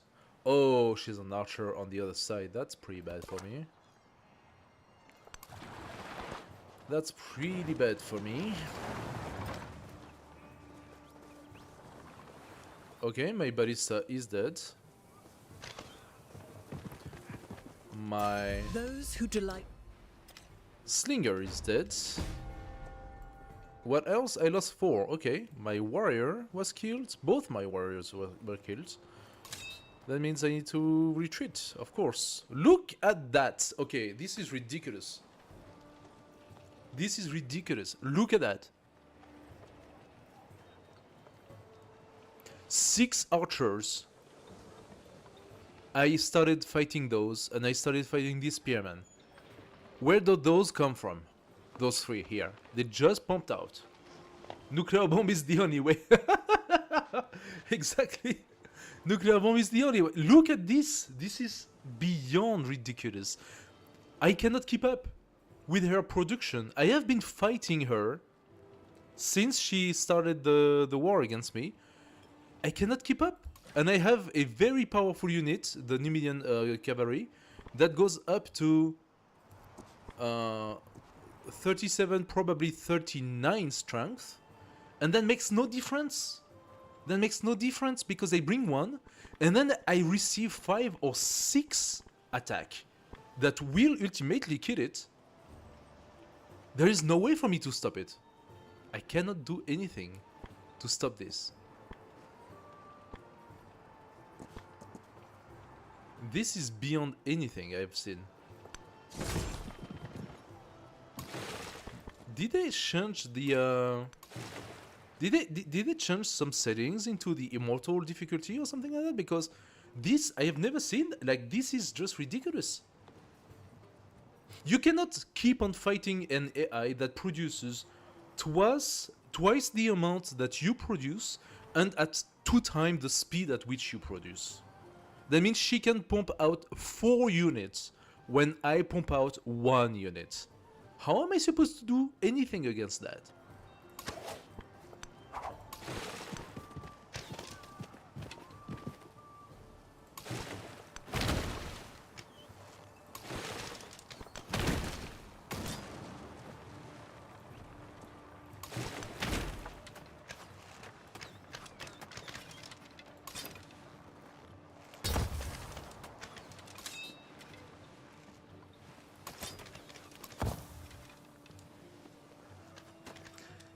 Can you do espionage to damage their goal per turn or something? Every endeavor that I do against them will cost me influence. And here's the thing. In the game... Okay, this time when I attack, I gain influence per point of experience gained by my commanders. So this is the very first time I see that. But besides that, my influence has been decreased a lot because of war wariness overall, even though you can see that I am in a positive on every single war.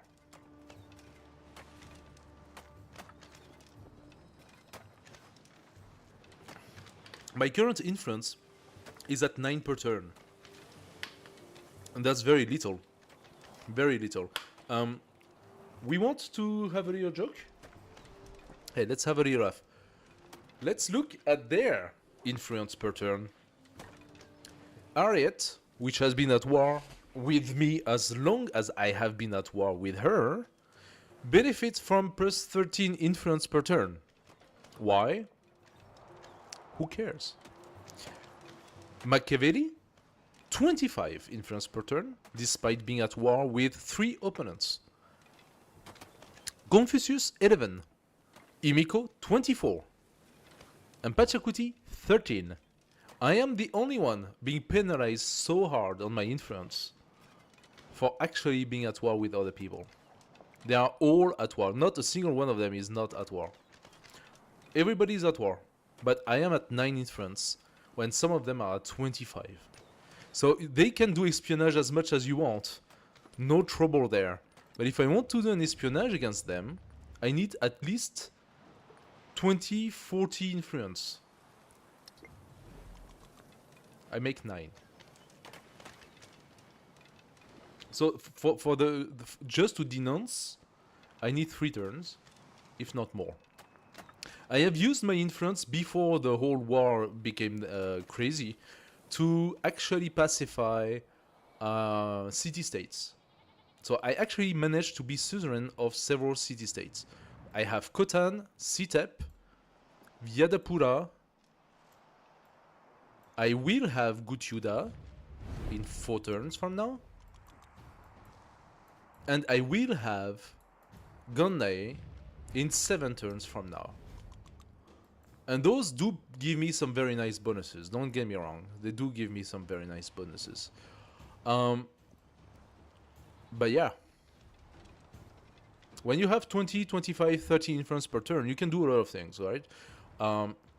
But my influence has been depleted. Motia, I'm going to buy another cavalry. And you actually have 2 sources of silver, so a brickyard could do good. I'm gonna buy myself a brickyard. Why not? Tedious, I wanted to send you up to Tenae. I don't know if I can, since Babylonian is right here. I'm still gonna try. Tenya is slowly but surely losing its wall, so... Vyadapura is getting completely overwhelmed. Why? Because all of its troops are away. That's Sitep, actually. Sitep. Vyadapura. Okay, so Vyadapura has a warrior here, while the city is being attacked here. That makes sense, right? Oh yeah, by the way, Those 20 troops I have to face, apparently they are not enough. She even has 4 more troops up there.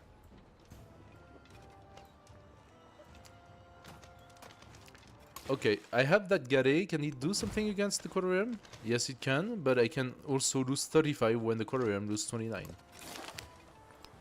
The Quadrium used to be a distance ship, so a range unit, while the Gare is a melee unit. That means that normally, Gare against Quadrium, the Gare should have the advantage when fighting in melee against the Quadrium, and the Quadrium should have the advantage when fighting in range against the Gare, right? I just attacked the Quadrium right now, and the Quadrium did more damage to me than I did to it. That's, for a balance issue, is really, really there. It's very apparent that we have balancing issue on this game. Why the hell did I gain a warrior in Matara?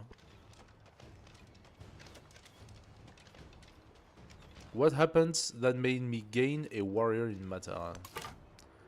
I'm not sure to understand that. Sometimes I'm... Oh, one of the events. One of the events gave me a random warrior. Okay, whatever. Like if that was gonna make a difference now. So, Matara's taken. It still needs 7 turns to get rid of. Tennis footing. Can I offer peace if she gives me Tenai back as well as La Libera? Oh, she would. Wait a second. What about Adulis? No, that's too much. But Kuhaito? No. Okay. She will give me La Libera if we make peace. And she gives me back Tenai, which was mine to begin with. I think I'm gonna take it. I have Tekundo and Matara already. I think I'm gonna take it. At this point in time, I have lost too much. I cannot really continue my war against her, because it's too unfair. And she's willing to go to peace. I'm gonna take it. Gain a milestone. Not Look at that! bad. Always could do better. Yeah, not too bad. I am 1 point away from Golden Age of military. That means going to Thaddeus, I could buy myself a colonist in 2 turns and send and settle something around here. Like here. I could forward settle him. Oh no, I'm at war with him. I need 5 turns to pacify. Okay. Where else? Up there. Somewhere up there I could send... I'm gonna buy it in La Libera, send my guy around here, and put down a city right here. In the middle of the jungle and forest and stuff. Everything is pacified here. I have the right to do so. I need to make sure that I have the time to do it. La Libera is big enough, right? So 2 turns. And if I could have a couple more merchants, I can actually now trade with her. Where is the closest merchant? This one is the closest merchant. Wants to go to Yasodharapura. No, you go to Aksum. You go to Aksum. 3 turns. And you are already going to Yasodharapura. So yeah, there was no point in sending another one. Okay. Now. City center is here. So that means we can get those resources. I'm gonna go and try to get those. Now I have to deal with those neutrals, which is fine. I can send my army here. Kohaito is not a great city. La Libera is actually good. I'm happy to get La Libera. La Libera is a win for me. Now she's down to... I can still fight Yamatai. Can I fight Yamatai? I don't know if I can still fight Yamatai. No, I think I cannot. Hey, Charo, how you doing, man? The update is... We haven't yet really seen its effects. It's gonna come soon. The major aspect of this update is related to the transition between the ages. So we are going to see what happens. I did not go for the smooth transition. I go for the standard transition. But this time we're gonna have 10 turn prep for the transition. That is one of the big modifications they did. Okay, in the civic tree, where do we go? Don't really care about that. City guard, yeah, sure. I think entertainment is what I need now. Let's go entertainment. The other part of this update is that they have released another DLC. Small DLC, apparently. First part of a 2-part DLC. And that includes Genghis Khan, the new character. So we are trying Genghis Khan right now. And also you have a new commander for Trung... What's her name? Trung Tag. Trung Tag has a new special commander, which is her sister, Trung Nhil. And Trung Nhil has their own custom tree, experience tree, something like that. So, if I'm not mistaken, it is Mikey that is actually testing Trung Nhil right now. Mikey is having a game on with Trung Nhil. And yeah, Mikey, don't hesitate if you're still connected to tell us how that goes for you. We are keeping, of course, our towns. I am not under threat. Guchuda is pacified. Why are you saying I'm under threat? Under threat of what? Carthage. Another warrior. 2 other warriors. Assyria is really strong from first impression. Yes. Sure. I'm actually doing an interesting combo. Playing Genghis Khan with Carthage. And I was banking on getting this very, very strong Carthaginian unit, the Numidian cavalry, that synergize really, really well with Genghis Khan. Since this unit, if I can get one, this unit, as you can see, is now at 45. Without all the negatives that I had before about the war, this unit is now at 45 strength. 5 combat strength against independent because I'm militaristic. 3 combat strength against independent because of my policy. Plus 3 from Chosen of Tengri, which is Genghis Khan's special ability for cavalry specific.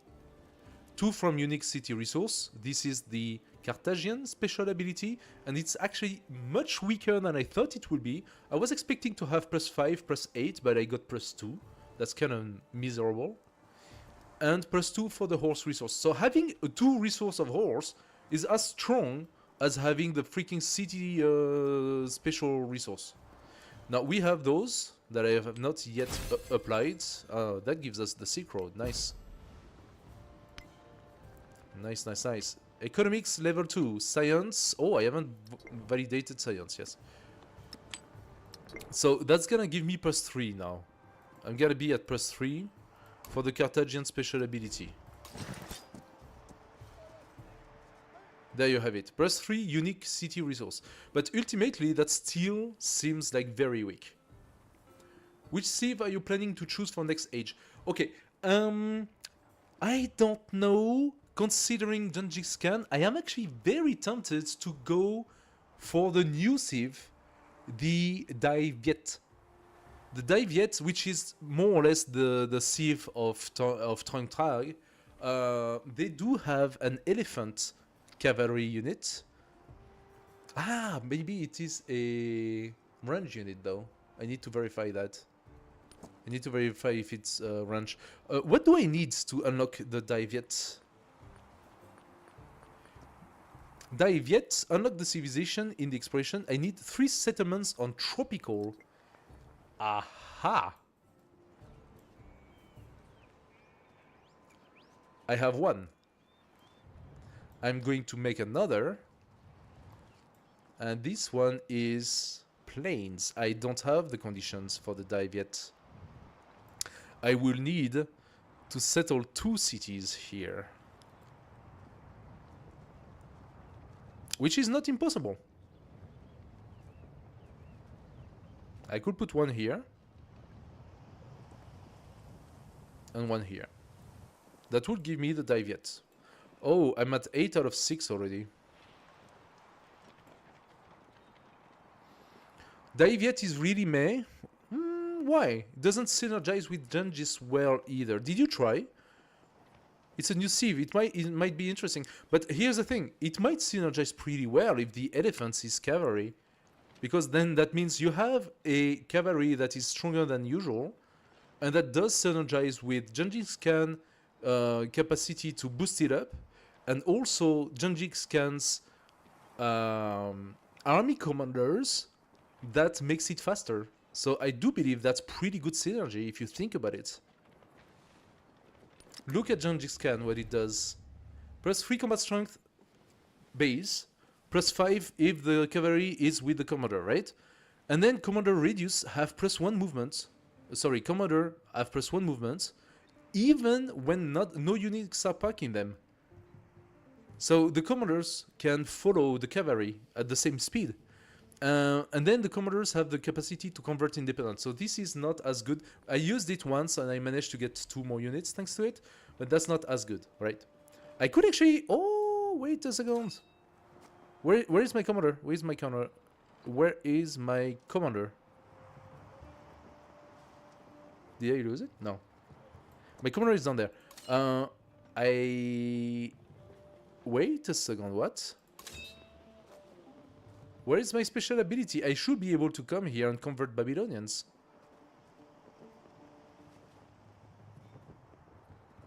Weird. But yeah, maybe Diviet is not the one we want to go for. Who knows? We will see. We will see. Let's just go forward. Let's just go forward. We have a few troops. Do I have to be wary of Pachacuti? Pachacuti is really such an arse because I was actually trading with him and having good relation. 5 turns, yeah, 5 turns, not very good. I'm gonna send then some units to defend up there.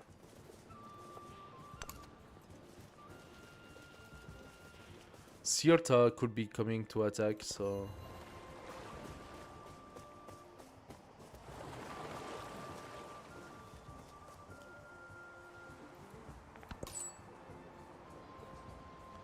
Merchant, yeah, my merchant cannot do anything anymore.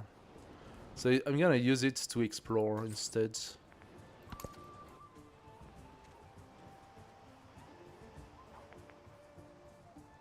Yeah, that's what I thought. Those units are from Sirta and they are attacking me now. He heard. And he actually has a Urshe, which are very strong. Right next. So I'm gonna have to come and defend. So, is it possible for me to attack? No, it seems it's not. I cannot attack. So Yamatai is now pacified. I cannot do anything against it. Fine. What about this? This is my friend. Okay. This scout... Well, this scout could go all the way down there. Does nothing much. I'm keeping on getting more units. Is it... Am I getting units related to the special crisis? It's kind of weird. Another leader has supported my war. That would be probably Machiavelli.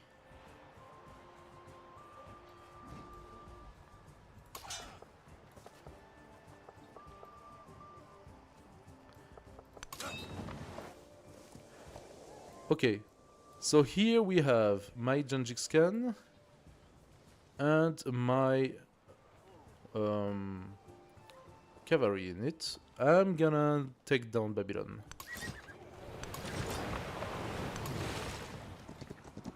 This guy is gonna heal, so will this one, so will this one.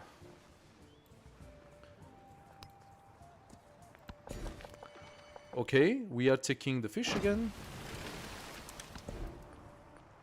Taking the wheel, 4 turns, and we will have our points in science. And Tidrius could benefit from the fish, so I'm gonna give the fish to Tidrius. Its ability felt underwhelming, giving culture and food here and there, and their elephant is almost just like Indian or Khmer. Ah, yeah, that's. I was under the impression that the elephant was indeed the same as the Khmer, which would be logical because the Khmer and the Viet are very close, right? Geographically speaking. So it does feel logical that the unit is kind of the same. Culture and food. Yeah, depends how you... Yeah, okay. Maybe it's not that great, I don't know. Oh, I just realized I do not have so much time to build my special district. I need to focus on that now. 144 each, that's 288. 288. I need 3 turns. 3 turns, and then 3 turns. No, for 3. Yeah, I'm gonna need 7 turns to validate 2 of them. Maybe I could even get Taekwondo with a special district as well. Oh, in La Libera. In La Libera, this is actually not bad as a district. It's actually not bad. Here's even... No, it's not better, but here's not bad at all.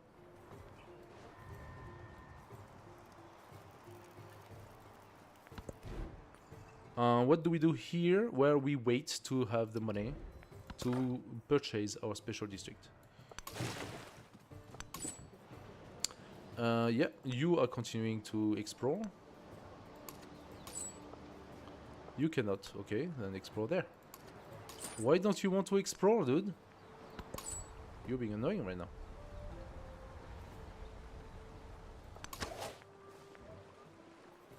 I can upgrade my slingers.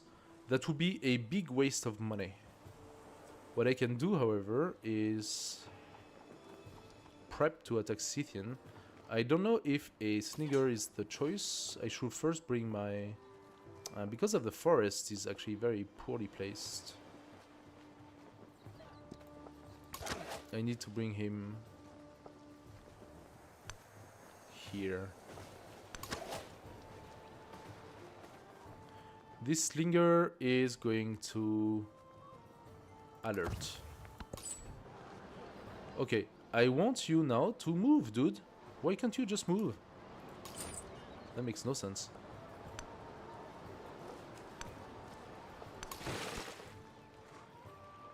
This Gare is going to remain alert. This warrior, you go up to Babylon. I'm gaining warriors by the second. I think it is the crisis doing that, giving me more troops to stop the invasions.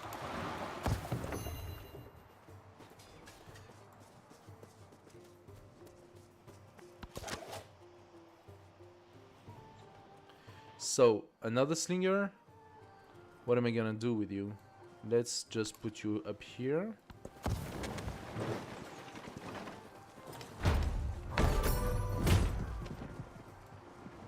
Yes, and I'm being attacked by this guy as well. Oh, the Urshe are really, really powerful. Aha, but they did take some damage. And they did take literally on me! You kidding me? The stupid storm literally stops on my on my guy. Oh, that is so unfortunate. So much unfortunate for me. This game was really, really, really, really tough so far. Everything is against us. Everything is against us in this game. Okay, merchant. You cannot validate CTEP. Why can't you validate CTEP? I already have someone from CTEP? I'm confused here. Yamatai, Vyadapura. Go to Vyadapura. Okay. So, Slinger, where are you? Is it you? Yes. Okay. This warrior will come here. This army commander will come out. Okay, here apparently. Don't really have a choice. but the cavalry can come here. Nice. This guy is gonna go alert. And yeah. So here, what are we gonna do? We can do a barrack. I have used the commander ability once, yes. It's not a great ability. It's really not that great. Build the barracks. I could build the barracks up there. That would be beneficial. I could get a spearman, that's what you're saying, right? Yeah, I could get a spearman. This guy, for whatever the reason, does not seem to have the ability available. And my other commander is here. There is no reason whatsoever why my commander should not have the ability. So I think this commander ability does not apply to the crisis. During crisis, you cannot do it, apparently. Otherwise, I should be able to. Tenai, you are not under threat, so stop it.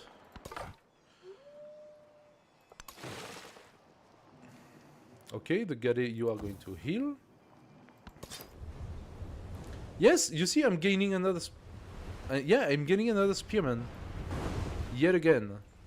Oh, no. I had order 4 or 5 of them. Okay, no. Then they gotta get wet. They're gonna get wet. That's alright.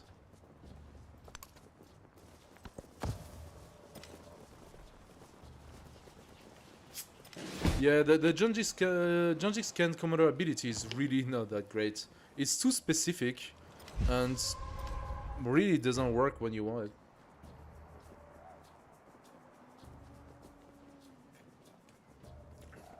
And it used to be, in Civ 6 or Civ 5, it used to be a unlimited ability. You would just go next to Independent and raise the army and basically gain a whole brand new army for free.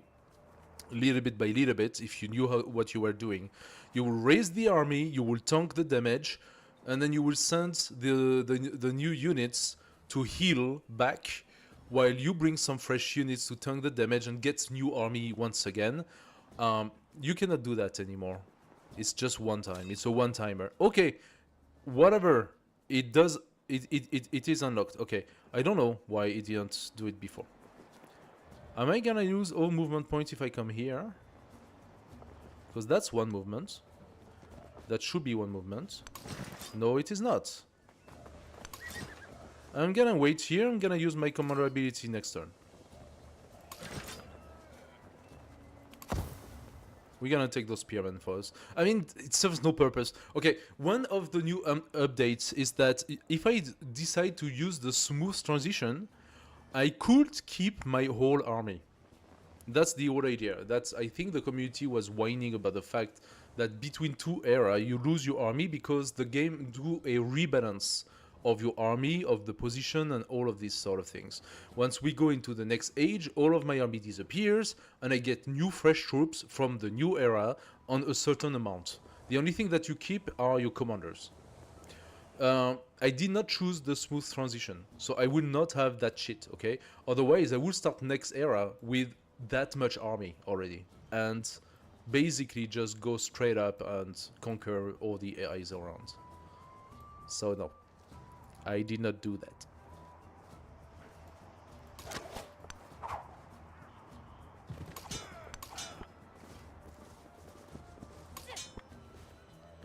Okay, that guy took a serious beating.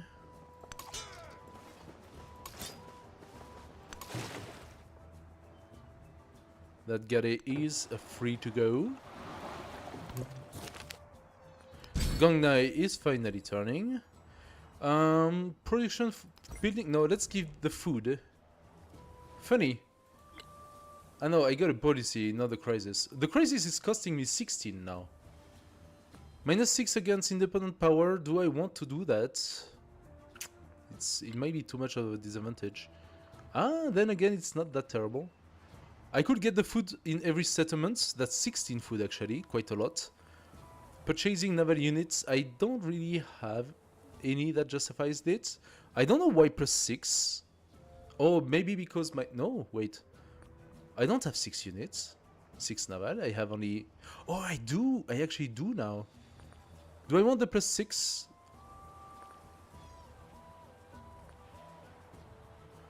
Plus 25% gold toward purchasing buildings on coast and navigable river. I'm keeping this one.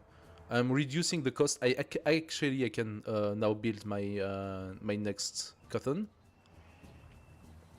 Do I want the +6 or do I want the food? I'm gonna take the food and try to grow my towns as much as I can before the change of era. So, now that I can purchase my cotton and dockyard, I have a beautiful +6, +3, +2. It's not too shabby.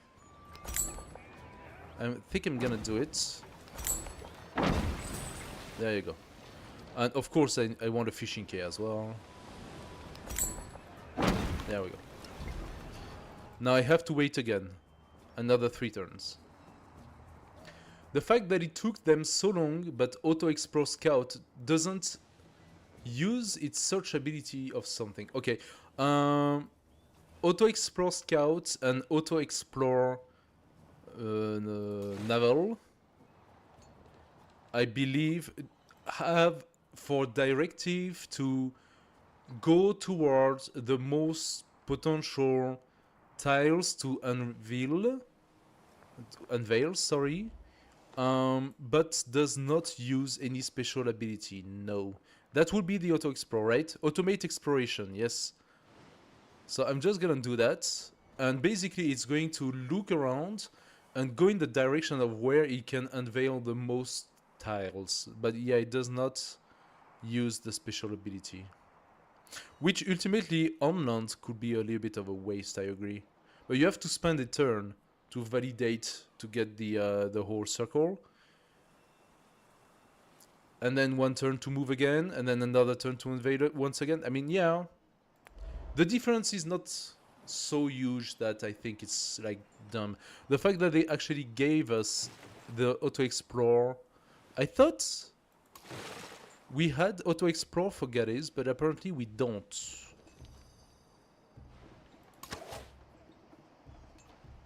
I thought Gadis had the Auto Explore.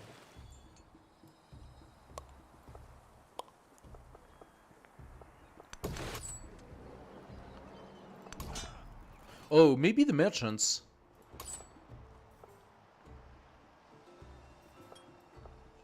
Not sure.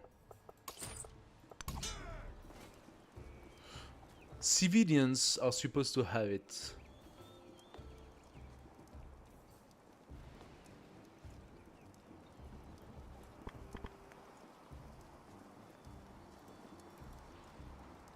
Only exploration era. Ah, okay, only exploration era, yeah. Naval units will have the Auto Explore, yeah.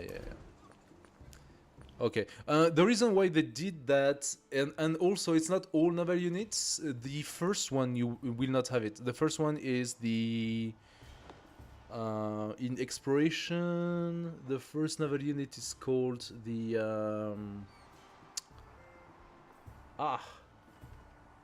the COG. Thank you so much, Juan. The COG. The COG does not have the Auto Explore. And there is a reason for that. It's because the COG will get damage on open sea, and the Auto Explore does not understand open sea. So to avoid for the COG to go on open sea and be destroyed automatically, they decided the COG will not be would not have the Auto Explore ability. But the next one after the COG, yes. So once you start going for more advanced ship, you logically have validated the travel on open ocean, and then you do not have that problem anymore. The boat, whatever it is, can explore normally. Yeah, which makes sense. It does make sense. At the very beginning, you don't send your cog. I mean, you send one cog through the ocean to try to see the other, right? But if you fuck up and you go on a pass that has 4 tiles, since you lose, I think, 25 life per, then your cog get destroyed. You need to find a pass that only has 3 tiles max, which is possible. Usually there is a pass somewhere with only 3 tiles to cross, but not on every map, I think. Some maps have mostly 4 tiles, especially the continent. So what do we want to do? Let's pump out a few archers to tackle this problem here. Babylonians, I'm gonna wait for this guy to be up. Let's give this to this guy. This warrior is gonna do what? Yeah, you go up, that's fine, whatever. This spearman is waiting. And this guy... We had 83%. Do you think we're gonna get back to war? Because I could surprise war and try to snipe Kohaito or something like that. But she has like her entire area is just filled with troops. It's ridiculous. The AI only Pachacuti actually made use of its cities. The other AIs are under-cited, they are underdeveloped, funny enough. Pachacuti did build its cities. I want to send... Oh, I forgot that. I wanted to build another city before the passage of Era. I need to remember that. Okay, this galley is fully healed. Let's go south. And those galleys are now going to go on alert. You go back up to Motia, and you are going to go alert. Okay, we can actually exchange with Ariet, so I'm gonna do that. Get the rubies. What do we have here? Production in cities. Yeah. +1 production, +3 happiness. It's not as needed, so let's go for the production instead. And we keep the happiness out. Economic attribute. Nice. Let's take it. +8 gold. We do like to see that. My spearman was attacked. Yeah, the other one was dead. Yeah, okay. Does this spearman survive? That's the question. Oh. What happened? Merchant. Merchant, please go around and visit. You need to give me some vision. 1 attack, 2 attack, 2 attack. Babylon attacked as well, and we are going to do our special ability. Boop. There we go. Babylon does not exist anymore. Ha! The whole roster for Right to Rule is just Asian thieves and leaders. They should give more variety in future ones. Fair enough. 3 units, yeah. 3 units, but you need a commander for it. That advanced my science. And you need an army commander, because now this army commander has used his special ability. I cannot use it anymore. But yeah, 3 units. Kind of cool. So just Asian there are quite a few Asian civilization in Civ 7. That's true. That's true. But the Western civilizations are more into modern era, if you look at it. Modern era is more into the Western world, while antiquity is a mix a little bit, and exploration is more Asian. Yeah. But that does also, if you look at history and the way history unfolds, it does also kind of make sense. Because Asia has very old history. It's normal for Asia to have quite a lot of leaders in the same time of antiquity in Europe. So you're gonna have Greece, you're gonna have Roma, you're gonna have the barbarians. But what else? The Vikings, okay, let's save the Vikings or the Nordics. Also, the Nordics are more during the exploration era. But Asia, however, they have 3 to 5,000 years of history. So they were there. They had armies. They were fighting. Consider the Legend of the Three Kingdoms and how old that is.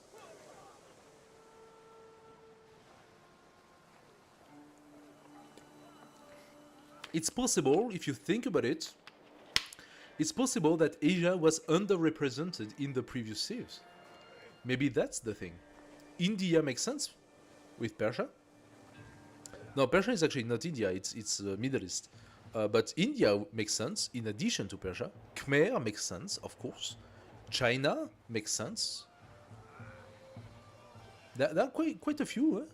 So Mongolia, if not China, you can consider the Mongols that have always been released. I think we have the Mongols since Civ 4. Continue the crisis. I don't like to see that.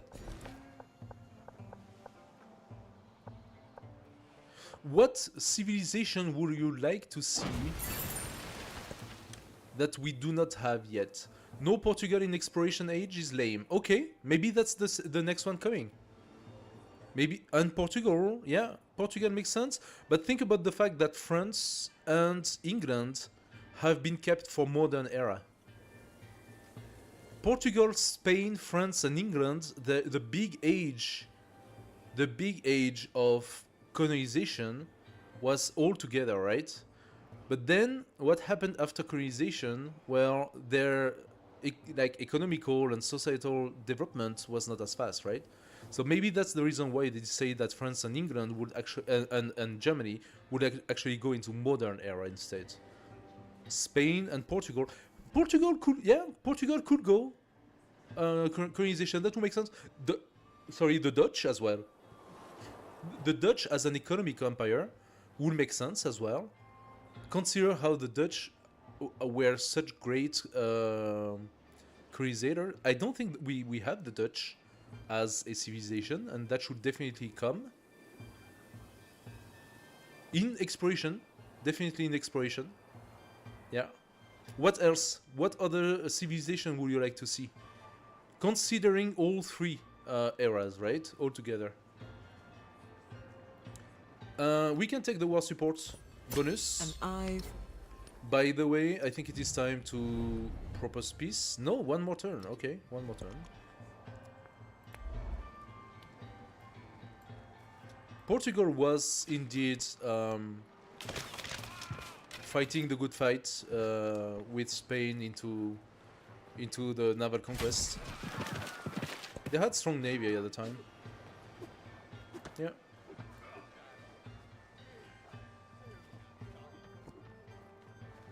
You know, okay, you know who I would love to see in antiquity? I would love to see the Inuit as the ancient Russian.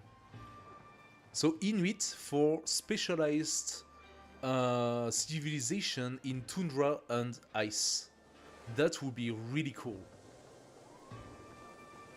Where any tile of ice gets to be transformed for like a fish tile or something like that. I mean like a food resource tile. Very, very strong moving capabilities. Yeah, absolutely. I think the Inuit will be really cool. That would be, I think, a great addition if you think about it.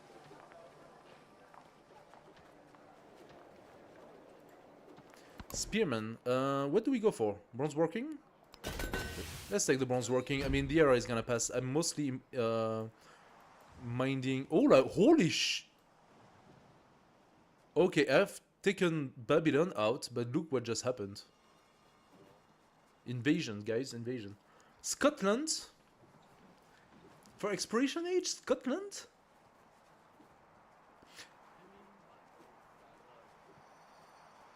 No, the Inuits, they actually crossed from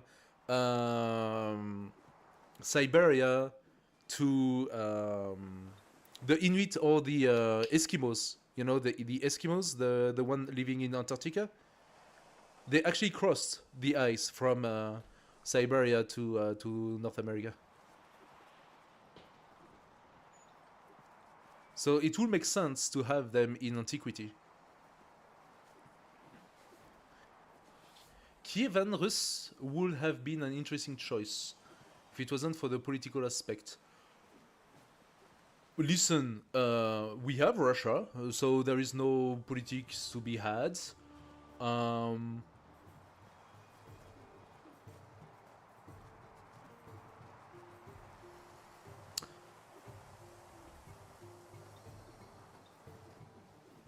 For exploration, we don't have a Victorian age in Civ 7. Not like in Civ 6.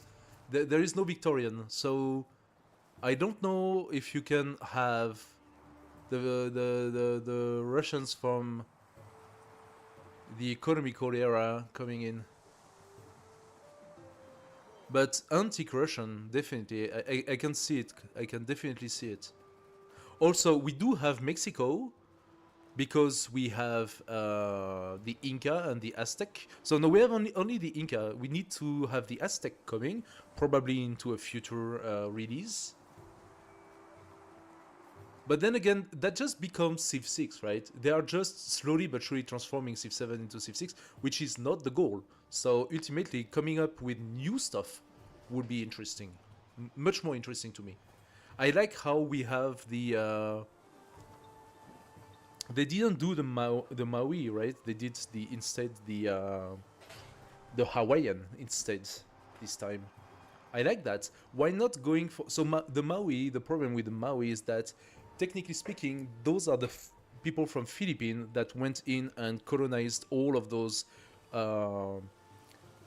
sorry, they are not from the Philippines. They are historically from... sorry, I forgot the name. Indonesia or something like that? And then they went and conquered all the Philippines and became the Maui and the Maui and I don't know what else, like all those different tribes, right? So right now we only have the Maui, but in Civ 7 they decided to not do the Maui this time, but to do the Hawaiian. So it's also interesting. Although you can say there are many similarities, right? I would like to visit a bit more.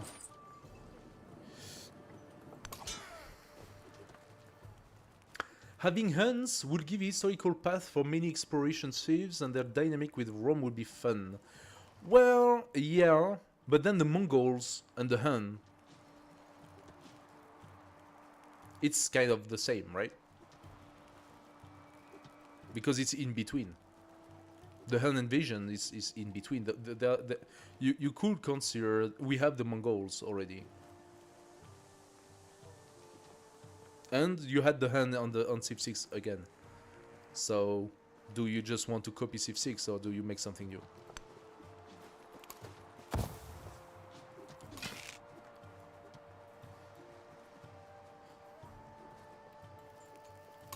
Okay, having a phalanx as a barbarian invasion is not cool at all. Lalibela, you need to pump out a colonist soon. 205 next turn. Okay. Second crisis. What are we gonna choose? Because things are turning to shit. Minus 75 gold and food in turn with specialization. That does not impact me. I take it. That's the problem. Some civs makes historical sense, but gameplay is too similar like Maui and Hawaii. Yes, of course. So we just take a choice. Like, we make an educated... Visigoth! Yes, that would be good. Visigoth would be very nice. The Barbarians. Instead of just Visigoth, just go for the Barbarian. I mean, we have the Barbarian invasion right now as a crisis, right?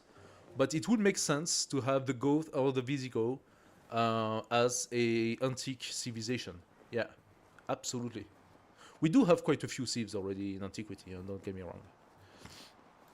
Maybe we will need another modern instead. If you were to choose a new modern civilization, what would you go for? Oh, we don't have Korea. We don't have Korea. They can pick up settlements and relocate. Oh, that would be cool. That would be super cool. That would be excellent. I love the idea. I love the idea. Or if we could do that, take over settlements and have the opportunity to relocate it within 2 or 3 tiles. That would be really, really cool. Ottoman Empire, absolutely. Ottoman Empire makes sense. Ottoman Empire, again, very, very close to Persian. But it does make sense. So maybe you go for a transition, Ottoman-Persian? Persian-Ottoman? You have to consider that geographically speaking, they are literally the same. What they could do, going away from Persia, going away from Ottoman, are the Arab invasions. We haven't seen the Arabs as a civilization, probably for political reason too, yet, despite all the bad, the good or bad that can be said about it, the Arabs invasion are a real thing. Brazil, yes, but Brazil is post-exploration. So Brazil, you had Brazil in Civ 6, I think? No? Civ 5? They had this special dreadnought. Abbasid, yeah, you're right. Abbasid is definitely Arab, yeah. Or at least it is a form, yeah, definitely, yeah. Yeah, no, you're right. You can say Abbasids are the Arab. Yeah, definitely. Then, like, what's left, guys? What is left? Canada? What do you want to say? No, if you consider countries that have been built post colonization, it's kind of complicated, and Brazil is definitely one of those. But then, if you want to go Brazil, maybe you could go. How do you call those? I mean, that's the problem. The tropical forest people, like the Indios, they are not really a civilization. And you already have the Aztec and the Incas for Middle America. In Brazil, in the dense forests, you had a little bit of population and stuff, but it's not really what you could say a civilization. They were just tribes of Indios. So, and you have the Shawnee, that kind of the people of the river, the Mississippian, they kind of already give the Indian vibe, right? So that would be doubling up on those. As for Brazil, they used to have this Brazilian civilization with this very, very strong dreadnought. I think it was Civ 5. They had Brazil or something like that. And they had a very strong dreadnought, I remember.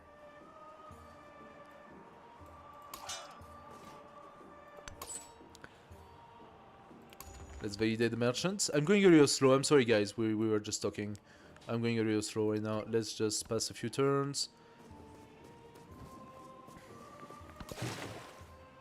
Gade, I would like you to participate to the exploration, please. Aha. Who's attacking? Oh, this guy. Okay. I lost my archer in one turn? You're gonna be shitting me. Well, guess what? I got another. Civ 6. So it was Civ 6, yes. With Pedro 2, yes. No, so Pedro 2 is Portugal. Consider that. So that was Portugal in Brazil. So it was ends of colonization age. But yeah, that was in Civ 6, so that would be, again, doubling up. Some civilization you always see, right? You always will see Germany, France, England, Spain, because they have just too much history. You will always see Japan, you will always see... Japan came pretty late in Civ 6, actually. But yes, you will see those big civilizations, right?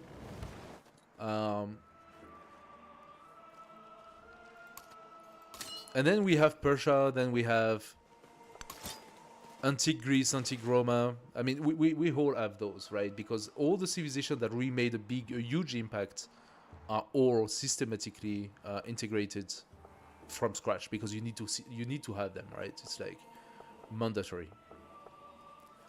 How much does she hate my guts? She hates my guts. Okay, no problem. Ariet. I wanted to integrate your empire into mine, but you have proven difficult. What should I do with you, Ariet? You gave me 2 beautiful cities. I'm very happy with this. I would love to take 2 more, but you are down to 3 cities. I don't know if that's gonna happen. Adulis could fall eventually. I could make Yamatai fall because it's independent, and then Yamatai could disappear. Then Adulis could fall. I don't know if I have much more time. I'm 15% away from the age progress. We could get back there. Declare war would be in 3 turns. But I am not really prepped for it, right? I do have a couple of like gaddies here. Matara's gonna disappear. Matara is a shit city, so it doesn't have to stay. I could put another one here instead. It's kind of close to Gutyuda though, so I don't really know if that's beneficial or not. I am gonna go here, take that resource. I would like for my galley to be able to pass on the other side here. It's a bit annoying that I cannot. Can you just give me free passage? She's gonna refuse, of course. Give me open border. Yeah, she rejects, of course she does. That's annoying. So my galley is gonna have to wait. We're gonna kill those archers. The merchant cannot validate that. Gutyuda or Yamada? Oh, they are both on the south. So where do I send those merchants now? Kotodan is too high. No, it should not. La Libera is... Okay, I need my city in the middle here. La Libera, you give me colonists. Now, I do have 2 colonists for the price of 1. That is extremely strong. I'm gonna send one here. And I'm gonna send the other one.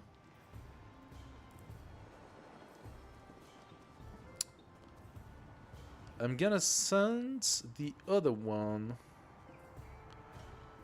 I told you that's a little edgy, but maybe I could put it here. And have the 2 cities.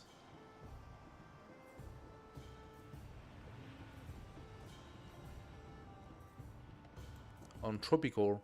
But we might not play the dive yet. I mean, it's a new civilization, which is interesting to try, but we might not play the dive yet. Oh, I wanted one down there. True, I wanted one down there. So merchants, what can you do? Merchants, you can come here and give us visibility. Which leader would I like to see next? Alexander makes sense. Alexander is a great leader to play.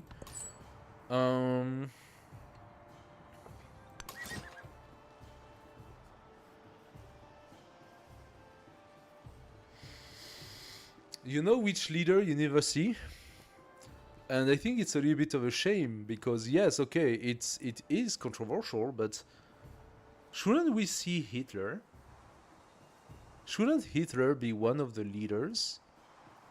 Just like Napoleon was there?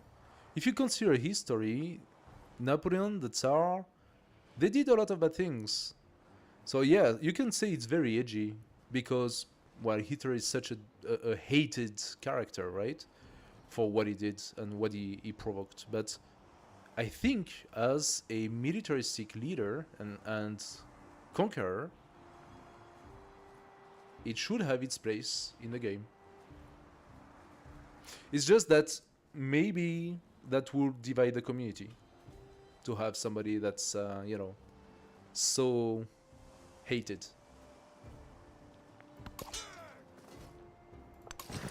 I don't think we ever saw him in a game before.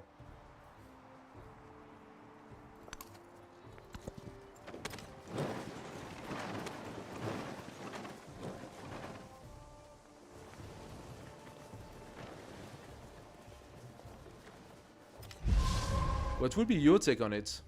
Do you think it would be too controversial?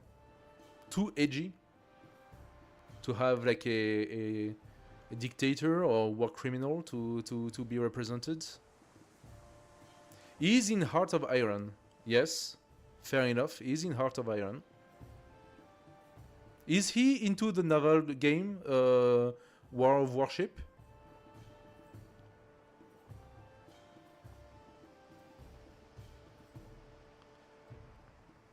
Is okay. He wants peace, and he's offering me a city for it. I'm not gonna say no to that. So thank you very much. Do you give me G as well? There we go, and we have the golden age of military, thanks to our friend Confucius. For a casual game like Civilization, it doesn't fit. It's not that casual, dude. Civilization is not a casual game. It's a very, very, very specific, very niche game. It's a 4X, but with a lot of strategy, just like Heart of Iron. It's not a casual game. And it talks mostly to adults. Adults who can make the difference between political views and consideration and history. So I don't know. I know it's edgy and it's definitely polemical. So we could discuss this for hours. I thought it could be an interesting choice.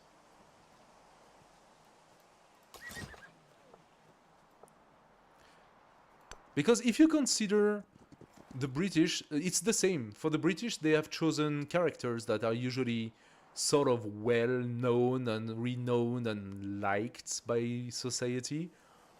But in reality, the biggest conquerors in England, or even in France, maybe not, but in England and in Prussia and in in Spain, where they were conquering so much with religion and stuff, like, consider the atrocities they've done. But they had great conquerors. You could consider some of those kings, you know, they were great conquerors, but they did horrible things at that time. But again, you have to put it back into the historical aspect of things, right? If we consider just leaders, I'm just talking leaders here, I'm just talking about characters, actual historical characters to put into a game like Civilization. I think we had Napoleon the 14th, like the Sun King, yes, for France. In Civ 6, if I'm not mistaken, you had Napoleon. Louis 14th, not Napoleon. Louis 14th did not only do great things, he does have quite a few skeletons in his closet, I can tell you that.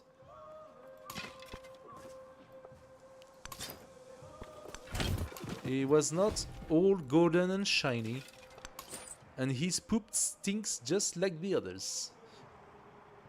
The devs generally avoid any leader who came after World War I or World War II.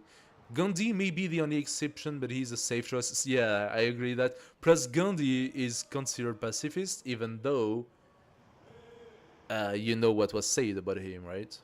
So, yeah, Gandhi is safe choice, dude.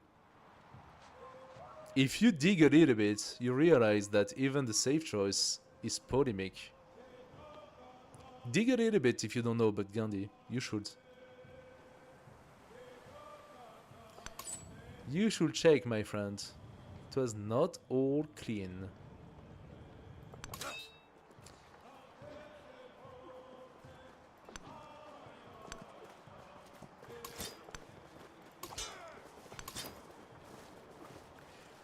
Okay, I need to go and deal with the Scythians that are becoming a little bit of a menace. I have enough to buy a Numidian cavalry, that's what I'm gonna do. And I have enough here in Tirus. But I need to move my army one tile, so I can go on Tirus and buy myself, let's say, a spearman. I agree, the devs, they try to avoid too much polemics, right? But we do have the Khmer And the Khmer did some pretty horrible things. So, consider the Incas and how the Incas were doing sacrificial murders for the sake of their beliefs and gods. How many villages they pillaged, burned, raped, tortured, killed, sacrificed. Because it was at the time, it was long time ago. Different ways of living, different ways of doing things, different beliefs. Okay. Still, we sort of make our peace with those guys. They were that way a long time ago. So it's not affecting us so much anymore.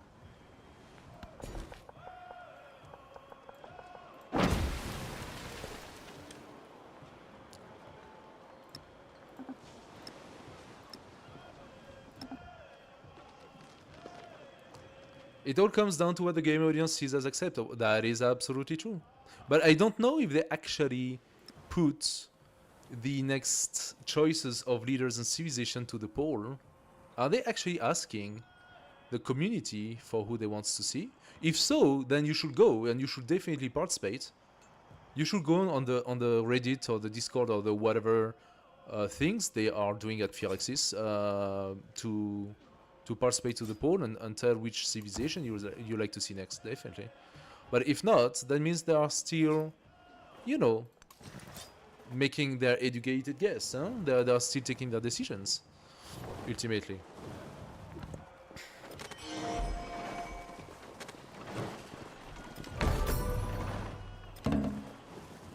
You know what would be really polemic? Okay.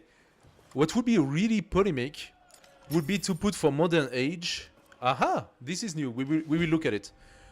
To put for modern age the guerrilleros that are working in Central America and financed by the drug cartels. You know, not the drug cartels, the guerrilleros, the Golden Triangle.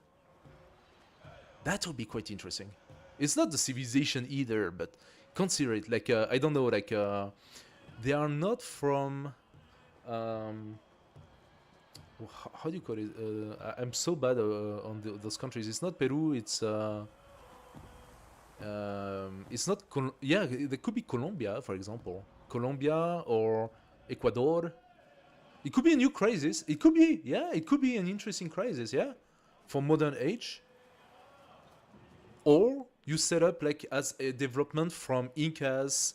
We currently only have Mexico, but if you were to go toward Ecuador, this sort of stuff, you could go for like a guerrilla sort of kind of you know, army or civilization development. The leaders, you could have, what's his name, Che Guevara? You could have Che Guevara as a leader. The Che. You could have anarchists, you could have revolutionaries as special troops. Specialized in guerrilla, specialized against you know, anti-air in the jungle, like free anti-air in the jungle, stuff like that. That would be really cool. That's something we never saw before. There was, I think in C4 or C5, that there was one sort of guerrero unit.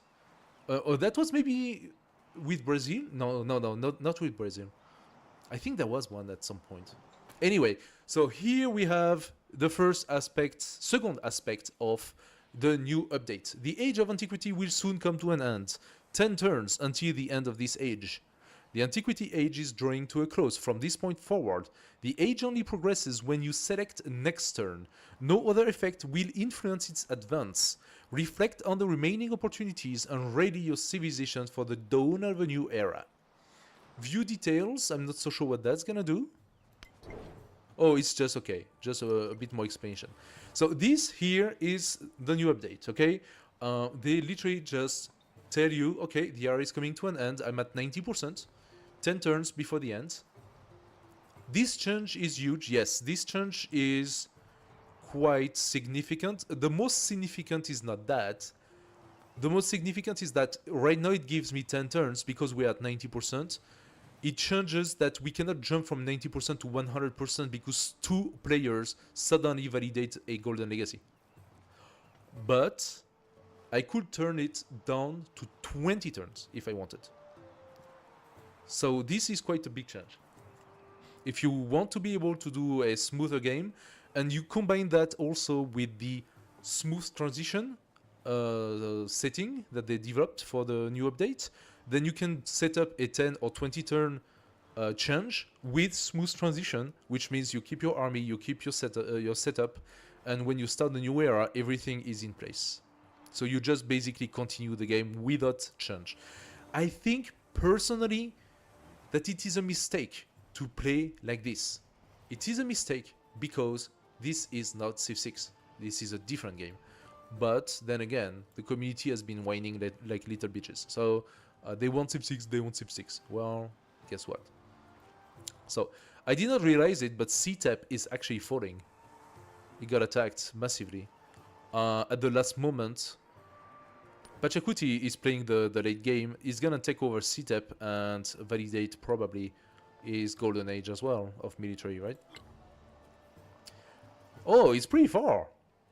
8 out of 12. That's gonna bring him to 10 though. That's gonna bring him to 10. He's not gonna have better because I'm here. And I'm not gonna let him do what he wants.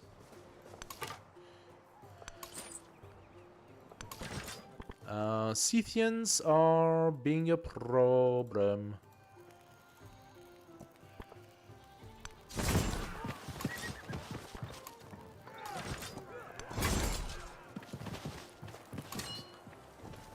Holy moly, they are pretty strong.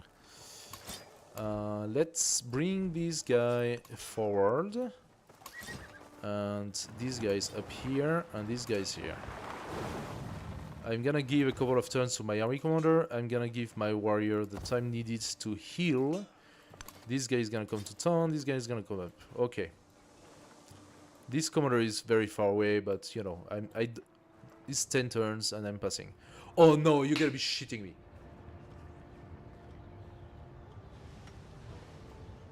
What the actual fuck is that?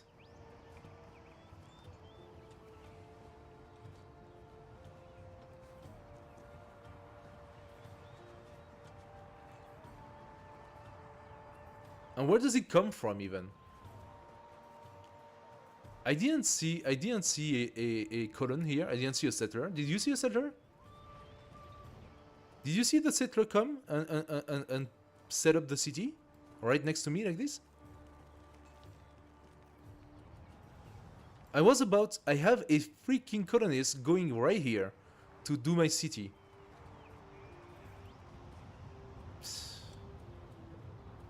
This pisses me off.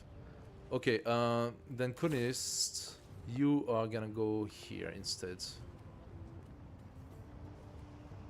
I cannot go into this tile, like that doesn't work really. I need to take this space instead. I'm sorry, but Ariat, you're gonna fall. You're gonna fall. I'm gonna go back on you like real hard. Like what the hell do you want? Do you see what you're doing? You're pissing me off. Like you're doing it on purpose. Really? What the hell? What the fuck is this? Every single time. Every single time. Anyway. Gungna is ours. Gungna is ours. Do we want the gemstone? It should be a city resource, this one, yeah? The 5% gold does provide us plus 34, which is much better than anything else. The world's a stage. We got the civic. Alright. Ancient walls. We could do a few more ancient walls. Do we want the granary in this one? I don't know if the granary is needed. Those tiles are actually very high production tiles. I think just some ancient walls is gonna do. I could set up maybe the Colosseum, but where? Where am I gonna put it? +2 happiness on quarters in this settlement. That's quite a lot of happiness, but where am I gonna do this one?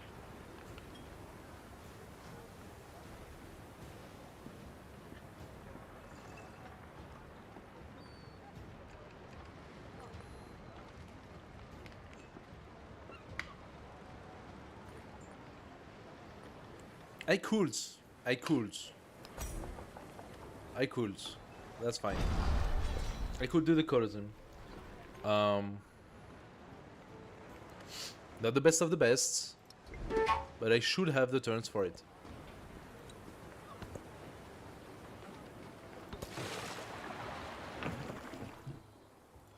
Can I find any move? No, still not. Okay.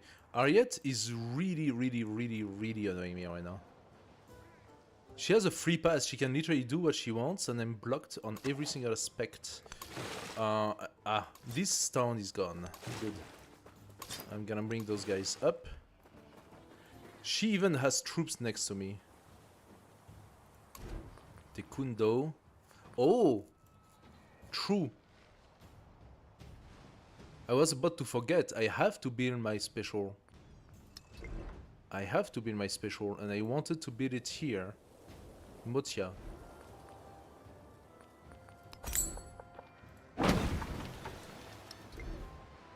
Yeah, I must not forget that.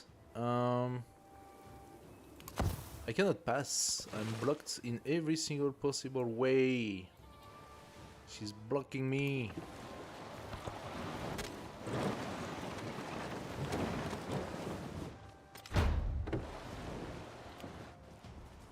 Oh, Babylon came back. Okay, it was not enough that I was attacked by Chichen Itza and stuff. Babylon came back to ruin my day. Okay, I'm gonna retreat. Bye bye. I'm letting you having fun with Uche. I'm gonna fortify here. Anything that passes is gonna take 2 archer in the face. Okay, +1 codex or 100 science. For this, I would first need to have something on. So let's take the currency. Codex, can I take it? I can take it because Ariette had the great guts to give me a library in La Libera. So I will validate the codex. There we go. We got 4. That's not enough to validate the science for sure, but you know, it's better than nothing. Let's go here. Take our tiles. Let's go here and take our tiles. We got some resource. We even have too many resources. Pengcheng. Pengcheng is not linked to our settlement. This is the settlement given by Confucius. Pengcheng. Actually under threat, Pengcheng. But you know what, Pengcheng, considering that I absolutely don't care about you, I have first my dockyard to build. There it is. Very happy to see that. I can put a saw pit, but I don't really need a saw pit in this town. Oh, quite. Maybe. I do have a woodcutter. I have a few mines. I have woodcutter material. Maybe the saw pit is worth it. Where? With the brickyard? Okay, let's do that. Unbreakable bonds. Like links in an iron chain, the ports of Carthage connects the empire across great distances, riches flowing inward and strength projecting outward. Let wine flow enter a celebration, or spread tales of the ports adhere +1 population in Carthage. I'm gonna take the population. I don't care for the celebration right now. But I do like having a very strong city pole, Carthage. Carthage needs what? A little money. There you have it. A little money. I should also get the gold soon. Currency is coming. I don't know if I will have time to finish currency. I should. Give me happiness. What's happening with the happiness in La Libera? La Libera has good gold, but not happiness. Ooh, the happiness is very bad actually. Let's give that here and some happiness to Rebella. Okay. Pengcheng is not linked. I need to link Pengcheng. Motia could benefit from food and production. Let's do that. Alright. So, now the question is... Oh, and she dares. And she dares. Look at that. She's trying to validate her military at the last moment, huh? They are all doing that. So now she has 4 out of 12. They are all doing that. You know what? Once we start the next age, I wouldn't be surprised if some civilizations suddenly have 2 or 3 more cities popping out of nowhere. That has happened a lot already. Seeing like just new cities popping out.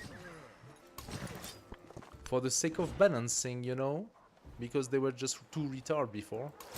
So now they actually have to give them cities for free.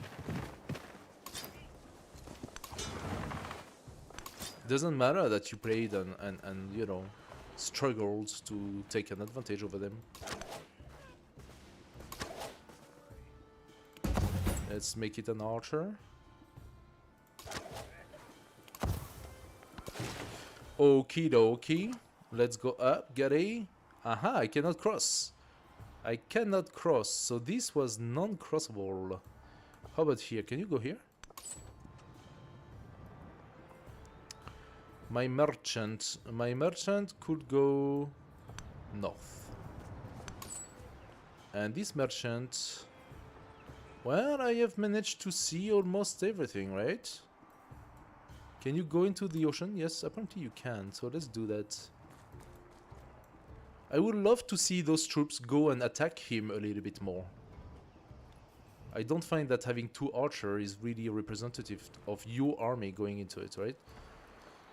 Scythian. So, Sitep did not fall yet. Sitep, are you going to survive? I think Sitep is gonna fall this turn. Unless the Urshe cannot go in. Spearman, what do I do with you? I'm gonna bring it up. Gonna bring my spearman up there.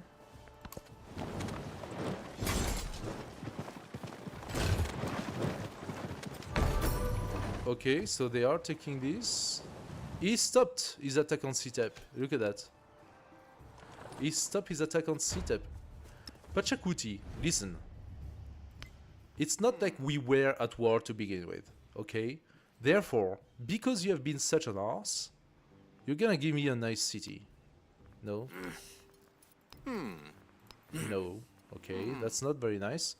Knossos is not even yours. Where are those cities? Knossos, Wabkanal, Tikal, those are very bad. Koba, okay, Koba. Is Koba okay? Koba is not... It's not the worst. It's definitely not very good, but it's not the worst. So, if I offer you peace, do you give me Koba? No, it's a 15 population city. He's not going to accept it. Tikal? No, you don't want Tikal. Okay, you want to either give me that shit here, or maybe Knossos, which was not yours. Oh, he's willing to give both. Not the small one, though. So he's willing to give both of those. Am I gonna benefit from that? It's gonna put me at 10 out of 7. While I actually want to settle as well. It could give me good influence over the land. I'm gonna take it. Milestone provided. Nice. Oh, Golden Age milestone, please. Alright. So, I benefit now from those 2 cities. They are bad. But if I do plant a new city around here... Oh my god, how many turns do I need for that? 9 turns? That's gonna be tough. I cannot. 9 turns I cannot. Ariette, let me pass. You stupid. Where's my other one? And how many turns is that? 10 turns. Yeah, there is no way for me to actually make my cities.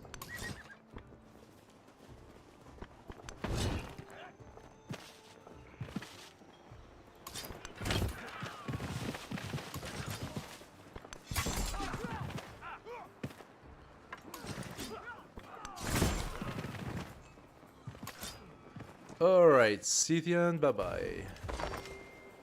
Good. Feels good. We gain some production for this.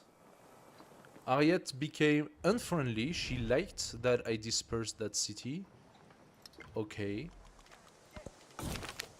The Scourge unveiled. Ambition finds a home in the heart of the once scattered people of the places in between. +2 crisis policy slots. Ouch. The walled garden. Massive stone walls run the length and breadth of the city, from its shores to the edge of the hinterland. Carthage protects his own. That's because I made another wall. Okay.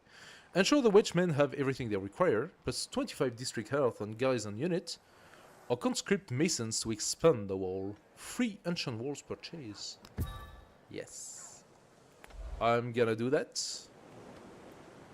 Carthage. Ancient wall purchase. You don't want it. Therefore, I'm gonna do what? Motia? La Libera? La Libera? What about up there? They just have their own... Okay. La Libera? Building? Wall? No, no wall, not existing. Okay, no, okay, well. Apparently I cannot. I hoped I could, but I cannot. I did finish my stuff here. Cotton and Dockyard, they are done. Cotton and Dockyard? Yes. Okay, the two I really wanted are done. Maleth, I wanted Maleth. Cotton.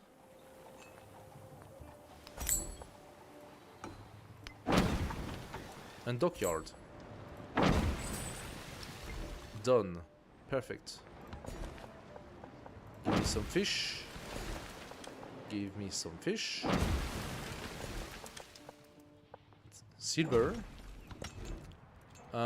We will keep those settlements, okay. Another source of culture. Let's reduce the food a little bit. Give the food to Maleth. As well as the happiness. Maleth is at -19? What? Why is Maleth at -19? Wait a second. I failed to understand something here. Maleth is my city. It's always been my city. Why is Maleth at -19 happiness? Oh! I'm stupid, of course.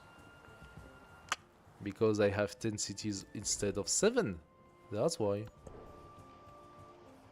I'm gonna take the -6 and -8 happiness. Oh, yo.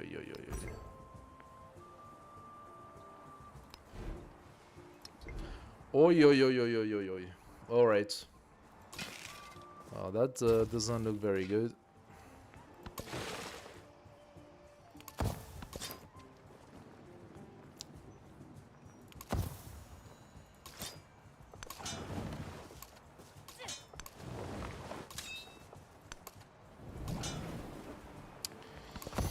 That does not look very, very good. Okay, this army should go because we are not at war anymore. Imiko, why? Imiko, why are you even at war with me, Imiko? Oh, new city-state. Be friend with me. I am at -1 on accumulated influence. Okay, cool. That sounds about right. I could set up a city here, actually.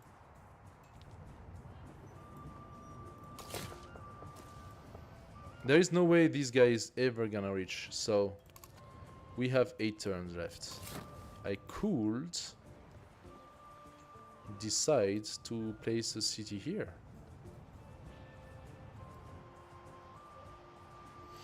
It's not the dumbest of all ideas.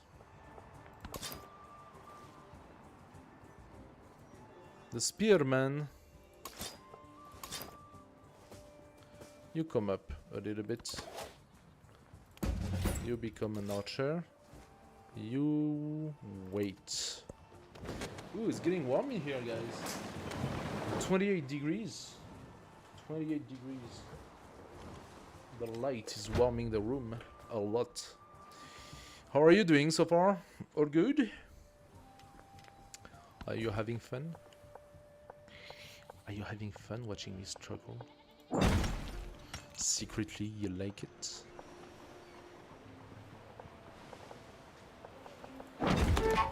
Okay. Some more wild games. Fair. I do like having my boar pate. Those settlements are not connected. That's a lie. They are connected. Why do you say they are not connected? Do I need to put a market or something? I don't even have the market. The altar provides what? Just happiness. I think this one would benefit from a granary.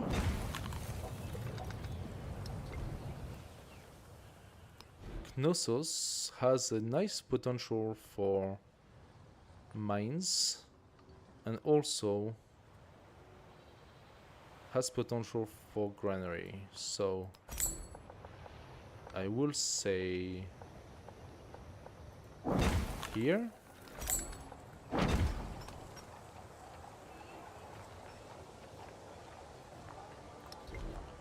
There you go.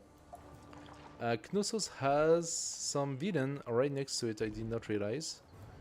Yes, there are quite a few Israelites. Apparently.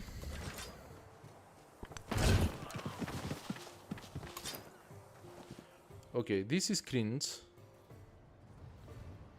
I actually need to send my army up there. Somehow, Sitep survived. I'm happy about that, but I'm surprised as well. New medium cavalry, you go here and you heal.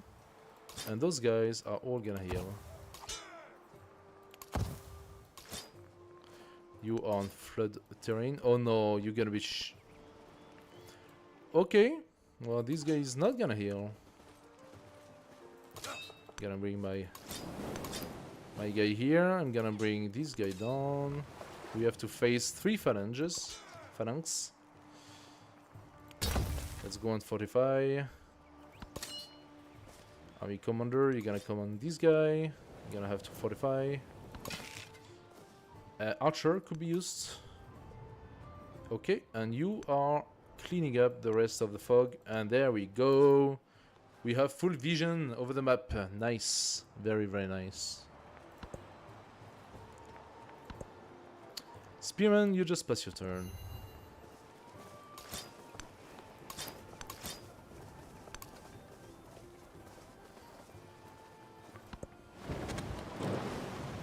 Yeah, she still has a lot of army. Ultimately, she still has a lot of army.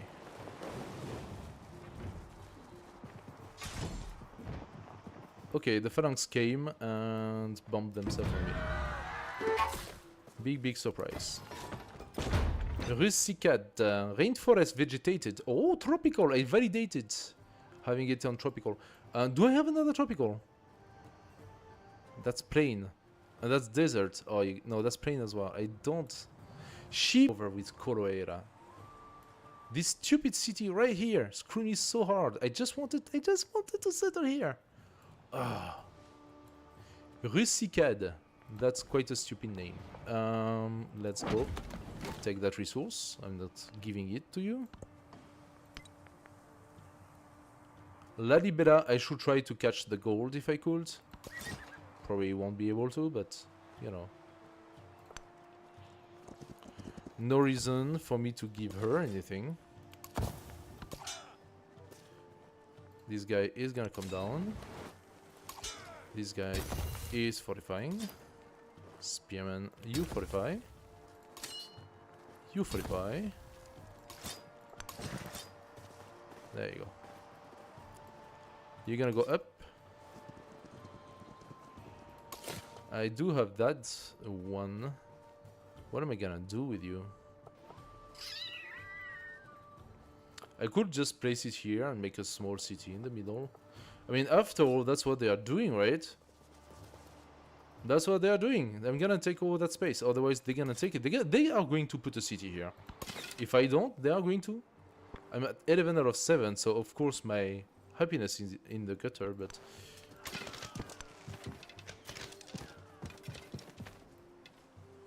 that is a lot of phalanx. I think my archers are probably gonna die. It could be a good idea for me to pump out a few archers after that. To deal with these guys. I do have a lot of money. That means... money means cotton. And we do have...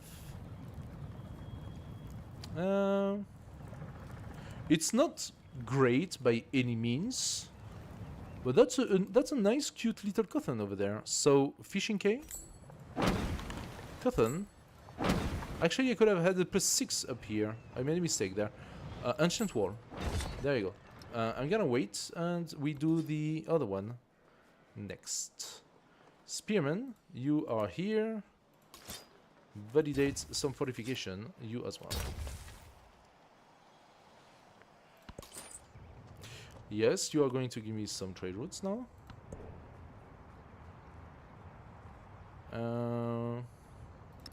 The towns can finally get some resources. I'm gonna take them.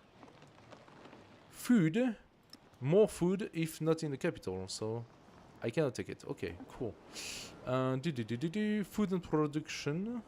Food. I'm gonna give the fish to Rusicad and take the gold in my capital. Production, and food and production. I'm keeping the production at the moment. It gives me good one-turn archers. Give me some additional trade routes. Yes. Very nice. Camel. And 1, and 2, and 3. There we go. What's my benefits now for the horse? So my horses are... okay, this one has -9. That means it would be at 42. I got a -6 combat against independent. So without that -6, I would be at 48. 48 total. 2 horse resource, 5 unique city resource, 3 from chosen and hungry, 5 against independent, 3 against independent, -6 against independent. Counterbalances shit, but you know, still good. Overall, still good. Hey guys, welcome to the stream. If you're new and you have any questions, just come in the chat, guys. Don't hesitate, don't be shy. Anyway, okay, we can finally send a few trade routes at the last moment. I'm actually going to explore a little bit more. 4. So what? 5 turn left. Oh boy. While stands the Colosseum, Yes. Rome shall stand. When falls the Colosseum, Rome shall fall. And when Rome falls, with it shall fall the world.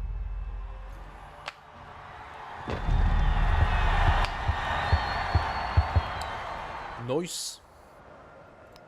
When I was young, Okay. So we got the Mercado. We could have a +6 and +7 bath. Per se, the 7 bath does not cost me anything, so... Ah, wait. Before anything else, and before I forget. Rusticade. I said I'm gonna do a dockyard. There we go, we have it. Now, from that point onwards, I don't know, we will see, but... probably... most likely a brickyard. There we go. Because we're gonna take those resources. I cannot actually take this one. Haha. Okay, so this is the small city from Confucius. Is there anything worth taking? Like, look how close he puts his cities. Like, they have so much common border. He did give me a tile of Great Wall. That's nice. Let's take some fish. Machiavelli doing the very first positive interaction with me. Currency level 2. 4 turns. That's gonna arrive just at the end of the age. Okay, let's. Oh my god, this invasion. Tidrius, you need some troops. You need some troops to do something. Okay, this guy needs help, so you heal. You attack. You attack. Not enough. Okay, Tidrius should be able to withstand an attack. Archer, you kill that guy. Thank you. Archer, you shoot that guy. Cannot shoot him because vegetated. That's why. And I should get an archer next turn. Yes. Okay. Oh, we have another archer here. All right. And this guy is not in too much of a bad shape. So let's go and give a lesson to the Babylonians. Make next city of Adrumetum. There we go. We are taking every possible space available. This is very awkward. Very, very awkward. Actually, a city here makes more sense than where I just put it, but it's just that the end of the era will not let me. I wouldn't be surprised if by the next era you see another player such as Pachacuti, for example, having a city right here, taking this space. Anyway. Knossos, those guys are killing themselves, and Machiavelli is cleaning it up. So I'm gonna let them kill themselves on the walls. That's right. Go for it.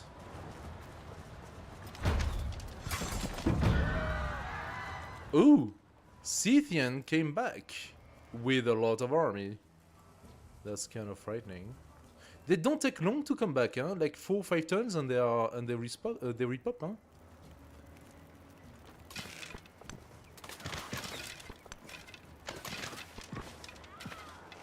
Okay, that's a little bit of a problem.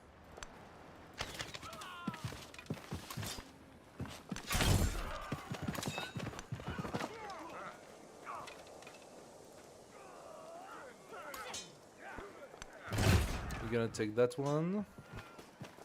Get rid of this guy. And you're gonna come here. This archer. Okay, not too bad. Yeah, this one is probably still dying. This is actually frightening, the amount of barbarians that are popping right now. And I do not have the means to convert them. I could make myself a new army commander that would take 5 turns. So instead, how about I purchase a bath? +7. It is not remarkable, but it is not bad either. Aha! Anuradharpura is switching toward us, so that's good. Let's give ourselves some fish. Let's go for the llama. The gold. Ah, I should have maybe tried to get the silver. Machiavelli, again.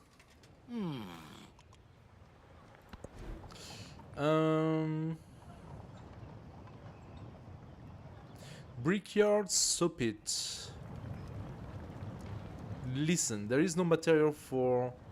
There is a little material for the brickyard. I could have equip it here and we have a mine. But that's it. There is nothing else.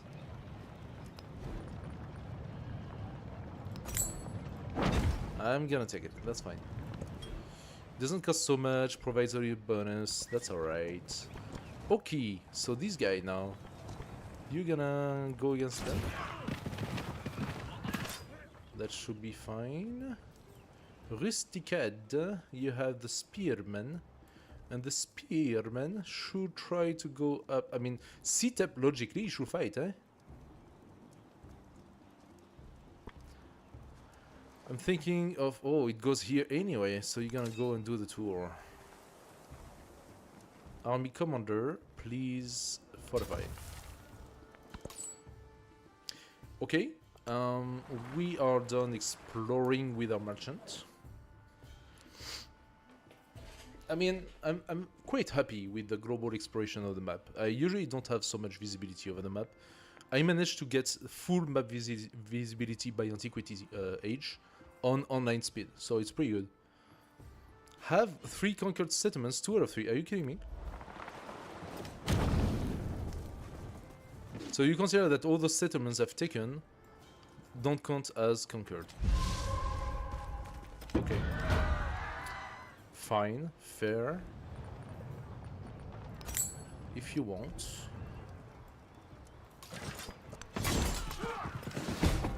I lost my horsey. My horsey died. Okay. We do need a little bit more food. So go for the fish, Malet. I'm so dumb. I could have just popped a settler in Maleth. I have 3 turns now. There is no way for the settler to come down. That would be 1 turn here. Probably 2 turns here, or maybe here. 3 turns arriving here, change of age. Ah, do you think it's doable? I don't have the money.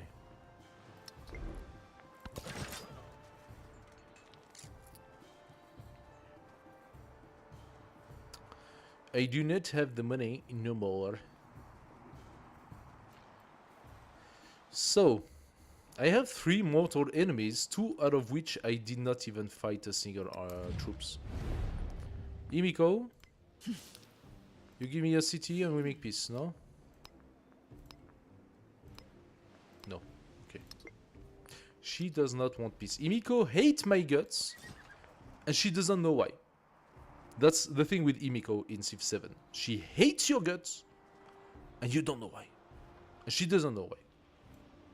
It's per principle.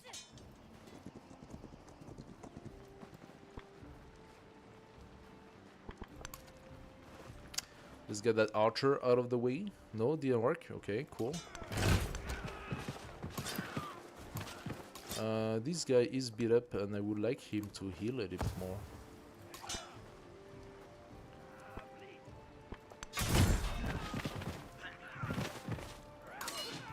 My guys are on equal footing with the phalanx. It's really not that bad, huh? Spearman, spearman, spearman, my friend. I would like you to heal a little bit too. There we go.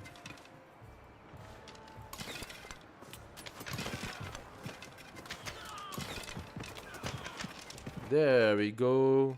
Don't we feel better? Yes, we do. Okay.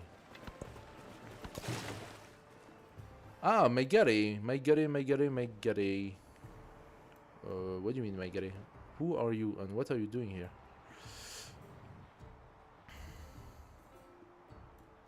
Can go all the way here. No, cannot. It's not connected? Oh, it's open ocean. It is actually not connected. Okay. Well, then you keep yourself here. What do you want?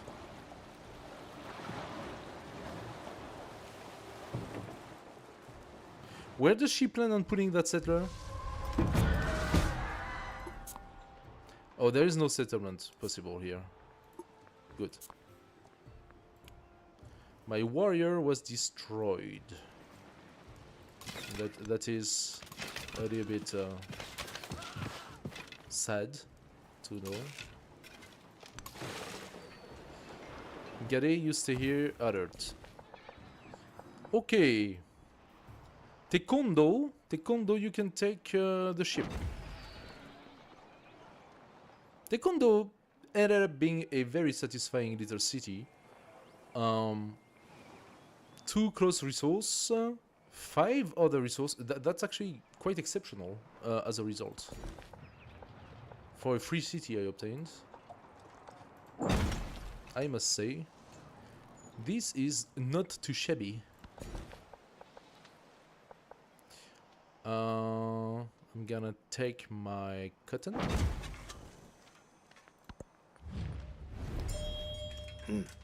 Go for it.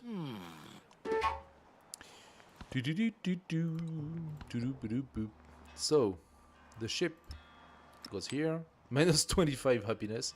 Oh yeah, I got 12 settlements out of 7. Yeah. Yeah. I'm a little greedy. Okay. I got enough money for me to set up another one of my special districts. They have it. Tekundo, do you have it? Tekundo does not have it. And Tekundo has a lot of very nice resources. But will it be possible to place it here? I think I made a huge mistake. It's not possible for me to have it here, right? Ah, what a shame.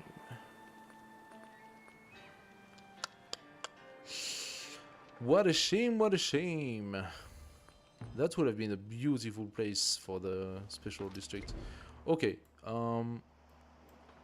it's finished here. It is finished here. We have it on the lake here. What about up there? Not much to be done here. So, yeah, maybe this city is the one. I could actually place it right here. Potentially, those could become quarters. This is a resource.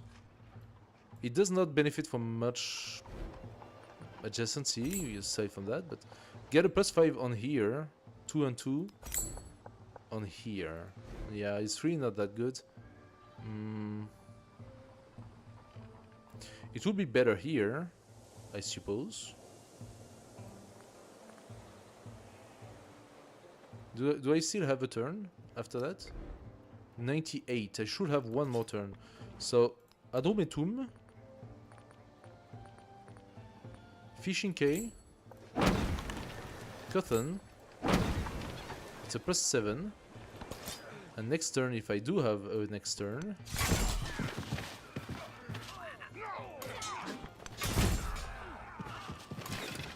Alrighty. I managed to push the invader away.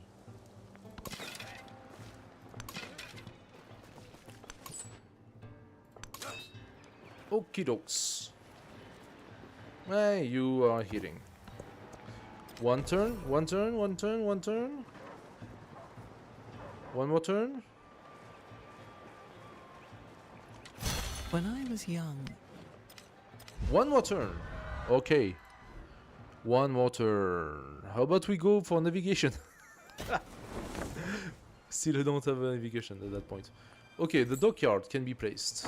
Very nice, very nice. This city does not really have much. Do I give it an altar? A +9 altar? Oh! Look at that. What a surprise. Very nice.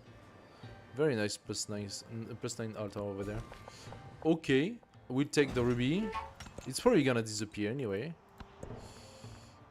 Those are the beautiful resources we have. So, okay, overview globally, guys. How did we do? We got 3 wonders in our main. We have a golden age of military with way too many towns. We have 5 points of codices. I'm missing just one to have my second scientific legacy point, unfortunately, just missing one.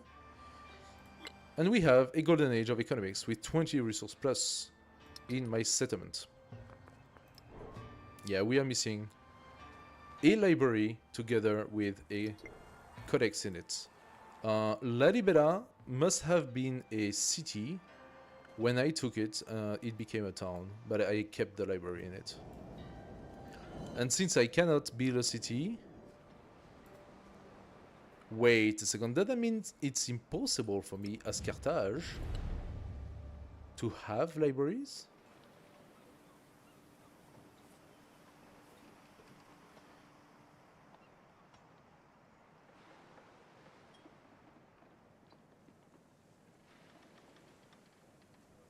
Yeah. I think that's exactly what it means. As Carthage, it is impossible for you to have the scientific golden age.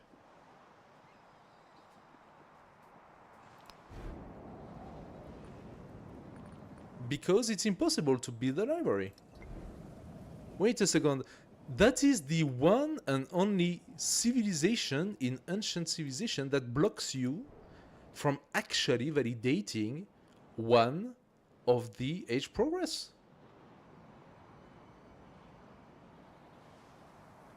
You cannot have 10 codices in your empire as Carthage.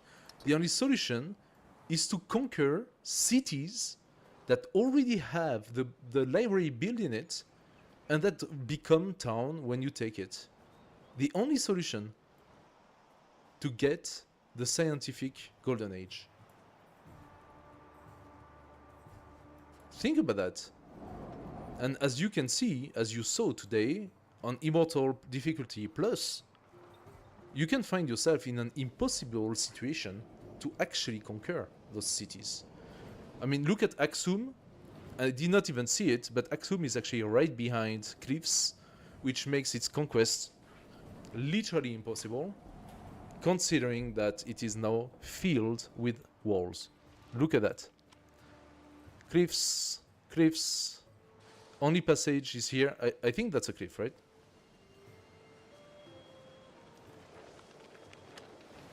So, only passage is around here. It's all fortified. So where exactly do you put your troops? Here, and then you fight this one, and then you have this one choke point to get in. Like, you have to attack from above or something like that. And she had literally 20 troops. Right here. Anyway, so this age was really, really, really complex this time. Really complex. I must admit that the barbarian invasion at the end are relentless.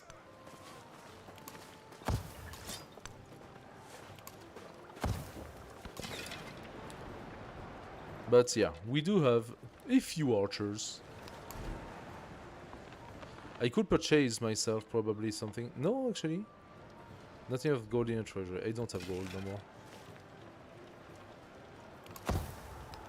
Okay, stop the archers. No point. You can do a granary. Do I want a granary? I don't care for the granary. I get the wine. It's a plantation. Anything else that justify the granary? The horse is on the other city. No, granary is not needed. Market. 1 turn for the market. I can have a +7. If I place it in the city center. Yeah, sure. Give me the market. 1 turn market.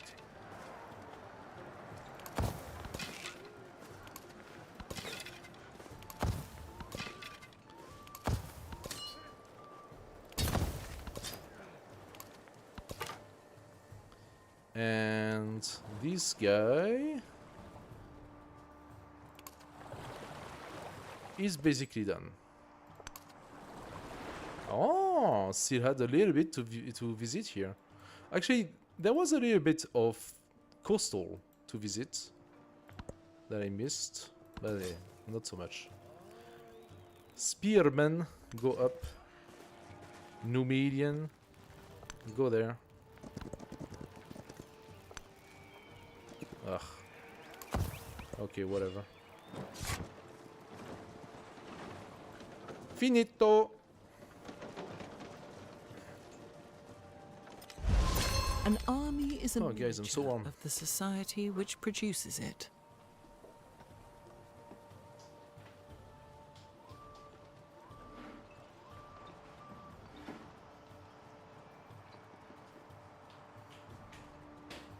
So there is a chance that the electricity cuts and that the computer stops.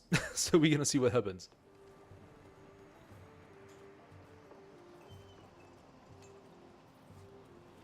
Okay, that didn't stop everything. Good. Ah, some air. Oof. Hallelujah. Praise was the guy who invented the fan. So, You might actually have a bit of noise now in the microphone.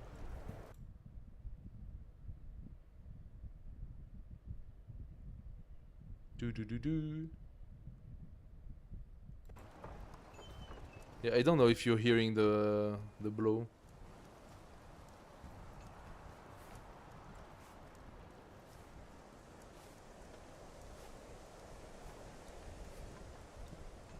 Yeah, I think you are. Okay.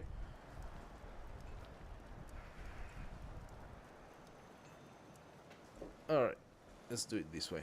That would be better. Okie dokes. So, a world broken. The scourge has ended and the world yet turns, but its shape is unfamiliar. People displaced from their homelands make new homes where they have settled. Forever gone is a world of a singular city and a vast barbarian hinterland. Now, those that city dwellers once looked down upon wear their own crowns, and tongues once thought unfit for the capital are spoken by monarchs. The ancient era has passed on to a new time of interconnection. Even we have not remained untouched, as a wave of refugees and immigrants reshape who we are, what tongue we speak, and what stories we tell. Well, for you know who, that's gonna be Spanish then. Who will carry our legacy? Invest in the infrastructure? Yeah, give me some. Whatever. Fish. Llama. Fish. Machiavelli. Oh! Just on time! Anuradhapura, what do you give? At the last moment, gold bidding receive +1 gold. For every city-state you are suzerain of. Plus 42 gold. Ah. I would have liked that a long time ago. 200 gold, nice. Citizenship, whatever. I could purchase something at the last moment. I don't want the granary. In Maleth, can I purchase something of use? I can purchase myself a granary. Fine. The altar, I don't really care. Do I care? It's gonna be so little, +2 happiness. I can... Let's check something of better use, like an ageless one. Brickyards? No, actually camps are here, quite a lot of them. So this time, the soapit is of use. +5 soapit. Don't we love to see that? And I believe a granary to be also useful. Not very, but a little bit. There you have it, 20 gold. I don't want to do anything here, so just pump out an archer, who cares?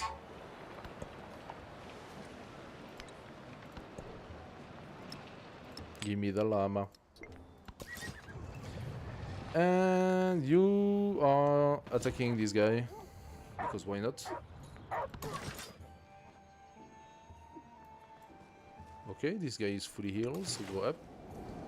Oh, those guys got beaten.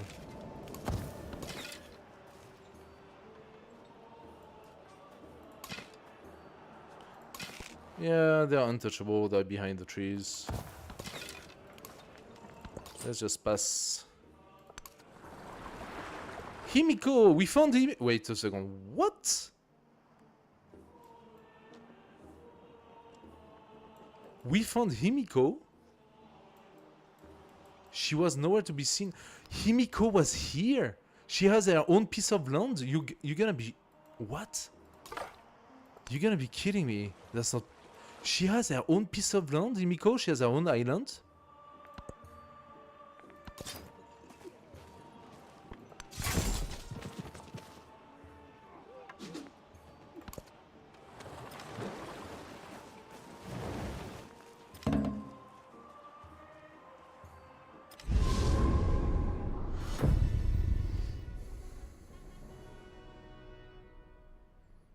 Okay. Few refused trade with the Carthaginians. Those who did struck a covenant with prosperity itself.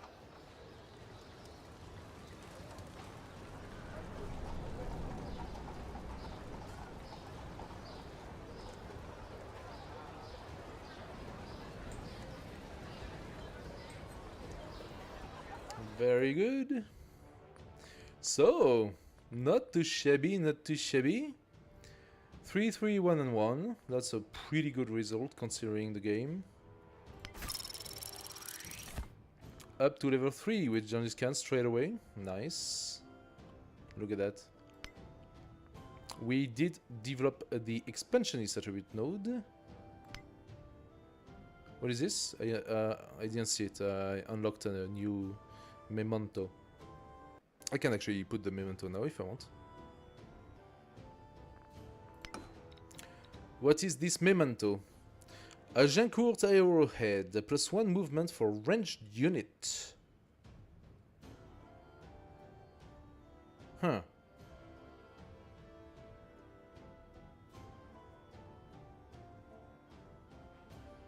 Okay. The travel of Marco Polo. 50 gold for every 100 tile explored by your units. I'm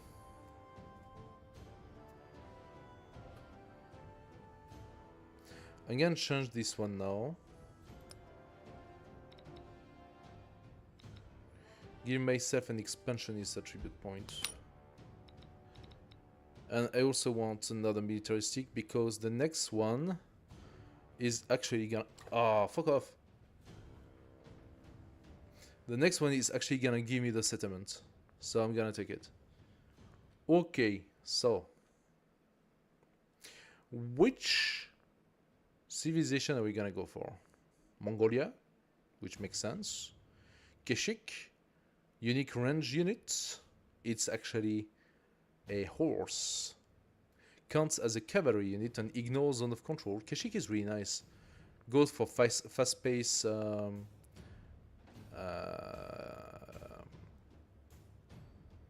Fast pace war of sorts. The Norman could be interesting for us as well. Good synergy.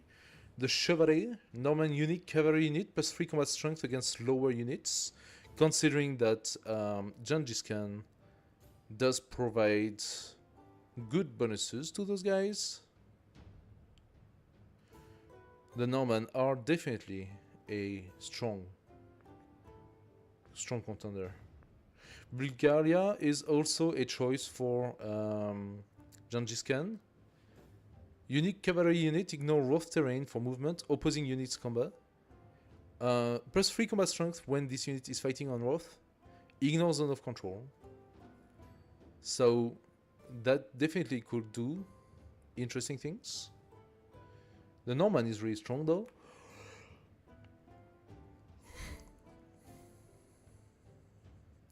+3 combat strength against slower units. That means any unit that does not move as fast.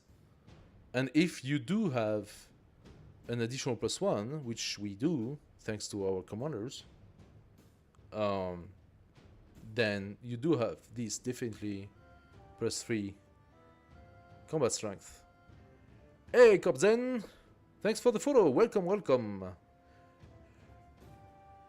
Dude, you are our 220 follower. Thank you so much. Welcome to the Bear family. No, I am not from Quebec. You are from Quebec. Very, very welcome to you, frère québécois. I am French. I am located in Germany. French in Germany, speaking English. Makes sense. Makes sense, right? That's why it's English-Français stream. But it's quite rare for me to actually have French speakers coming. Rimouski? T'es où ça, Rimouski? Je connais très peu le Québec. Jamais été encore. You're looking for people to play with? Oh, that's great. Just ask around. Just ask around. There might be people interested in playing multiplayer here, so just say it. Crows from Gaspésie. Ah, yeah, another piece of Quebec I don't know about. I really do not know the details of Quebec.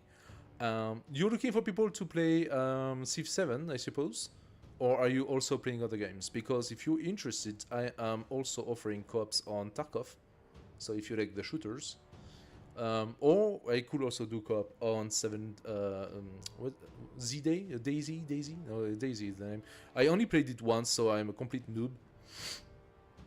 Civ 7 or Civ 6? You're a Street Fighter player. Oh, my friend. Street Fighter player, that is quite old. You have a lot of Street Fighters. Yeah, maybe they're still releasing some of them. I used to smash the button on Street Fighter. Very, very bad. I used to play Honda and Blanca. That's it. Because I would be Honda, put myself into a corner and do the... you know? I would smash the X button. I was really, really bad. Very frustrating for me to play Street Fighter. I'm gonna take the Norman, I think. The Norman are quite fun. To provide us with interesting bonuses. They do have the land unit adjacent to coast receiving 5 combat strength that pile with the 3 combat strength against lower unit. So you get a potential +8, +3 or +5 with Genghis Khan. I think Norman is an interesting combo. The Kashik is really good. I have played Mongol not long ago though. Plus 50% flanking to cavalry unit in the command radius. Yeah. It is interesting. And plus the heal. Plus 1 movement, heals. Has a lot of good synergy for sure. When you capture an opposing settlement, gain the strongest cavalry unit you can currently train, but minus 50% production towards any settler. So you quickly get cavalry by taking settlements and other things. Yeah. You can sort of snowball. Not on very high difficulty though, because the negative they provide is so strong that it does counterbalance things really hard.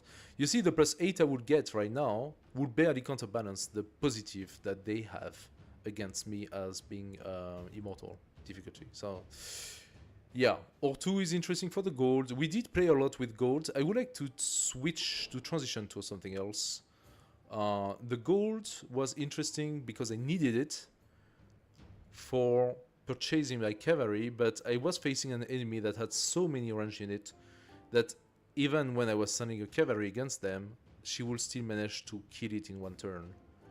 So I lost all of my cavalry that I had purchased the hard way, 1 at a time, in literally 4 turns time. I had no cavalry left. So Norman seems interesting to me. Plus, we have a prey of a name of Himiko, who hates our guts and who seems to be living on islands. And that means that the very juicy +5 fighting on coast is gonna apply. Let's take the Norman. Okay, guys, it is 11 p.m., which means the Normans seek time for me to cut it for tonight. With their mighty stone castles, they hold what they take. It does make sense to see him as a Norman, right? Is made of courtly knights and chivalry, chivalers and keeps. It offers protection. So weird. Under the sword. Stand and receive the fealty of your knights. The Norman yoke is upon the land. Yeah. Isn't it kind of weird to see Genghis Khan with his outfit and stuff with the castle behind? Imagine the guy like this sitting nicely in his little castle, like if he was like a Hungarian sort of king, you know. It does sort of work somehow. But yeah, so we have +3 combat strength for cavalry unit, goes to +5 in the radius of the commander. And the commander have +1 movement to follow the cavalry as well, right? So we do go for a fast-paced army with the bonus from cavalry. Definitely, it does pile up. It does pile up. So militaristic, we get the settlement limit. Expansion is production for settlers. We are now at 12 out of 9. We start with +80 happiness. That's not gonna last. That's gonna go down. Machiavelli is already our friend. We could immediately go alliance. And I could offer him military aid. Lasts for 7 turns. Do we want to rush? We could decide to rush a attack on Ariet. Alternatively, I could decide that my chapter with Ariet has to come to an end. We got what we wanted from her, sort of. Okay, what did I say, guys? What did I say? Literally 5 minutes ago. Did I tell you that through the change of age, this little square right here will be taken by the AI for Shit City for the balancing purpose of this? Seriously? Did I call it or what? Boom, you have it, right here. City of Yokib, 5 population, out of nowhere. Out of nowhere. Relationship from neutral to hostile, neutral to helpful, neutral to hostile, neutral to hostile, and neutral to hostile. Everybody hates me without a reason. Everybody hates my guts without a reason. Vatican City, I need 170 to be friend with you. Okay. And we do see, okay, new change from the updates. The city-states are immediately here. So that is another change they made. All the city-states do not pop after 1 or 2 turns. They already are placed in their previous position. So we have the city-state of Nassau, Alachua, Vatican City, Tianjin, Stockholm, Roskilde, Kiev, and Birarung, and Warjambi. There you have it. So, guys, we have too much to do at this point in time. So I will wish you a great night. Thank you so much for joining me today. And I will kiss you goodnight. Time for me to go, or my lady will make a scene. See you guys next time. You can come in tomorrow. I might be streaming a little bit more. So we'll see how that goes, yeah? Good night. Ciao, ciao. Love you all.